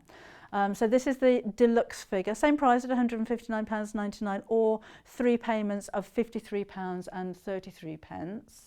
So no pin cushion in that one. But it's okay because you can pin to the rest of it anyway. And this one is the fuller figure version. So it's still the soft cover, so you can pin into it if you need to. Still adjustable on the bust points, on the waist point, and on the hips. But the difference again with this one is that you can do trousers as well. So if you have a look, come on down here. Because we've actually got this, the post on one side, which means you can put trousers on. You can take this post out, that goes into the trouser leg. There you go, that's the way that it works. You can still have it central if you want to, but you do have the option of moving that post to one side so you can fit trousers as well. And if I just turn this around to the back, it's got a bottom. So you can properly fit trousers to it, as you can see there. So that's really handy, isn't it? And again, this time we've got a hem marker that you can either pop a piece of chalk in there or something, and then you can mark the hem around there as well. And that's really important. Getting your hem straight isn't normally the easiest of things. So again, we have, it's height adjustable as well. And we've got the split payments as well on this one, which is a great deal. You only pay a third of the cost today. So here's your sizes. These are A, B and C. So A is the smallest. Oh, that's sold out now. So B is the smallest, which is 39 to 47 inches on the bust, 45 to 53 on the, excuse me, on the larger size on the C. And the maximum height there you can see is 75 inches in height. So your choice, I'd go for the trouser one, I think. That's just what I think. And you can get the best use by going for a smaller size and padding out if you need to. If this is just going to be for yourself, then just go for your bust measurement, your waist measurement. And remember, you can adjust those, because we don't all stay the same weight, do we? We tend to get a little bit larger. If we're lucky, we get a little bit smaller, and then we get larger again. These are back in stock. They tend to sell out very, very quickly. And now that we're on split payments as well, we think they're going to go very quickly. So get it home and give it a try. If you've got any questions, come through and ask them. It's studio@sewingstreet.com if you want to drop us an email, or of course you can drop a message on Facebook if you preferred as well. So that's studio@sewingstreet.com for your email address. Sewing Street TV is where we are on Facebook. Oh, Evelyn's asked how you put the trousers on with the pole. You have to take this off. So that just comes under, oh no, it's that one, isn't it? Is it one? No, no, that's that one. Or is it that one? There you go. Come off. So under here, you've got 2 holes for the poles. So the one on the right hand side here, oh, can you see that? This is a strange thing to do on the telly, isn't it? So is this the caption competition we're doing? There's the central one, which is for dresses, and then there's another hole just to one side, which takes the post to one side. So you're going to feed your trouser legs on top of this pole, and then you're going to put this back on top here. It's not heavy, so that goes on there. Tighten up the little screw the right way. I'm undoing it, bear with me. I'm trying to screw the screw with my left hand, which never works when you're right-handed, does it? I'm going the wrong way, aren't I? I'll do it with my right hand. You can see it's not heavy because I'm only holding this with one hand, and I'm not shaking or anything. I've unscrewed it an awful long way. There you go. And then you'll pull your trousers up. So I hope that helps, Evelyn. Don't ask that. Oh, it's gone really short as well now, hasn't it? It is adjustable in height up to 75 inches, so we can make that taller as well. But maybe you want it on a table. Well, you could put it higher if you wanted to, couldn't you? I did unscrew that, didn't I? So that's what's probably made that go down a little bit. Oh, you know it's adjustable. It was taller than that when we came here. Whew, gosh, really not fit. So this is the range of Adjustoform. We've actually got 5 in total. In different sizes. It's just the smallest of the deluxe that we've sold out of. All of the other sizes are still available. So take a look on the website on sewingstreet.com and you'll see all the details of sizes and everything as well. But they are back in stock. We do tend to sell out rather quickly. Have we had these on since we had split payments? Not sure. Oh, we have, and they have been very, very popular. So they normally sell out during the show. So push down. Okay. Oh. Height adjustable. Yeah, so if you want to get hold of one, if you've seen them before, now's a good time because you can spread that cost over the next 3 months. Now the blue's also got the wider shoulders on here as well, hasn't it? Just to show you the difference. So that wider in kind of this direction, so you've got a nice shape around here as well. And again, if you needed to pad these out, then of course you can do. And nice and soft so you can pin in. I think that's really, really important. Okay, shall we have a look at some other stuff? Right, so, I've got a coffee as well. Who's here? Oh, Mary, thank you very much. And my coffee's hot as well, apparently. There, right, where should we start over here? We're all ready and sat down and settled and ready.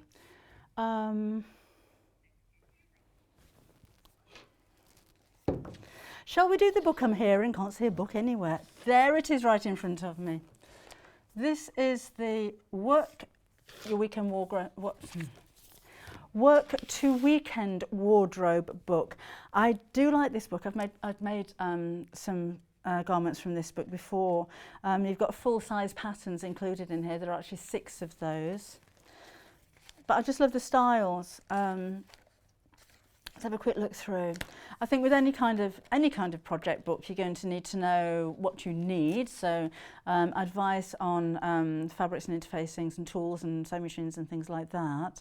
How to put in pockets and waistbands. So those are just generic techniques that are very useful if you're dressmaking. Adding bias binding, joining bias binding. Now fitting, that's a thing, isn't it? Where do you actually measure? Because when you're dressmaking, you go by measurements, not by dress size. So it's really important to know what your measurements are and measure in the correct place. So nice that that's all explained there as well. And then evaluating the fit adjustments. Bust adjustments on the majority of commercial patterns that you buy, not so much the indie ones that we have, but on the tissue paper, you know, really traditional patterns, you're going to have to adjust the bust. They're made to fit a B cup, and most of us aren't. So it's nice to have a full bust adjustment instruction in there as well. That's just part of the course. It's something that you're going to have to do. You could do a small or a large bust adjustment, so it's nice to have those instructions. All about the tools, and then we've got an outfit for every day of the week. So we've got the the jumpsuit. Remember, full-size patterns in the back of these. And trousers, those look comfy. Those would be nice in the stretch fabric that we had on earlier on. Love the dress. Another one, and let's just flick through. The trench suit, that is very trendy, isn't it? So stylish. And then you've got a skirt. Now, how much would you pay for a full-size pattern? £7.99, sometimes £9.99. You've actually got 6 full-size patterns. Yeah, £15.99. 6 full-size patterns in the back of here. That's a pretty dress. That's the shirt dress, all for £22.99. So not only have you got the 6 patterns, you've also got all of the information about the waistbands and adding pockets and the tools and the adjustments. So there's your Saturday. I think that was the one that I made into a top. But really clear and easy to understand as well. You tend to find with books like this too, oh, you've got a bag as well. With patterns that you buy, you'll have instructions, but with books you tend to get more instructions and pictures and diagrams of putting things together, so it makes it so much clearer and easier. These are the kind of patterns that you're going to have to trace off. Or I shan't take that out, I'm ripping it. But they're in different colours, so they're easy to identify. So choose your pattern, choose your size, trace it off, and then save the original one so that you can come back and make different sizes if you wanted to, or of course different garments. We've actually got some tracing paper on the website now, which is useful. I know there's pattern paper, there's different ways of tracing patterns off. I like to use tracing paper, and tracing paper for patterns is really nice and heavy weight as well. So really useful, lots and lots of information in there as well. So did they do a male adjuster form? I don't know, Alan. We'll have to have a look. Oh, apparently they do do them. They do them, Alan. We just don't have them here. Okay, that's work to weekend. We've got some needle cord for you. This is Small Flowers on Navy. With the needle cord, it's very, very fine. It feels like velvet. You can barely see the fact that that is actual cord, but it is. Nope, can't even hear it. So corduroy it's like a velvet, as in it has a pile on it, but it's in grooves. And needle cord, or baby cord as it's sometimes called, is very, very fine lines, so you won't be able to see that, but be able to feel it when you get it home. It's incredibly soft, and actually this is lovely for making little girls' dresses and pinafore dresses and things like that. For making trousers, it's a nice heavy weight. If you're making something like the scooped pinafore for yourself, that would be ideal. £4.99 for half a metre. You're probably going to need more than that if you're making something for yourself. But it does come by the half metre, so if you needed more, then it'll come to you all in one piece as well.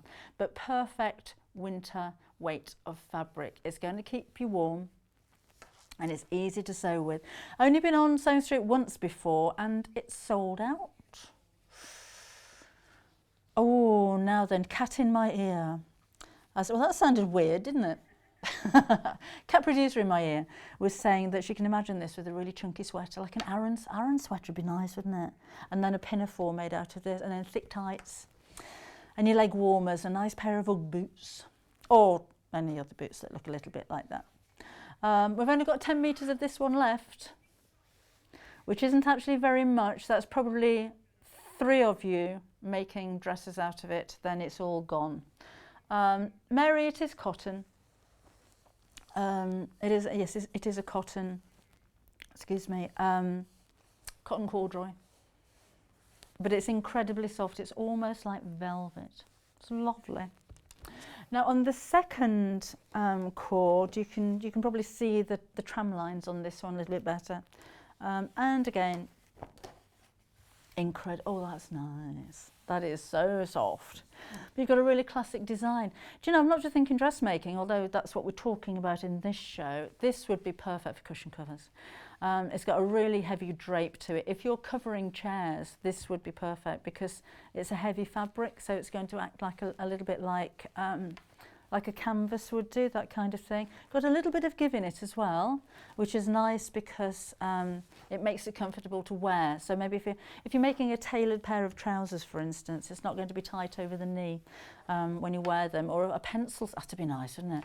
Oh, a pencil skirt in this with an Aran sweater. That'd look lovely.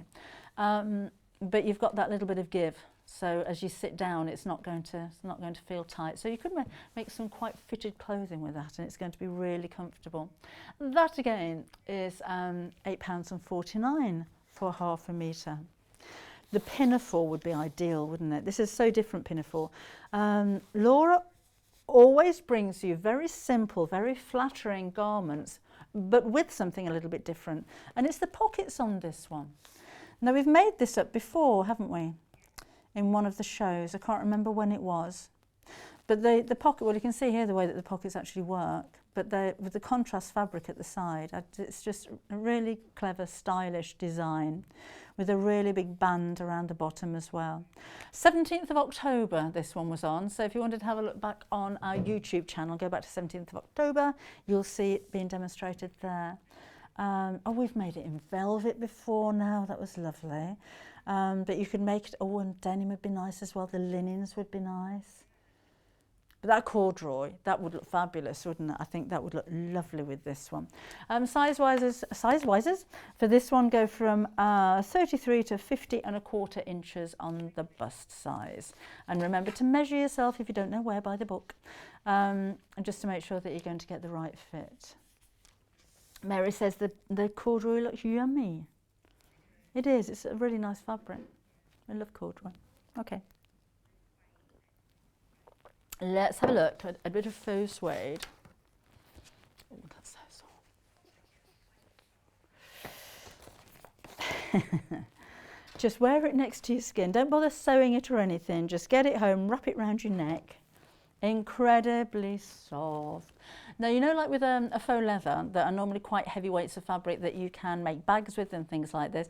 You could with this one, but you're going to need some kind of interfacing, because as you can see, oh, it looks like a Cadbury's advert, look. Oh, melted chocolate.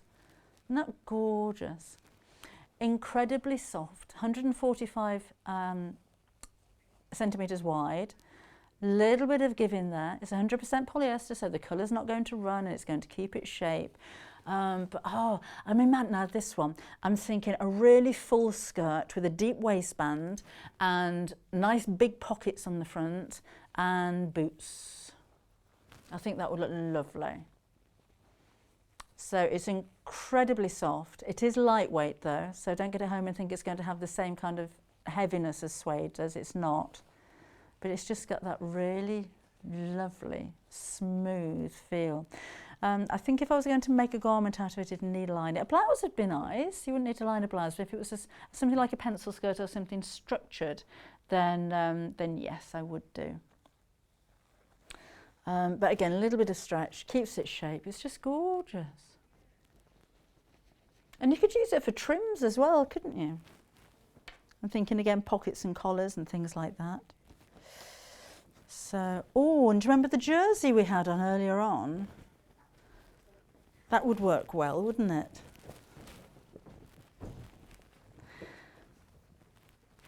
Thank you.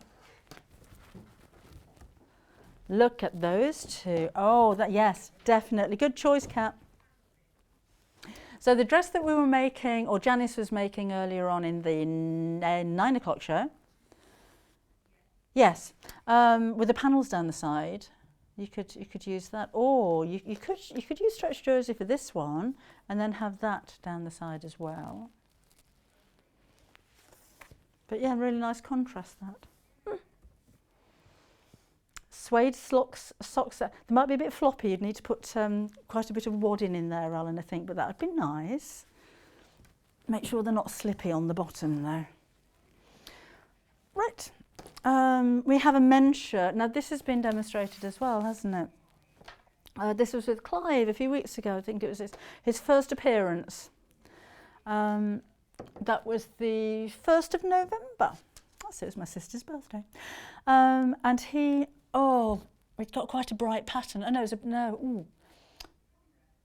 was a chambray he made it out of, but we had some. It was the little bird, like swallows, wasn't it? Remember that one, the white with the navy blue on it? That was nice. Any fabric you like, well, cotton fabric that you like. Or Derek, you can make it out of jersey, then it's not going to crease. No reason why not. But a lightweight denim would work really well with this one. It's a classic style of shirt, but it doesn't have a yoke at the back. So it's really easy to make. You can put the yokes on the front. Clive's idea was to just put one yoke on there, make it a little bit quirky. You can have a patch pocket or the button down pocket or no pockets. That's up to you. Long sleeves, short sleeves. So you can ring the changes a little bit with it. But as far as shirt making goes, this is really simple. You've got a classic stand and collar. which isn't as difficult as you may think if you've never made a man's shirt before. The cuffs on this are really simple because there isn't a placket on the cuffs, so they're very easy to put on. Sometimes cuffs, you know, you get that bit with the pointy bit and it overlaps, and it can be a little bit fiddly, but this isn't. It's incredibly simple. Just turn it over to the back, then you can see there's no back yoke on this at all. Oh, apart from the cowboy one. You can make it without a back yoke because that can be quite confusing for a beginner as well, particularly when you roll it up. You'll know what I mean if you've tried to do that. So this is a very simple way of making a shirt. Of course, with a short sleeve, you don't even have any cuffs on there as well. So if you're branching out into menswear, then yes, Alan, it is easy to make this one. It's got some very easy features on it. So a good one to try first of all, but you're still learning things like, you know, like the stand and collar, which you're going to have to do, which isn't very difficult at all. Now size wise, this one is the extra large to triple extra large, which is 46 to 56 inches on the chest. And oh, the collar size was true as well on this, wasn't it, from what I remember Clive saying as well. Because it doesn't give you a collar size here, but he said you didn't have to adjust it. He thought it was great. So again, depending on what fabric you're making it out of, it could be an evening shirt or a work shirt or just a day shirt, whatever you like.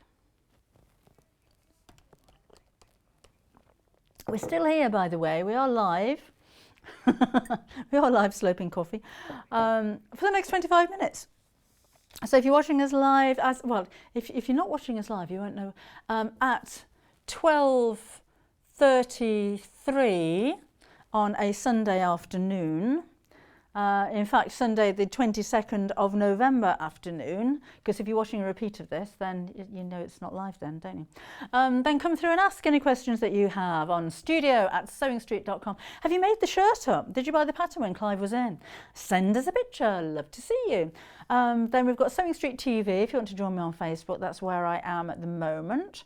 Have you got your Adjustoform? How useful do you find it? What kind of dressmaking do you do?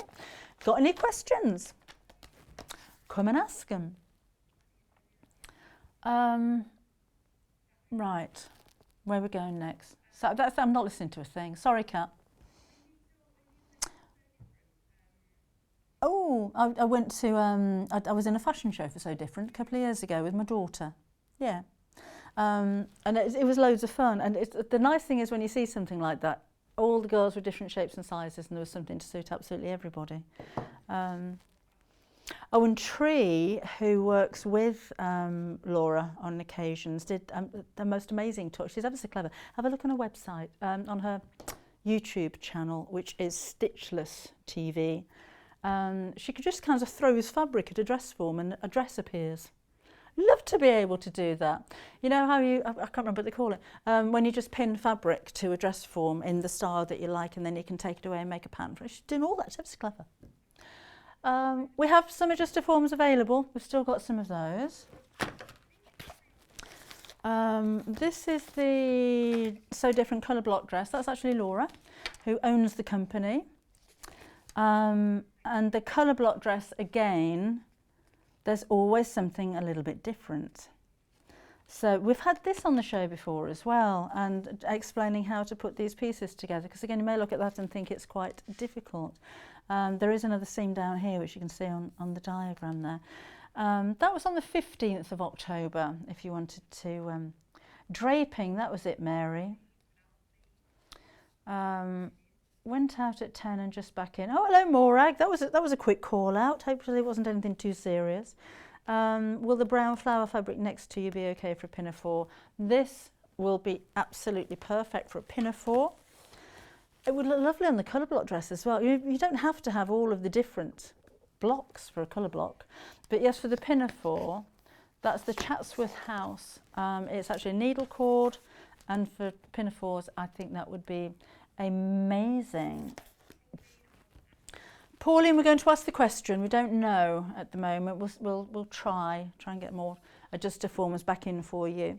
We've got some of the small sizes of the Superfit, the grey one, but just not in the blue one at the moment. But if you want the trouser thing, then the grey one doesn't do that. So we shall find out and let you know about that one. We have the eclipse dress pattern over here as well. Padding out kits. Don't know about that, Pauline. Didn't know they did padding out kits. We'll have a look. So this is the eclipse dress. I have to admit, I haven't seen this one been made up before, but it has been on the 15th of October. Nice in the stripes, isn't it? Sizes 8 through to 26, ignore those, go by your bust size, which is 33 to 50¼ inches in size. Oh, it's pretty in that fabric as well. I love the shape of the hemline, it dips down at the back. So there are darts on the bust, but it's a loose fitting dress, so that's going to be nice and comfortable. So when I was saying about full bust adjustments and that kind of thing, you don't need to do that on so different patterns at all. Yeah, I've got that radian. It doesn't work. But very different, isn't it? When you look at pretty patterns there, and then you've got like the grey pinstripe. That could be a nice lightweight denim as well. I think you're going to be making a few of those. Laura's pattern's really simple to follow as well. Janis was saying that she always traces patterns off. If you wanted to cut them out, she does all of the different sizes in different colours. So you know sometimes with patterns when they're graded, you're either following a dot or a dash or a line. These are all different colours for the different sizes, so it makes them very easy to follow. And the patterns are actually a nice weight of paper, so they're not tissue paper patterns in here as well. Yeah, it was in the denim. That would have been nice. I haven't seen that one made up. Adele made it in the denim. Oh, Adele's coming in next Sunday, actually, isn't she? Oh, that'd be fun. Yeah. Hi, Carol. Just ordered an Adjustoform. She's been waiting for one for ages. Well done. I don't think you're going to regret. I'm glad you've managed to get hold of one of those before we sell out again. Right, let's take a look at. There we go. Oh, men's shirt in that. That would look nice. So, little sailing boats on the blue background. So I'm thinking shirts and shorts and skirts, and I have to be careful there. It's a very, very lightweight chambray fabric. Chambray being it's woven with two different colours, so you've got the blue and it's actually woven with the white as well. So you'll find that with denim, but the difference with a denim and a chambray or a cotton is that denim is a twill fabric. It's got a diagonal thread running through it as well. But this is a weave, so it has the look of denim, but it is actually a cotton, and it's very lightweight. It's very, very soft.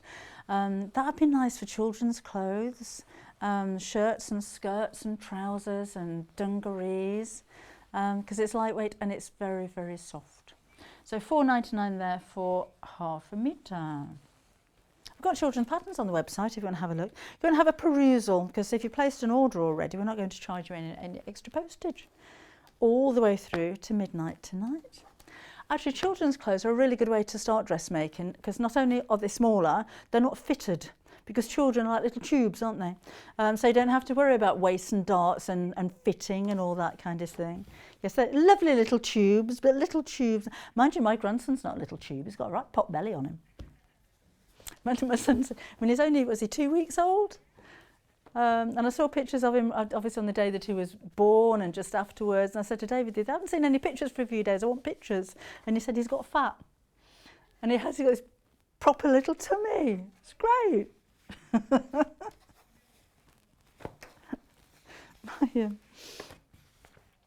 My mother-in-law, when my daughter was born, said, oh, she's got a good pair of legs. Right. This is, again, a lightweight denim. This is what Clive actually made that men's shirt out of. It's nice and crisp, this one. Do you know what I mean? It's not stiff, but I wouldn't make anything gathered. So kids' clothes, yes, but maybe stick to the trousers and the dungarees for this one. In fact, that's nicer, isn't it, for kids than denim? Denim, I think, can be a little bit heavy sometimes for children. but this would be ideal. That would make a nice skirt, denim skirt with big pockets on the front, would look good. And again, I'm thinking homewares with this. Why not have that denim cushion cover in the bedroom or on your sofa? A dog bed, I've got a dog bed to make. That'd be ideal, wouldn't it? Maybe with a nice little contrasting cushion in something soft for our Bob. Again, by the half metre, and it's only £4.99. If you need more, so if you're making a dog bed, you're going to need more than that, then it all comes to you in a joined up piece. It's kind of what that pre-washed kind of look, hasn't it, to it? Oh, we were going to show you a slash cutter earlier on. We didn't have time. There was so much in that tools hour at 8 o'clock this morning. I wonder if that would work with it. That'd be nice, actually, because you'd see all the white threads fraying from it, wouldn't you? That'd be a really nice idea. Pauline's favourite. Let's have a look at the linens. Now, these linens that we have are rather unusual because they're textured. Before I came here, I'd never seen anything quite like this before. It is 100% linen, but when you imagine linen, the first thing you think of is creasing, and this is its texture. It's kind of got asymmetrical shapes all over it. So yes, it's going to crease. You can see that it's creased, but it doesn't crease anywhere near as much as a normal linen would do. But it's also got drape, which linen doesn't tend to have. But there's lots of benefits from linen. Not only is it one of the more eco-friendly fabrics, it's breathable, it's lightweight, it's normally very expensive, not in this case because it's only £5.99, and it's made from the flax plant, so it is a very natural kind of fibre, renowned for wicking away moisture, so it's going to keep you cool in the summertime. That's why it's favoured, but it's for homewares as well. Linen's normally just such an expensive fabric, but it does look it.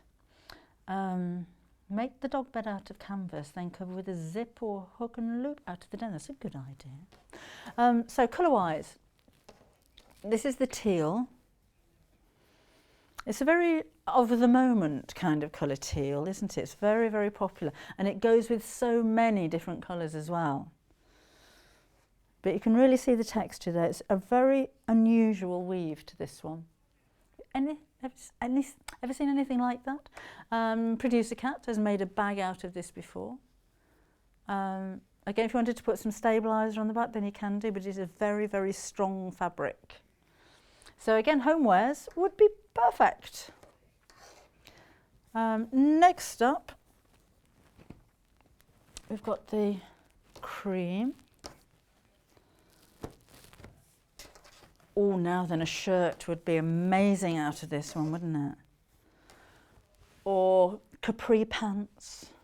A waterfall jacket maybe, because you've got the drape. You can do that. Actually, for outerwear, for a blazer, that would be really nice. Either a lightweight blazer that isn't lined, or maybe you could add a linen lining. That would be nice. But a suit. Oh, I'm thinking a big boxy blazer and wide trousers. That would be really nice in these, and it's comfortable. Again, it's breathable. £5.99 is your price there. I'm imagining, you know, going to somewhere in Europe and just climbing steps. Well, you tend to do that on holiday in Europe, don't you? You go sightseeing and just climb steps all day, with the sun beating down on your big brimmed hat, smelling a coconut. It's going to be a while, I think. Makes Pauline think of summer. It does, doesn't it, with linen? Mind you, this year's been really good over here, so we can't complain, can we? We have had a bit of a heat wave going on this year. So not so much of the beautiful architecture and steps where I am anyway, but... So that's the cream. And then there's the pink. Well, apparently Birmingham's got more canals than Venice, so if you can't travel abroad, travel to Birmingham. Well, you can't travel to Birmingham at the moment, unless you live in Birmingham. Anyway, then you can't travel out of it, can you? So this is the pink option, beautiful pastel baby pink. That's so pretty, it's so delicate. or a wedding or a christening. That'd be so nice, wouldn't it? Make a little suit out of that. Maybe one with a nipped in waist, because you can do that because it's so fine. It's not going to crease a little half belt around the back, and then, or maybe a box pleat in the centre of the back of your jacket, and then a belt around there, and then a nice pencil skirt. Or what about a long flowy skirt? No, not a long flowy skirt. I think a pencil skirt would look nicer with that one, personally. Mary wants to get the linen in the USA. We do ship to the USA, Mary. Sure we do. Where are you? In California. I'm sure we ship to California. So there's your pink. Well, it might be expensive delivery, but you know.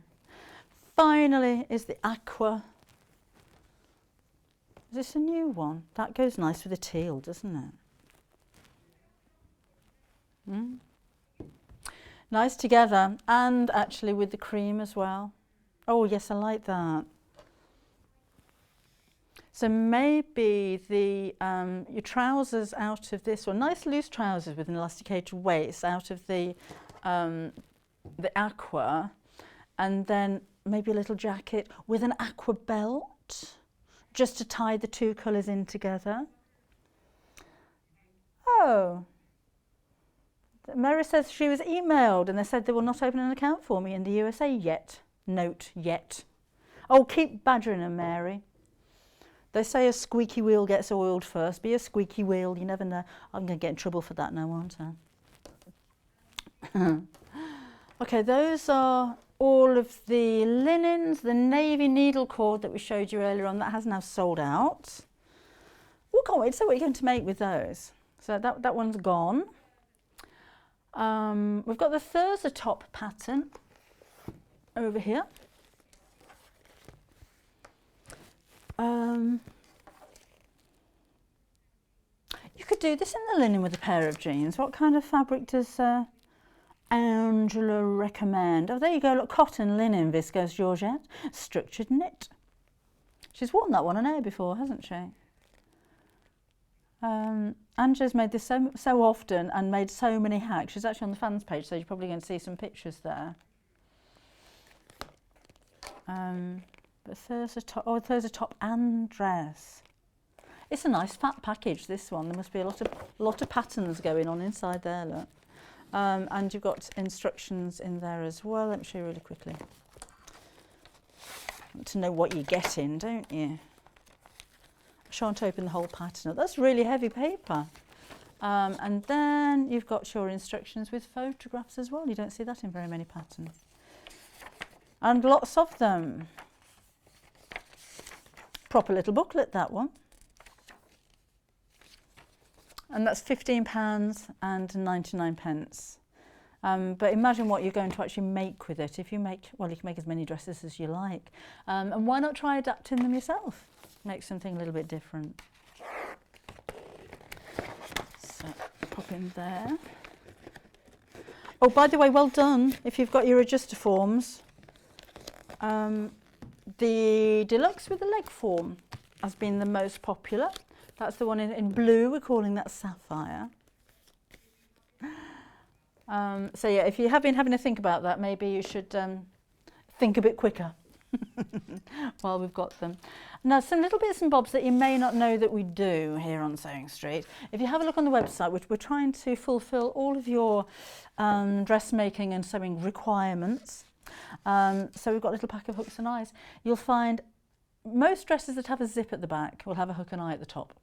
So it's always nice to have some of these in stock. And we've got them. You don't see any other shopping channel selling stuff for £1.99, do you? But we want you just pop them on your order. It's not going to cost you anything. Don't order these on their own, because you pay £3.95 postage, and that's ridiculous.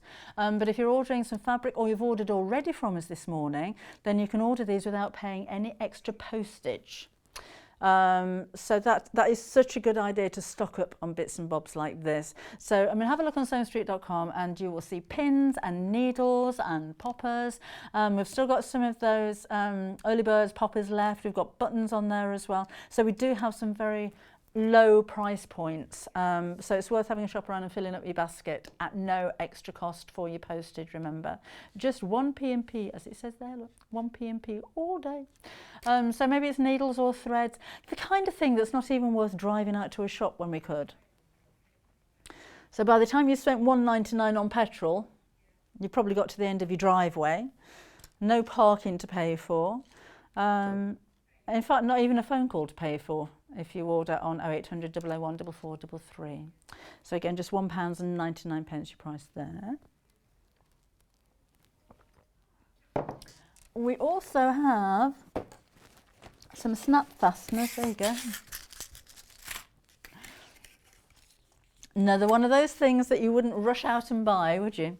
But we have them here right now for £2.49. These are sewing, so if you bought your early bird, you won't be using it for those. But again, just really, really useful. I like a snap fastener on a tailored waistband as well as the button, just to help it to where the waistband overlaps, to help it to sit flat. But it may be, again, you're making children's clothing, put some poppers down the back of those. So the reverse side, again, they're just sewing, they're not meant to be seen, but really useful to have. It's a stash building kind of thing, isn't it? Nice to see the black ones. You see lots of silver, but nice to see black. And they're a decent size. They're 13 millimetres across. And there's 12 of those for your £2.49. Now, we have been using rotary cutters for most of the day, but we do have scissors as well. Yeah, I mean, rotary cutters are great, but you do need scissors as well. Wouldn't be without them. Now, these are 9-inch scissors. They're Janome, and they are serrated. Actually, the serration on those is really, really fine. Serrated scissors are great for floppy fabric, for silks, for fabric that tends to pour away from you.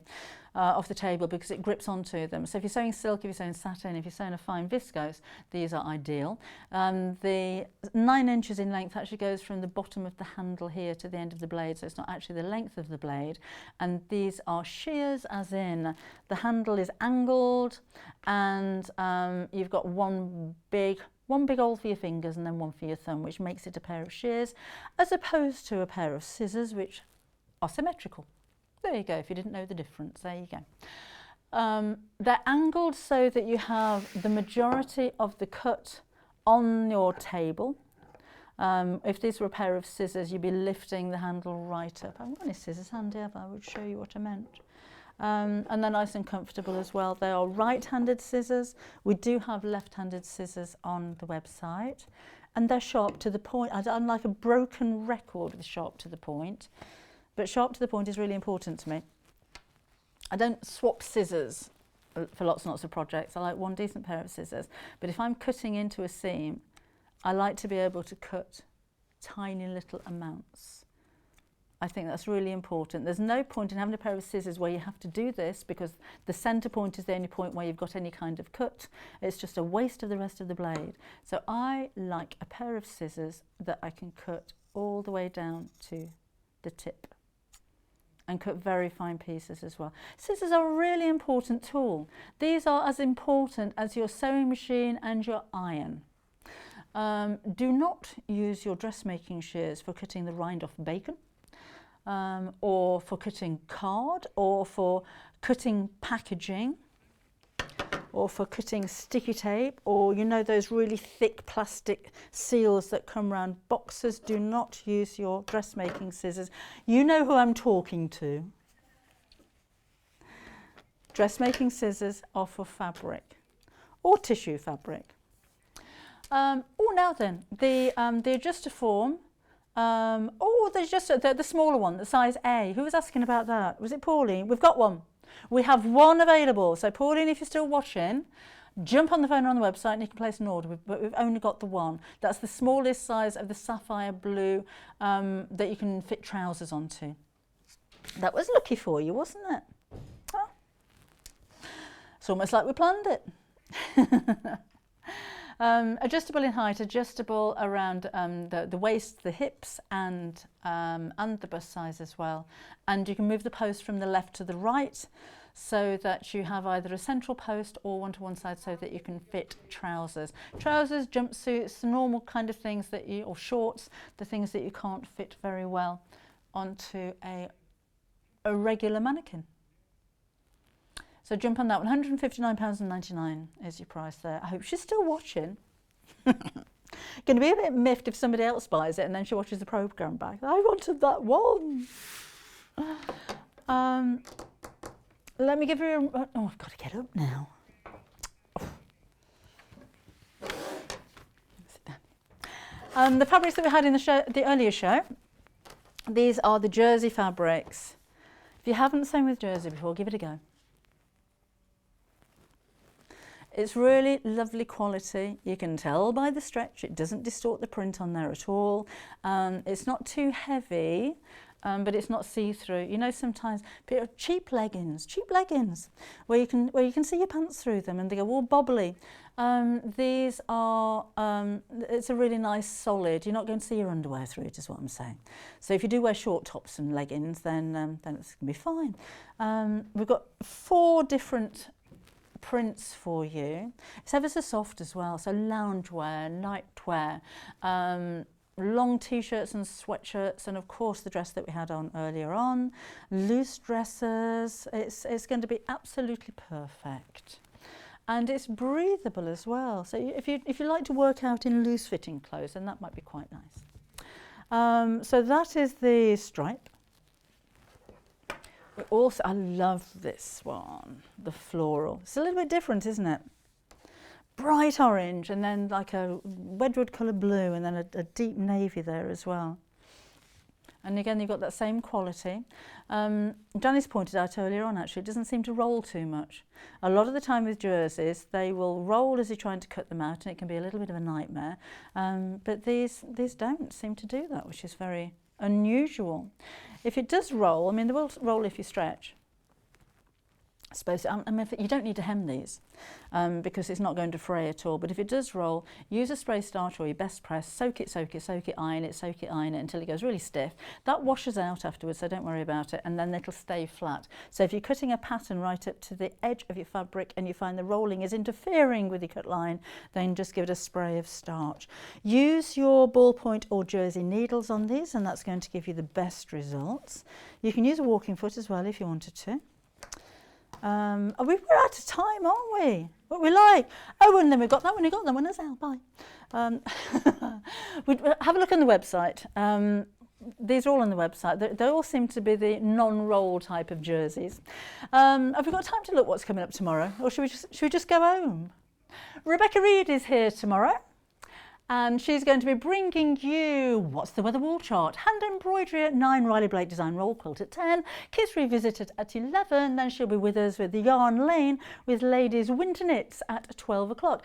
I'm going to see you again next Sunday morning, bright and early, at 8 o'clock, and we have Adele Rowland and Cara Akerman in for the day. So that's going to be really interesting and an exciting day. Looking forward to that next week. Enjoy the rest of your Sunday. Enjoy the rest of your week. Stay home. Take care, and I shall see you on Sunday. Bye bye.